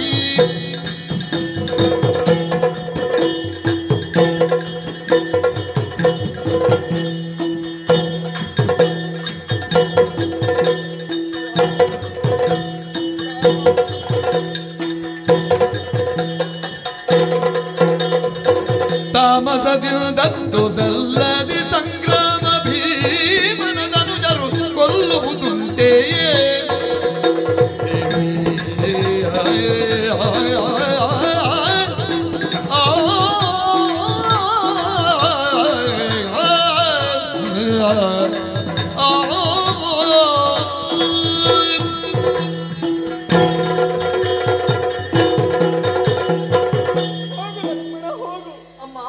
ನನ್ನವರನ್ನು ಕರೆದುಕೊಂಡು ಬಾ.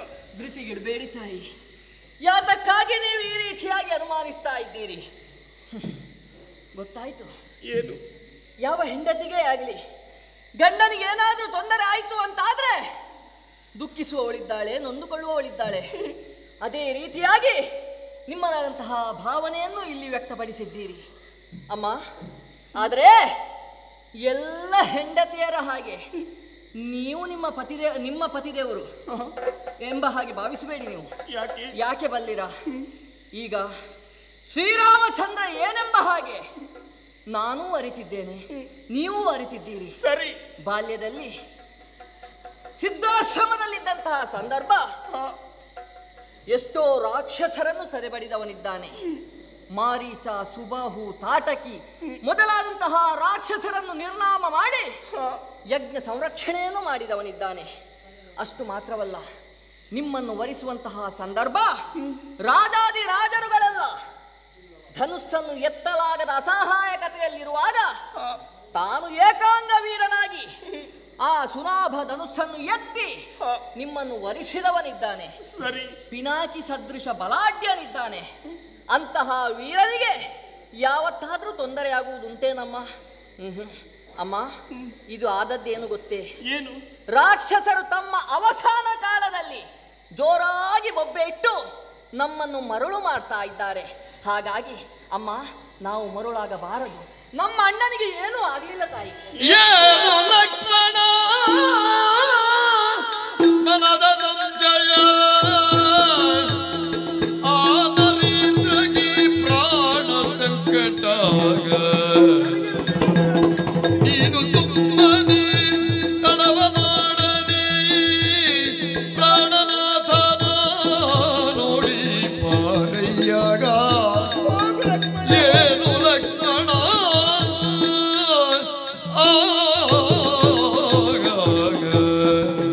ಲಕ್ಷ್ಮಣ, ಅಮ್ಮ, ನನಗೇನು ಕಿವಿ ಕೇಳಿಸುವುದಿಲ್ಲ ಎನ್ನುವ ಹಾಗೆ ಭಾವಿಸಿಕೊಂಡೆ? ಏನು?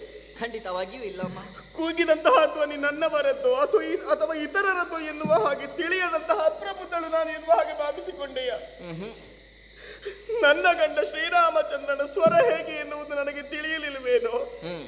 ಖಂಡಿತವಾಗಿ ಕೂಗಿ ಕರೆದದ್ದು ನನ್ನವರೇ ಹೊರತು ಅನ್ಯರಲ್ಲ. ಇದು ರಾಕ್ಷಸರ ಮಾಯೆಯೂ ಅಲ್ಲ. ನನ್ನವರನ್ನು ಕಾಣಬೇಕು. ಲಕ್ಷ್ಮಣ, ಹೋಗು ಲಕ್ಷ್ಮಣ, ಕರೆದುಕೊಂಡು ಬಾ, ಕರೆದುಕೊಂಡು ಬಾ. ನೀನು ತಾಯೇ ಕೇಳವ ರಾಕ್ಷಸರ್ಗಳ ಮಾಯವಲ್ಲದೇ ರಾಮನೇ ಅಲ್ಲ. ಇವನತ್ತದಿ ಬಿಟ್ಟು ಹೋದರೆ ಕಾಯಜೋಪಮ ಕೋಪಿಸುವನೋ ತಾಯೆ ಕೇಳು.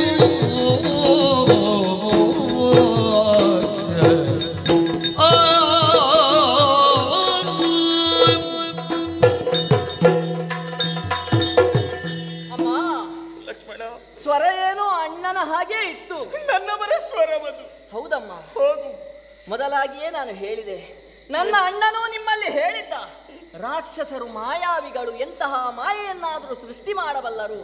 ಹಾಗಾಗಿ ಮಾಯಾವಿಗಳಾದಂತಹ ಅವರಿಗೆ ಒಂದು ಯಕಶ್ಚಿತ್ ನನ್ನ ಅಣ್ಣನ ಸ್ವರದಲ್ಲಿ ಜೋರಾಗಿ ಒಬ್ಬಿಡುವುದಕ್ಕಾಗುವುದಿಲ್ವಾ ತಾಯಿ? ಅದನ್ನು ನೀವು ಯಾಕೆ ಆಲೋಚಿಸ್ತಾ ಇಲ್ಲ? ಒಮ್ಮೆ ಆಲೋಚಿಸಿ ಅಮ್ಮ. ಏನು?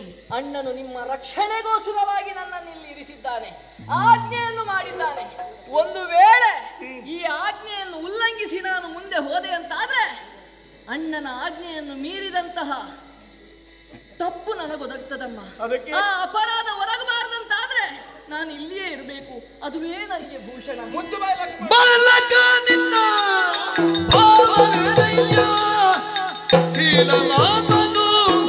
ಅಳಿದ ಮೇಲನ್ನ ಆಡುವೆನೆಂಬ ಆಸೆಯಿಂದಲೇ ಆಲಸ್ಯದಿಂದ ಕುಳಿತ ನಿಶ್ಚಯ. ಏನಯ್ಯ ಏನು? ಅಣ್ಣ ಈಗ ತಾನೇ ಬರ್ತಾನೆ. ಹೋಗು ಹೋಗು ಎನ್ನುವ ಹಾಗೆ ಹೇಳಿದ ಆಲಸ್ಯ ಮಾಡುತ್ತಾ ಇದ್ದೀಯ. ಅಮ್ಮ, ಯಾಕಮ್ಮ ಈ ಅರ್ಥವಾಯ್ತು. ಏನು? ಇಲ್ಲಿಯ ತನಕ ನಿನ್ನನ್ನು ನನ್ನ ಮೈದುನ ಎನ್ನುವ ಹಾಗೆ ಕಂಡವಳಲ್ಲ, ನನ್ನ ಮಗ ಲಕ್ಷ್ಮಣ ಎನ್ನುವ ಹಾಗೆ ಪ್ರೀತಿಯಿಂದ ಕಂಡುಕೊಂಡವಳು. ನನಗೂ ಗೊತ್ತಿದೆ ತಾಯಿ. ಆ ಕಾರಣದಿಂದಾಗಿ ಹೋಗಿ ಕರೆದುಕೊಂಡು ಬಾ ನನ್ನ ಗಂಡನನ್ನು, ಹೋಗು ರಕ್ಷಿಸಿ ಎನ್ನುವ ಹಾಗೆ ಕಳುಹಿಸಿದ್ರೆ ಕಾರಣಗಳನ್ನು ಹೇಳುತ್ತಾ ಇಲ್ಲೇ ಉಳಿಯುವುದಕ್ಕೆ ನೋಡುತ್ತಾ ಇದ್ದೀಯಾ? ಅರ್ಥವಾಯ್ತು. ಏನಮ್ಮ ಅರ್ಥ? ನಿನ್ನ ಮನಸ್ಸಿನ ಭಾವನೆ ಅರ್ಥವಾಯಿತು.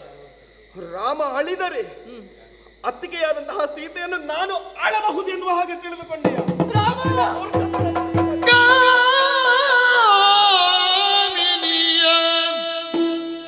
ಕಠಿಣ ತರವ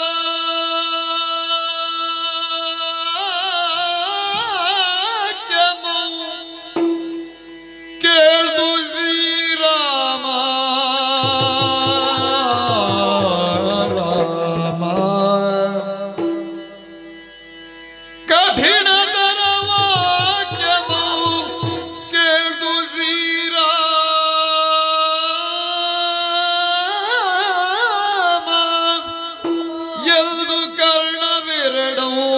ಮುಚ್ಚಿ ಭೂಮಿಯೊಳಗೇಳಾದ್ಯಯೋ ಬರೆದಿದಂ ಮೀರಿ ಮುಂದಡಿಗಿದ ಇಡದಿರುವುದು ಸೋಮಾರ್ಕ ಭೂಮಿ ದೇವಿಯ ಸಾಕ್ಷಿಯಾಗಿಟ್ನೋ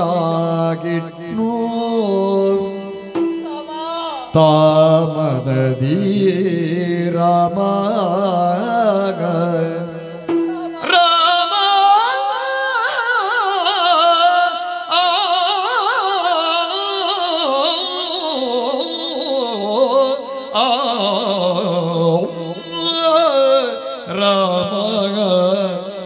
ರಾಮ ರಾಮ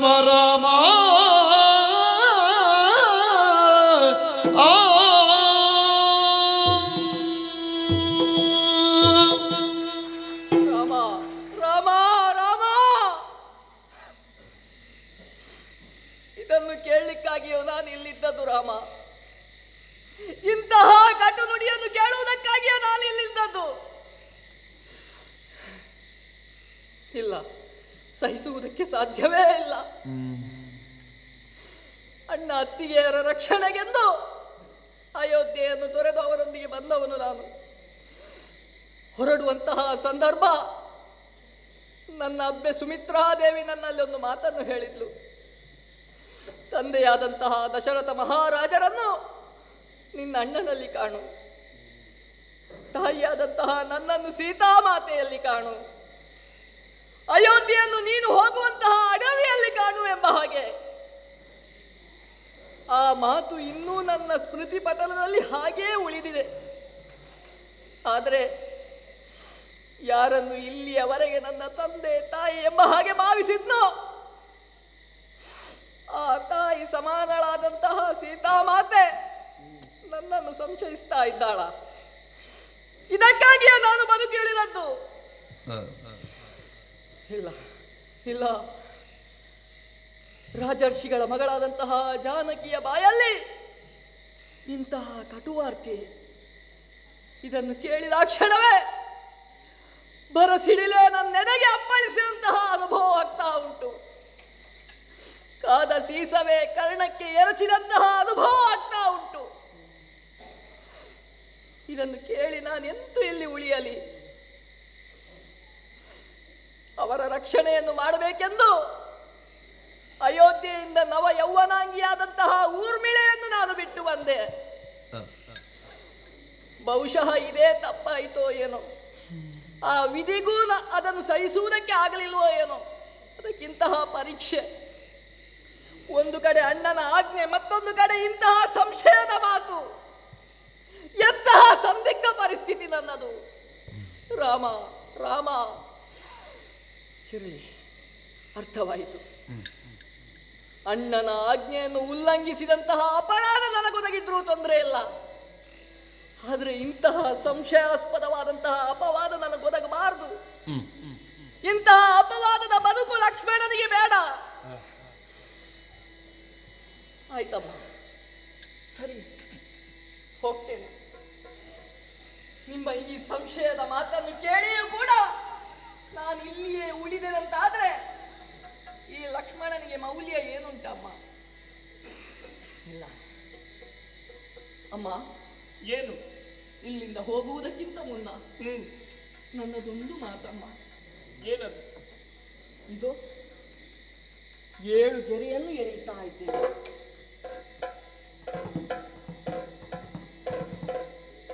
ಅಮ್ಮ, ಇಲ್ಲಿ ಬರೆದಂತಹ 7 ಗೆರೆಗಳು, ಇದಕ್ಕೆ ಲಕ್ಷ್ಮಣ ರೇಖೆ ಎಂಬ ಹಾಗೆ ಹೆಸರಮ್ಮ.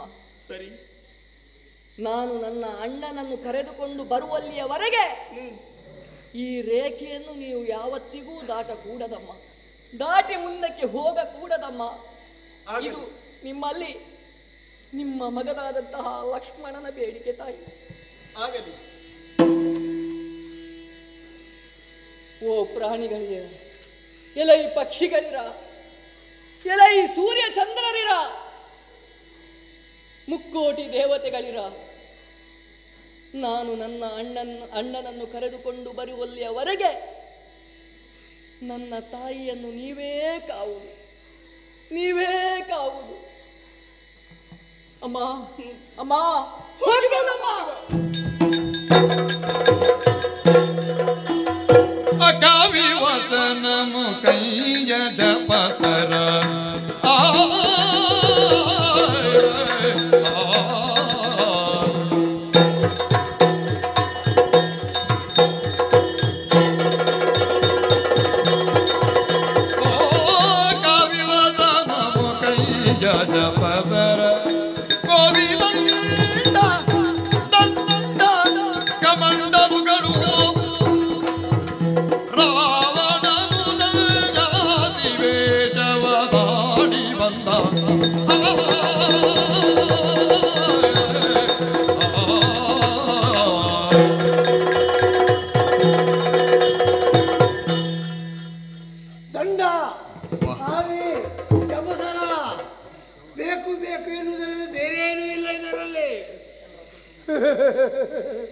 ಪರಿಚಯ ಆಯ್ತು ಸ್ವಾಮಿ ನಂದು.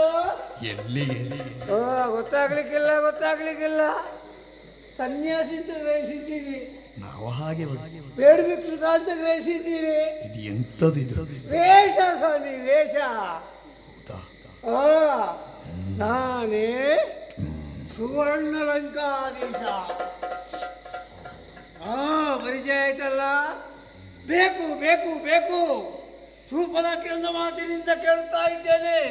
ಅವಳೇ ಬೇಕು, ಸೀತೆ ಬೇಕು ಎಂಬುದಾಗಿ. ಸರಿ. ಅವಳನ್ನು ಒಯ್ಯುವುದಕ್ಕಾಗಿ ಮಾವನನ್ನು ಸರಿದಾರಿಗೆ ತರುವುದಕ್ಕೆ ಬೇಚಾಡಿದ್ದೇನೆ. ಎಷ್ಟು ನಿಮ್ಗೆ ಗೊತ್ತಾ? ನಾ ಯಾರು ಬರದಿದ್ದು ನನ್ನ ಮಾವು ದಾರಿಗೆ ಬರ್ತಾನೆ ಎಂಬ ಧೈರ್ಯ ನನಗೆ. ಬಂದಿದ್ದೇನೆ. ಸರಿ. ಮಾವನ ಬುದ್ಧಿವಂತಿಗೆ ನನ್ನ ಮಾವನ ಮಂಡಿಗೆ ಕೊಡಬೇಕು, ಮೆಚ್ಚಲೇಬೇಕು. ದಾರಿ ನೇರವನ್ನಾಗಿಸಿದ್ದೇನೆ. ಇದೀಗ ಕೊಂಡಾರಣ್ಯದಲ್ಲಿ ಒಬ್ಬಳೇ ಇರುವುದು ಸೀತೆ ಮಾತ್ರ. ದಾರಿ ನೇರ, ವೇಷ ಹೀಗೆ.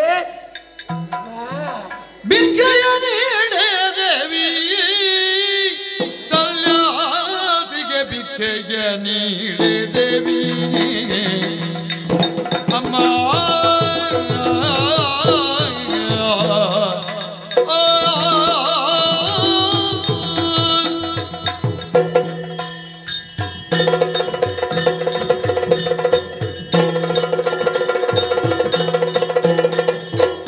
ಭಿಕ್ಷೆಯ ನೀಡೆ ದೇವಿ, ಸನ್ಯಾಸಿಗೆ ಭಿಕ್ಷೆಯ ನೀಡೆ ದೇವಿ.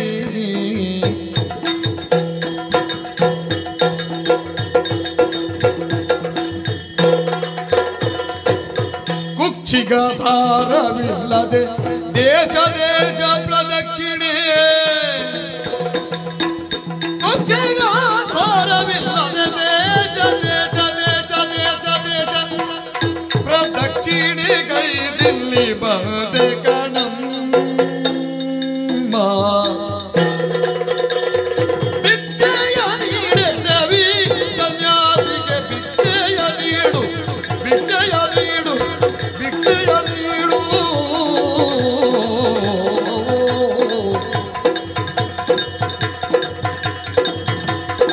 ನೀಡು ಸನ್ಯಾಸಿಗೆ ಭಿಕ್ಷೆಯ ನೀಡೆ ದೇವಿ. ಇಲ್ಲ, ಮಾತು ಬರುವುದಿಲ್ಲ. ಯಾಕೆ? ದೇಶ ದೇಶ ತಿರುಗಾಟ ಮಾಡಿದವ, ನಡೆದಾಟ, ಕುಡಿದಾಟ ಹೋಗುದಲ್ಲದೆ ಯಾರು ಕೊಡುವುದಿಲ್ಲ. ಇಲ್ಲ, ಹಸುವೆ ಎಂಬುದು ಯಾರನ್ನೂ ಬಿಟ್ಟದ್ದಿಲ್ಲ. ಹಸುವೆ ತಾಳಲಾರೆ, ಭಿಕ್ಷೆ ನೀಡಮ್ಮ, ಲೇಸಾಯಿತಯ್ಯ ಸನ್ಯಾಸಿಯೇ ನಿಮ್ಮ ಚರಣಕ್ಕೆ ಸಾವಿರ ಶರಣೆಂಬೆ ನಾನು ಬೇಸರಟ್ಟಿತು ನಿಮ್ಮ ಪಾದ ದರ್ಶನದಿ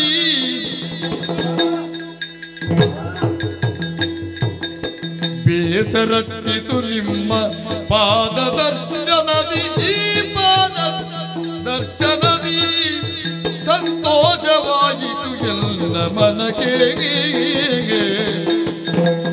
ಲೇಸಾಗಿತಯ್ಯ ಸನ್ಯಾಸಿ ಅಮ್ಮ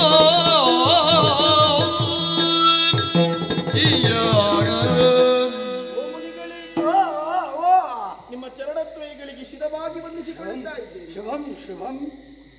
ಸಂತೋಷವಾಯಿತು.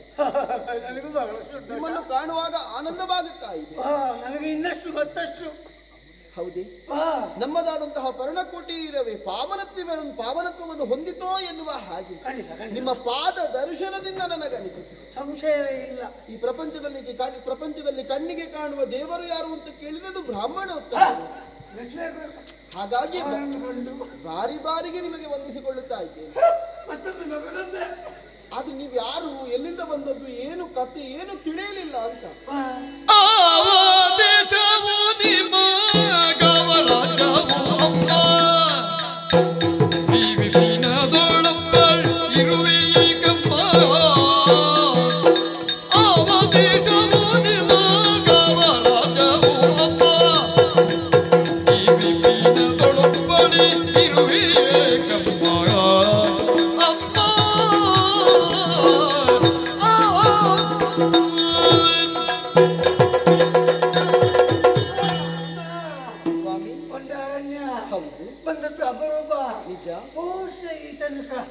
ಇಂಥವರನ್ನು ಕಂಡದ್ದಿಲ್ಲ. ಇದೇ ಹೊಸತ್ತು. ಇದು ಬಹಳ ವಸ್ತು. ಇಲ್ಲಿಯ ತನಕ ನೋಡಿದ್ದೇ ಇಲ್ಲ. ನೋಡಿರ್ಲಿಕ್ಕಿಲ್ಲ. ಅದ್ಭುತ. ಹೌದು, ಇದೆ ಅಂತ ಅನಿಸಿರ್ಬಹುದು ನಮಗೆ. ಅದಲ್ಲ, ಇದೆಲ್ಲ ಕೇಳ್ತೀನಿ. ನಿಮ್ಮ ದೇಶ, ಊರು, ಸಂಬಂಧಿಕರು, ಬಂಧು ಬಳಗ ಗೊತ್ತಾಗ್ಲಿಲ್ಲ. ನನ್ನ ಪರಿಚಯ ದೇಶ ಯೋಗ್ಯ ಪುರವಾಸಿಗಳಯ್ಯ ಸೂರ್ಯ ಕುಲದ ರಸುಗಣೋ ವಾಸಿ ಪಂಥದ ಮೇಲೆ ಸೋದರ ಸಗಿತಿಲ್ಲಿ ವಾಸಿ ಪಂಥದ ಮೇಲೆ ಸೋದರ ಸಗಿತಿಲ್ಲಿ ವಾಸವಾಗಿ ಗನಿಲ್ಲ ರಮಣ ಲೇದಾಯಿತು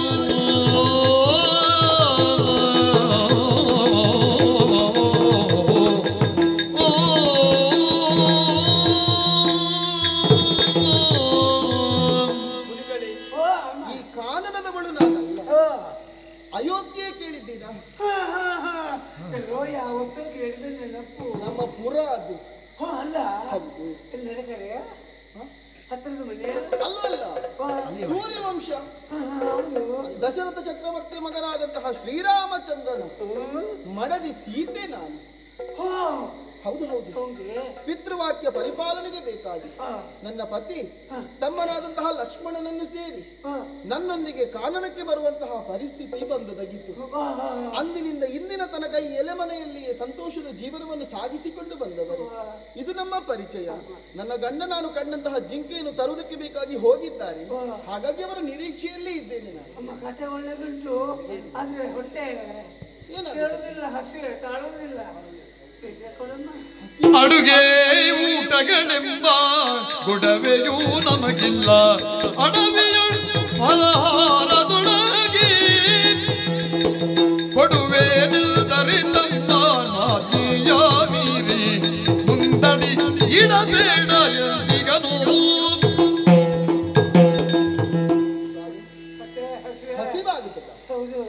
ಒಂದು ವೇಳೆ ಅಯೋಧ್ಯೆಯಲ್ಲಿ ನಾನಿರುವಂತಹ ಕಾಲಕ್ಕೆ ಬಂದು ಏನಾದರೂ ಕೊಡಿ ಎನ್ನುವ ಹಾಗೆ ಕೇಳುತ್ತಿದ್ದರೆ ಮೃಷ್ಟಾನ್ನ ಭೋಜನವನ್ನೇ ಸವಿಯುವುದಕ್ಕೆ ನಿಮಗೆ ಅವಕಾಶ ಸಿಗುತ್ತಿತ್ತು. ಇದು ಕಾಡಲ್ವೇ? ಕಾಡಿನಲ್ಲಿ ನಾವು ಏನೂ ಬೇಯಿಸುವುದೇ ಇಲ್ಲ. ಒಲೆ ಹಚ್ಚದೆ ಅದೆಷ್ಟೋ ದಿವಸಗಳೇ ಆಯ್ತು. ಕಾಡಿನಲ್ಲಿರುವುದು, ಕಾಡಿನಲ್ಲಿ ಸಿಗುವಂತಹ ಹಣ್ಣು ಹಂಪಲು ಗೆಡ್ಡೆ ಗೆಣಸು ಇದನ್ನೇ ತಿಂದು ನಮ್ಮ ಜೀವನ. ನಿಮ್ಗೆ ಬೇಯಿಸಿದ್ದಾಗಬೇಕಂತಿಲ್ಲ. ಹಾಗಾದ್ರೆ ನಾವು ತಿನ್ನುವಂತಹ ಹಣ್ಣು ಹಸಿವೇನು ದೂರೀಕರಿಸುವುದಕ್ಕೆ ಯಾವುದಾದರೆ ಹೌದಾ? ಹಾಗಾದ್ರೆ ಆದೀತಾ? ಹಾಗಾದ್ರೆ ಅದನ್ನೇ ಕೊಡು.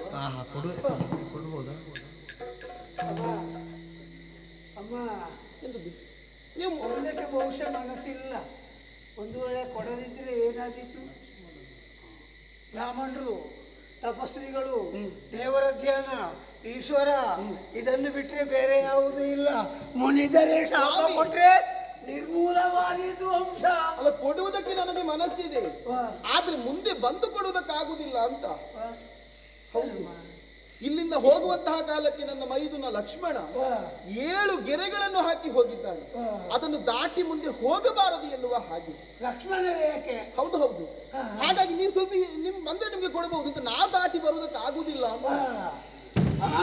ನೆವನಗೆಳುವುದೇತಕ್ಕೆ ನಾದೇಗಿಗೆಂದರೆ ನಾಂದಿಗೆ ನಲವುದೇ ಶಿವನಾನಿನ 3 ದಿನದುಳ್ಳು ಒಂದಾಹಾರವ ಕೊಳ್ಳದಿದ್ದು ಹಸಿದು ಬಂದವನು ನೆವನಗೆಳುವುದೇತಕ್ಕೆ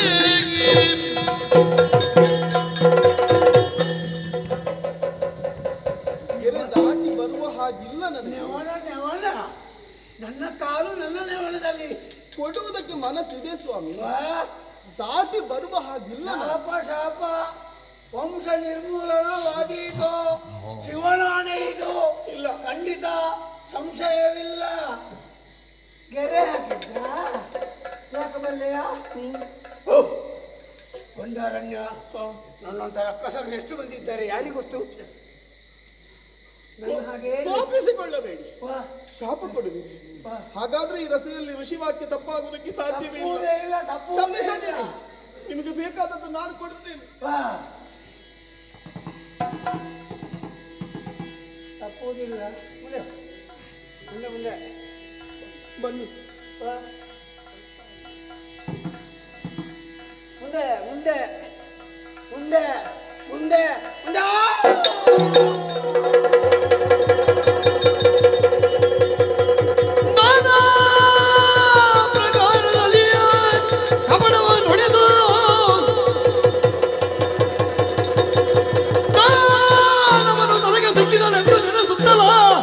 ತಂಬೆಯ ರಥದಿ ಕುಳ್ಳಿರಿಸುತ್ತ ಐದದ ಭಾನು ಮಾರ್ಗದಿ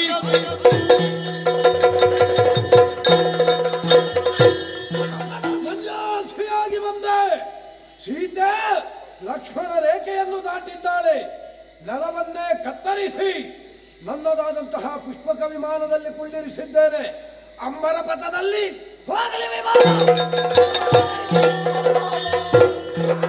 ಕೆಣ್ಣು ಜಾಮವೇ ಸಾಕು ಎನ ಕಂಡು ಮರೆಗಿರೋ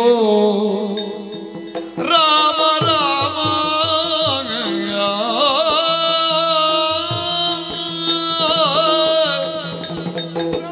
ಬಂದು ಕಣ್ಣಿಲಿ ಕಾಣದಾರದೆ ಎನ್ನ ವಿಧಿಯ ಶ್ರೀರಾಮ ರಾಮ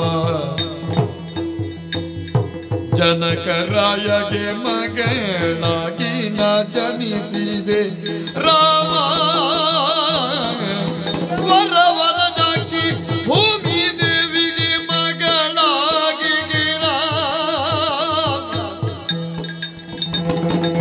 ಕೆಣ್ಣು ಜನ್ಮವೇ ಸಾಕು ಎನ ಕಂಡು ಮರೆಗಿರೋ ರಾಮ ರಾಮ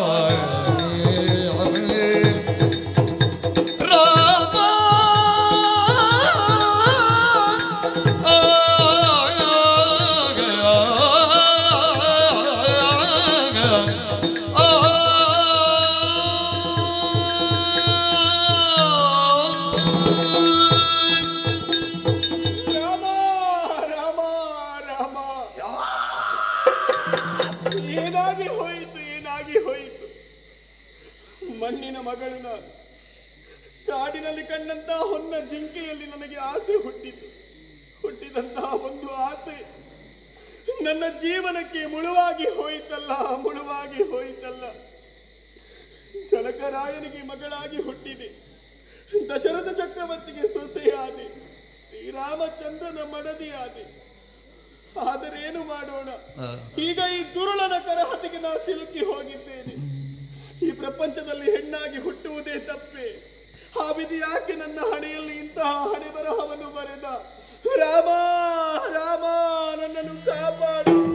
ಚರಣ ಜನರದಿಗ ಸಾಧುಗಳರದ ಬಲಧೀರವರ ಪಕ್ಷಿ ರಾಜ ಸನ್ಮಾರ್ಗಜವು ಸಂಚರಣದಂತರಮ ಕರುಣ ಚರದಿಯಗ ಜಟಾಯು ಬಂದು ತನುಜವು ತರದಿಂತೆಂದನು.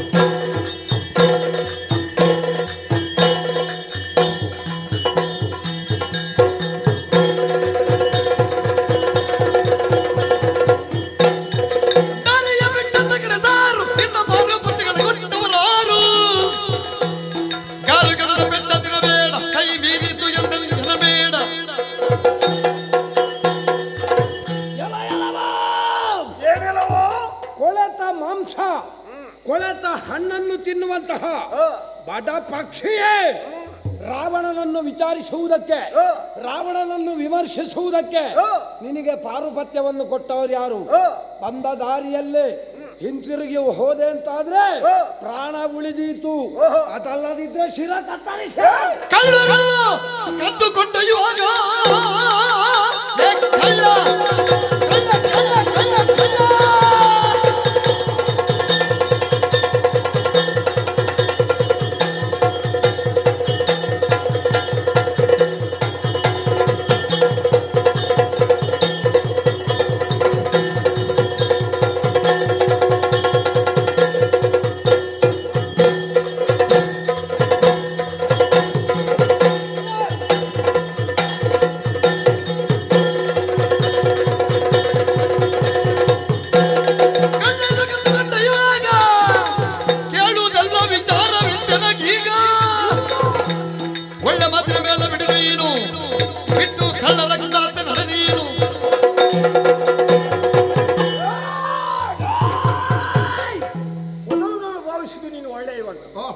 ಈಗ ಗೊತ್ತಾಯ್ತು ಏನು ಚೋರತನವನ್ನು ಮಾಡುವಂತಹ ಕೆಲಸ ನಿನಗೆ ಮೊದಲಿನಿಂದಲೇ ಹುಟ್ಟಿಕೊಂಡಿದೆ ಅಂತ. ಓಹೋ, ನನ್ನನ್ನು ಕಳ್ಳ ಅಂತ ಸಂಬೋಧಿಸಿದ. ಹೌದು.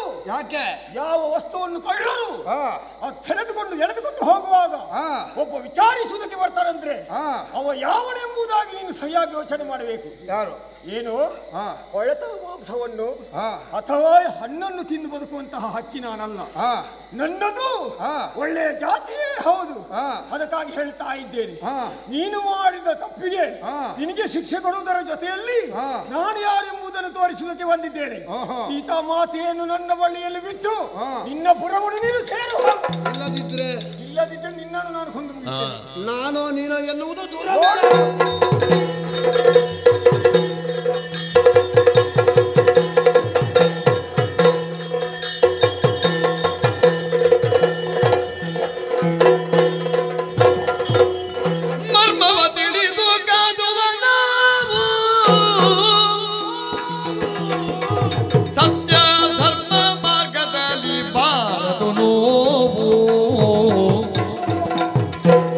ಶರ್ಮ ಬಿಡಿದು ಸೆಣಸಿದೆವಲ್ಲ,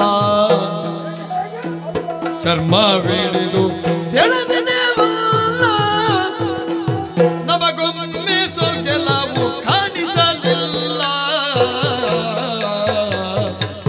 ಮರ್ಮವ ತಿಳಿದು ಗೆದವ ನಾವು ಸತ್ಯ ಧರ್ಮ ಮಾರ್ಗದಲ್ಲಿ ಬಾರದು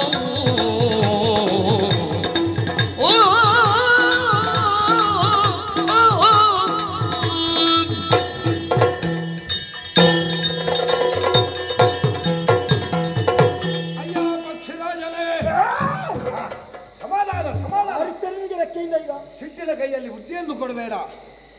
ಸಿಟ್ಟು ಬರುವುದಕ್ಕೆ ಮಾಡಿದ್ದು ನೀನೆ. ಪುಣ್ಯಾತ್ಮ, ನಿನ್ನನ್ನು ನೋಡಿದರೆ ನಿನ್ನ ಸಾಮರ್ಥ್ಯಕ್ಕೆ ಎಂತವನಾದರೂ ಬೆರಗಾಗಲೇಬೇಕು. ಇಲ್ಲದಿದ್ರೆ ಕೇವಲ ಪಕ್ಷಿ ಜಾತಿಯಲ್ಲಿ ಹುಟ್ಟಿದಂತಹ ನೀನು ನನ್ನಂತಹ ಸಾಮರ್ಥ್ಯವಂತನ ಬಲವನ್ನೇ ಸಾಕು ಅನ್ನುವಷ್ಟು ಮಟ್ಟಿಗೆ ಹೊರಚಾಡಬೇಕು ಅಂತ ಆದ್ರೆ ನಿನ್ನ ಸಾಮರ್ಥ್ಯ ಎನ್ನುವುದು ಅತೃಳವಾದುದು. ಅಮಮ. ನೀನು ಒಂದು ಊರಿಗೆ ರಾಜನಾದ್ರೆ ನಾನು ಕೂಡ ಪಕ್ಷಿರಾಜನೇ ಆಗಿದ್ದೇನೆ. ಸರಿ, ಆದ್ದರಿಂದಲೇ ನಿನ್ನನ್ನು ಪಕ್ಷಿರಾಜ ಎನ್ನುವ ಹಾಗೆ ಹೇಳಿದ್ದು. ಈಗ ನಾವು ಇಬ್ಬರು ಯುದ್ಧವನ್ನು ಪ್ರಾರಂಭಿಸಿದ್ದೇವೆ. ಏನು ಜನ ಉಂಟು ಬರುವುದಕ್ಕೆ? ಹಾಗಲ್ಲ, ಈಗ ಇವಳ ಒಬ್ಬಳ ಪ್ರಕರಣದಲ್ಲಿ ನಮ್ಮ ಯುದ್ಧ ಈಗ ತೀರ್ಮಾನ ಆಗಲಿಕ್ಕೆಲ್ಲ. ಹೀಗೆ ನಾವು ಕಾದಾಟ. ಈಗ ನಾನು ಬಡಿದದ್ದು ನಿನಗೆ. ಹೌದಪ್ಪ, ಈಗ ನೀನು ಬಡದದ್ದು ಹೌದು, ನನಗೆ ನೋವಾದದ್ದು ಹೌದು. ಹಾಗಂತ ಏನಾದ್ರೂ ಘಾತಿಯಾಗಿದ? ಸೋಲು ಒಪ್ಪಿಕೋ. ಹಾಗಾದ್ರೆ ಸೋಲು ಒಪ್ಪಿಕೊಳ್ಳುವುದಕ್ಕಾಗುವುದಿಲ್ಲ. ಯಾಕೆ? ನಾವು ಇದೇ ರೀತಿಯಾಗಿ ಹೊಡೆದಾಟವನ್ನು ಮಾಡಿದೆವು ಅಂತಾದ್ರೆ ಇನ್ನು 4 ದಿವಸ ಕಳೆದ್ರೂ ಈ ಪ್ರಸಂಗ ಮುಗಿಯುವುದಿಲ್ಲ. ಇದು ಮುಗಿಬೇಕಾದ್ರೆ ಏನು ಮಾಡಬೇಕು? ಅದಕ್ಕೆ ಒಂದು ದಾರಿ ಉಂಟು. ನಾವೊಂದು ಧರ್ಮವನ್ನು ಆಚರಿಸಿದ್ರೆ ಹೇಗೆ?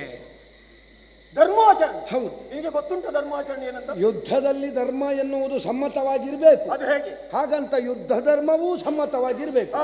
ಈಗ ನಾವು ಇದೇ ರೀತಿಯಾಗಿ ಕಾದಾಟ ಮಾಡಿದ್ರೆ ನನಗೂ ನೋವಾಗುವುದಿಲ್ಲ, ನಿನಗೂ ನೋವಾಗುವುದಿಲ್ಲ. ಈಗ ಒಂದು ಪ್ರಕರಣ ಇತ್ಯರ್ಥ ಆಗಬೇಕಾದ್ರೆ ಹೇಗೆ? ಮುಗಿಬೇಕಾದ್ರೆ ಏನು ಮಾಡಬೇಕು? ನನ್ನ ಮರ್ಮ ಏನು, ನಿನ್ನ ಮರ್ಮ ಏನು ಎನ್ನುವುದು ನಮಗಿಬ್ಬರಿಗೂ ಗೊತ್ತಾಯಿತು ಅಂತಾದ್ರೆ ನನ್ನ ಮರ್ಮಸ್ಥಾನಕ್ಕೆ ನೀನು ಅಥವಾ ನಿನ್ನ ಮರ್ಮಸ್ಥಾನಕ್ಕೆ ನಾನು ಹೊಡೆಯುವಂತಹ ಅಥವಾ ಪ್ರತಿರೋಧವನ್ನು ಮಾಡುವಂತಹ ಕಾರ್ಯದಲ್ಲಿ ಮುಂದಾಗಬಹುದು. ಆದ್ರಿಂದ ನಾನು ಕೇಳುವುದು, ನಾವು ನಮ್ಮ ಮರ್ಮಸ್ಥಳ ಎಲ್ಲಿ, ನಮ್ಮ ಪ್ರಾಣ ಇರುವಂತಹ ಮರ್ಮಸ್ಥಳ ಯಾವುದು ಎನ್ನುವ ಹಾಗೆ ಅರ್ಥವಿಸಿಕೊಂಡು ಕಾದಾಟ ಮಾಡಿದ್ರೆ ನಾನು ಸೋತ್ರೆ ಆಯ್ತಲ್ಲ, ನೀನು ಸೋತ್ರೆ ಆಯ್ತಲ್ಲ. ಈಗ ಒಮ್ಮೆ ಸೋತ ಆಗಿದೆ. ಹೌದು. ಇನ್ನು ಮರ್ಮವನ್ನು ಇಟ್ಟು ಯುದ್ಧ ಮಾಡಬೇಕು. ಈಗ ಸೋತವ ನಿನ್ನ ಮರ್ಮ ಎಲ್ಲಿ ಅಂತ ನೀನು ಹೇಳು. ಈಗ ಸೋತದ್ದು ಸೋಲಲ್ಲ, ಮರ್ಮ ತಿಳಿದ ಮೇಲೆ ಹೊಡೆಯುವುದುಂಟಲ್ಲ, ಅದರಲ್ಲಿ ಸೋಲು ಬರುವುದು. ಹಾಗೆ ನಿನ್ಗೆ ಹೇಳ್ಬಹುದಿಲ್ಲ ನಿನ್ನಲ್ಲಿ ಬಲ ಎಲ್ಲಿ ಹೆಚ್ಚು ಅಂತ. ನನ್ನ ಬಲ? ಹೌದು. ಅಲ್ಲ, ನಿನ್ನದೆಲ್ಲಿ? ನನ್ನದು. ನಾವು ಯಾರು ಗೊತ್ತಾ? ಯಾರು? ಹಕ್ಕಿ ಪಕ್ಷಿಯ ಪಕ್ಷಿ ಜಾತಿಗೆ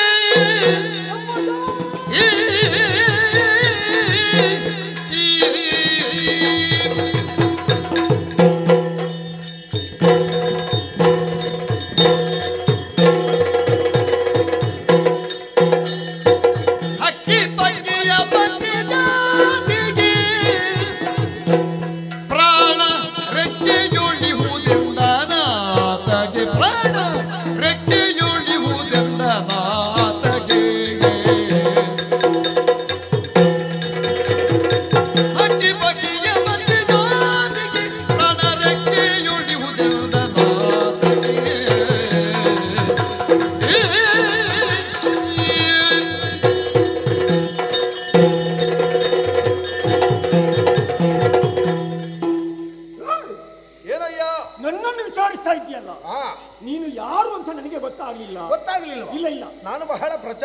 ಹೇಳಿದ್ದೇನೆ. ಹೌದೌದು. ಏನು ಪ್ರಚಾರ ಅಂದ್ರೆ? ನಾನು ಸುವರ್ಣ ಲಂಕಾಧೀಶ. ವರ್ಣಲಂಕಾಧೀಶ ಅದು ನಾನೇ ಅಲ್ವಾ? ರಾವಣೇಶ್ವರ. ಮತ್ತೆ ದಶಕಂಠ. ಹೌದಾ? ರವತೀತಿ ರಾವಣ ಸವೇವ ರಾವಣ ರಾವಣೋ ಲೋಕ ರಾವಣ. ನೀನು ಬಾಯಿಂದ ಆಡಿದ್ದು ಮಾತ್ರ, ಅಷ್ಟರಲ್ಲಿ ಮಾತ್ರ ನಿನ್ನದಿರುವುದು ಬಲ ಇಲ್ಲ ಅಂತ ನನಗೆ ಗೊತ್ತಾಯ್ತು. ಪರಮೇಶ್ವರನೇ ಮೆಚ್ಚಿ ಒಲ್ಲಿದ್ದಲ್ವ ಅದು? ಹೌದಾ? ಸರಿ, ಈಗ ನನ್ನನ್ನು ವಿಚಾರಿಸ್ತಾ ಇದ್ದೀಯಲ್ಲ? ಹೌದು. ನಾವು ಹಕ್ಕಿ ಜಾತಿಗಳು. ಹೌದು. ನೀನು ಯಾರು? ನಾನು ಜಟಾಯು. ಹೌದಾ? ಹೌದೌದು. ಜಟಾಯು ಅಂತ ಹೇಳಿದ್ರೆ ನೀನು ನಾನೇ ಅರುಣನ ಮಗ. ಹೌದಾ? ಅಯ್ಯೋ, ಪಕ್ಷಿಗಳಾದಂತಹ ನಮ್ಗೆ ಒಂದು ಕಡೆಯಿಂದ ಮತ್ತೊಂದು ಕಡೆ ಹಾರಬೇಕಾದ್ರೆ ಎರಡೂ ಬದಿಯ ರೆಕ್ಕೆಯನ್ನು ಸರಿಯಾಗಿ ಬೀಸಿಕೊಂಡು ಹೌದೌದು ನಾವು ಈ ಆಕಾಶ ಪಥದಲ್ಲಿ ಹೋಗುವುದು. ಹಕ್ಕಿಗೆ ರೆಕ್ಕೆಯ ಬಲ, ಹೌದು. ಭಾವನಿಗೆ ಭಾವನ ಬಲ, ಅದೊಂದು ರೂಢಿಯಲ್ಲೊಂದು ಮಾತುಂಟು. ಸರಿ, ಹಕ್ಕಿಗಳಾದಂತಹ ನಾವು ಒಂದೊಮ್ಮೆ ರೆಕ್ಕೆಯನ್ನು ಕಳೆದುಕೊಂಡ್ರೆ ನಮ್ಗೆ ಮತ್ತೆ ಎಲ್ಲಿಗೂ ಹೋಗುವುದಕ್ಕೆ ಸಾಧ್ಯ ಇಲ್ಲ. ಹಾಗಾಗಿ ಹೇಳ್ತಾ ಇದ್ದೇನೆ, ನಮ್ಗೆ ಮರಣ ಬರುವುದಿದ್ರೆ ರೆಕ್ಕೆ ಕಳೆದುಕೊಂಡು ಮಾತ್ರ ನಾವು ಹೋಗುದು.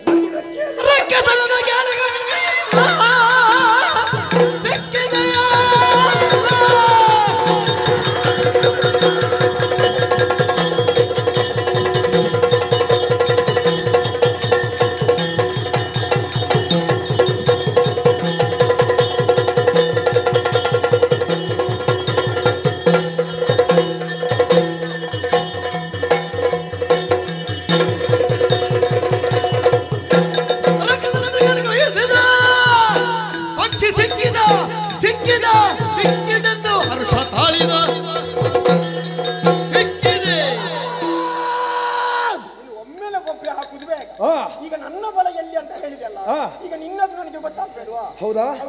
ನನ್ನ ಬಲ ರಾವಣನ ಬಲ. ರಾವಣನ ಮರ್ಮಸ್ಥಾನ ಯಾವುದು ಅಂತ ಕೇಳ್ತಾ ಇದ್ಯಾ? ನನ್ನ ಎಡಗಾಲ ಮುಂಗುಷ್ಟ. ಓ, ನಿಂಗೆ ಅಲ್ಲಿ ಬಲ. ಬಡ ಪಕ್ಷಿಯೇ, ಬಿಡು. ನಿನ್ನ ಪ್ರಾಣ ರೆಕ್ಕೆಯಲ್ಲಿ, ರೆಕ್ಕೆಯಲ್ಲಿ, ರೆಕ್ಕೆಯಲ್ಲಿ.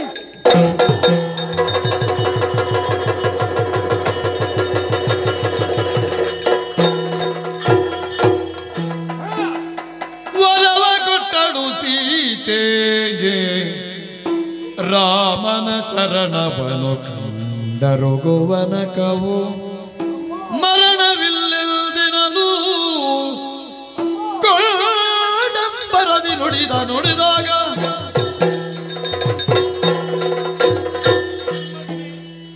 ನನ್ನನ್ನು ಉಳಿಸುವುದಕ್ಕಾಗಿ ಬಂದವನಿ ರಾವಣನ ಮೋಸದ ಮಾತಿಗೆ ಬಲಿಯಾಗಿ ಹೋದೆಯ. ಆದರೊಂದು ನನ್ನ ಪ್ರಭು ಶ್ರೀರಾಮಚಂದ್ರ ಬಂದು ಅದರಲ್ಲಿ ಇಲ್ಲಿ ನಡೆದಂತಹ ಘಟನೆಗಳನ್ನು ವಿವರಿಸುವ ತನಕ ಇದ ಪ್ರಾಣ ಹೀಗೆ.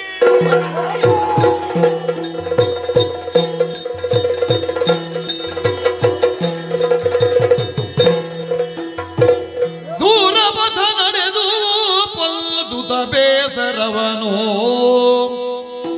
ದಾರಿಯಲಿ ಮುಂದೆ ಕಂಡರು ಜಟಾಯುವನು. ಈತ ನೆಮ್ಮಯ್ಯನಿಗೆ ಸಕನರುಣತನು ಜಾಗೆ ಮಾತನಾಡಿದು ತಮ್ಮ ಸಂಪಾದಿಗನು ಜಾಗೆ. ಆರಿಂದ ಬಂತು ನಿನಗಿ ಮರಣದುಸಗೆ ಕಾರಣವನ ಮನಗೆ ತಿಳುಗೆಂದು ದಯವೆಸಗೆ.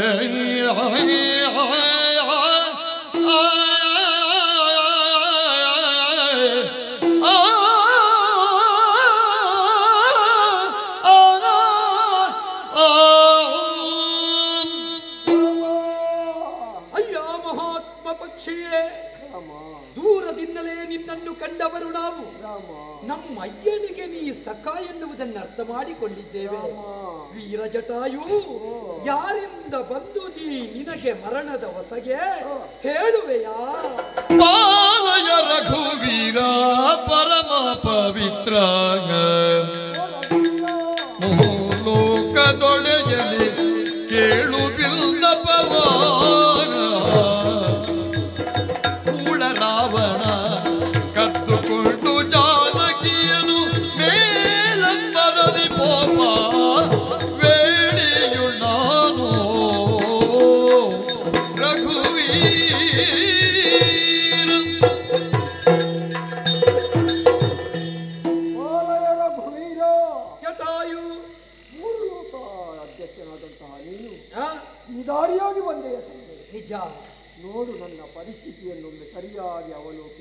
ಯಾಕೆ ಹೀಗಾಯಿತು? ಕಾರಣ ಇದೆ.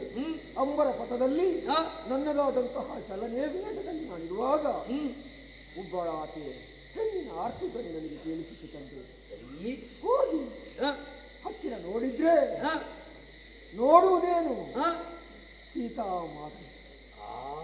ಸೀತಾಮಾತೆ ಎಂಬುದಾಗಿ ಅರಿತಂತಹ ನಾನು ಆ ಕದ್ದುಕೊಂಡು ಬಂದಂತಹ ರಾಕ್ಷಸನೊಡನೆ ಯುದ್ಧವನ್ನು ಮಾಡುವುದಕ್ಕೆ ಪ್ರಾರಂಭಿಸಿದೆ. ಪ್ರಾರಂಭ ಮಾಡಿ ಯುದ್ಧದಲ್ಲಿ ನಾನೇ ಗೆಲುವನ್ನು ಸಾಧಿಸಿದೆ. ಏನಾಯಿತು? ಆದ್ರೆ ಏನು ಮಾಡುವ, ಆ ರಾಕ್ಷಸನ ಮೋಸವೇ ಬೇರೆ ಆಗಿ ಹೋಯಿತು. ಅಂದರೆ ಅವ ಯುದ್ಧ ನಿಲ್ಲಿಸಿ ಕೇಳಿದ್ದೇನು ಗೊತ್ತಾ?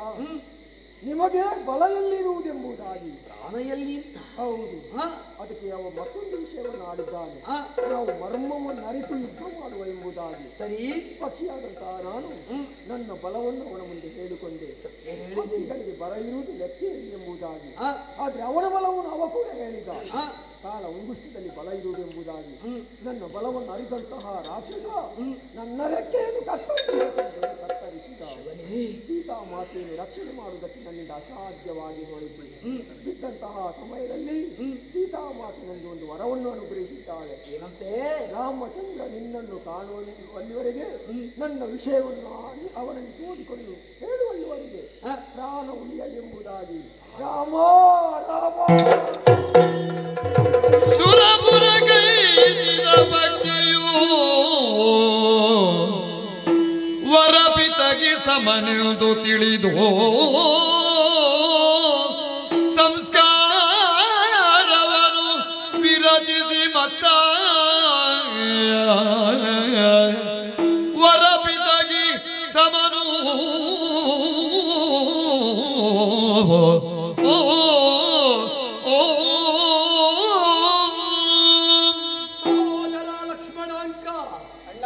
ಎಂತಹ ದುರಂತವನ್ನು ನಾವು ಕಾಣುತ್ತಾ ಇದ್ದೇವೆ.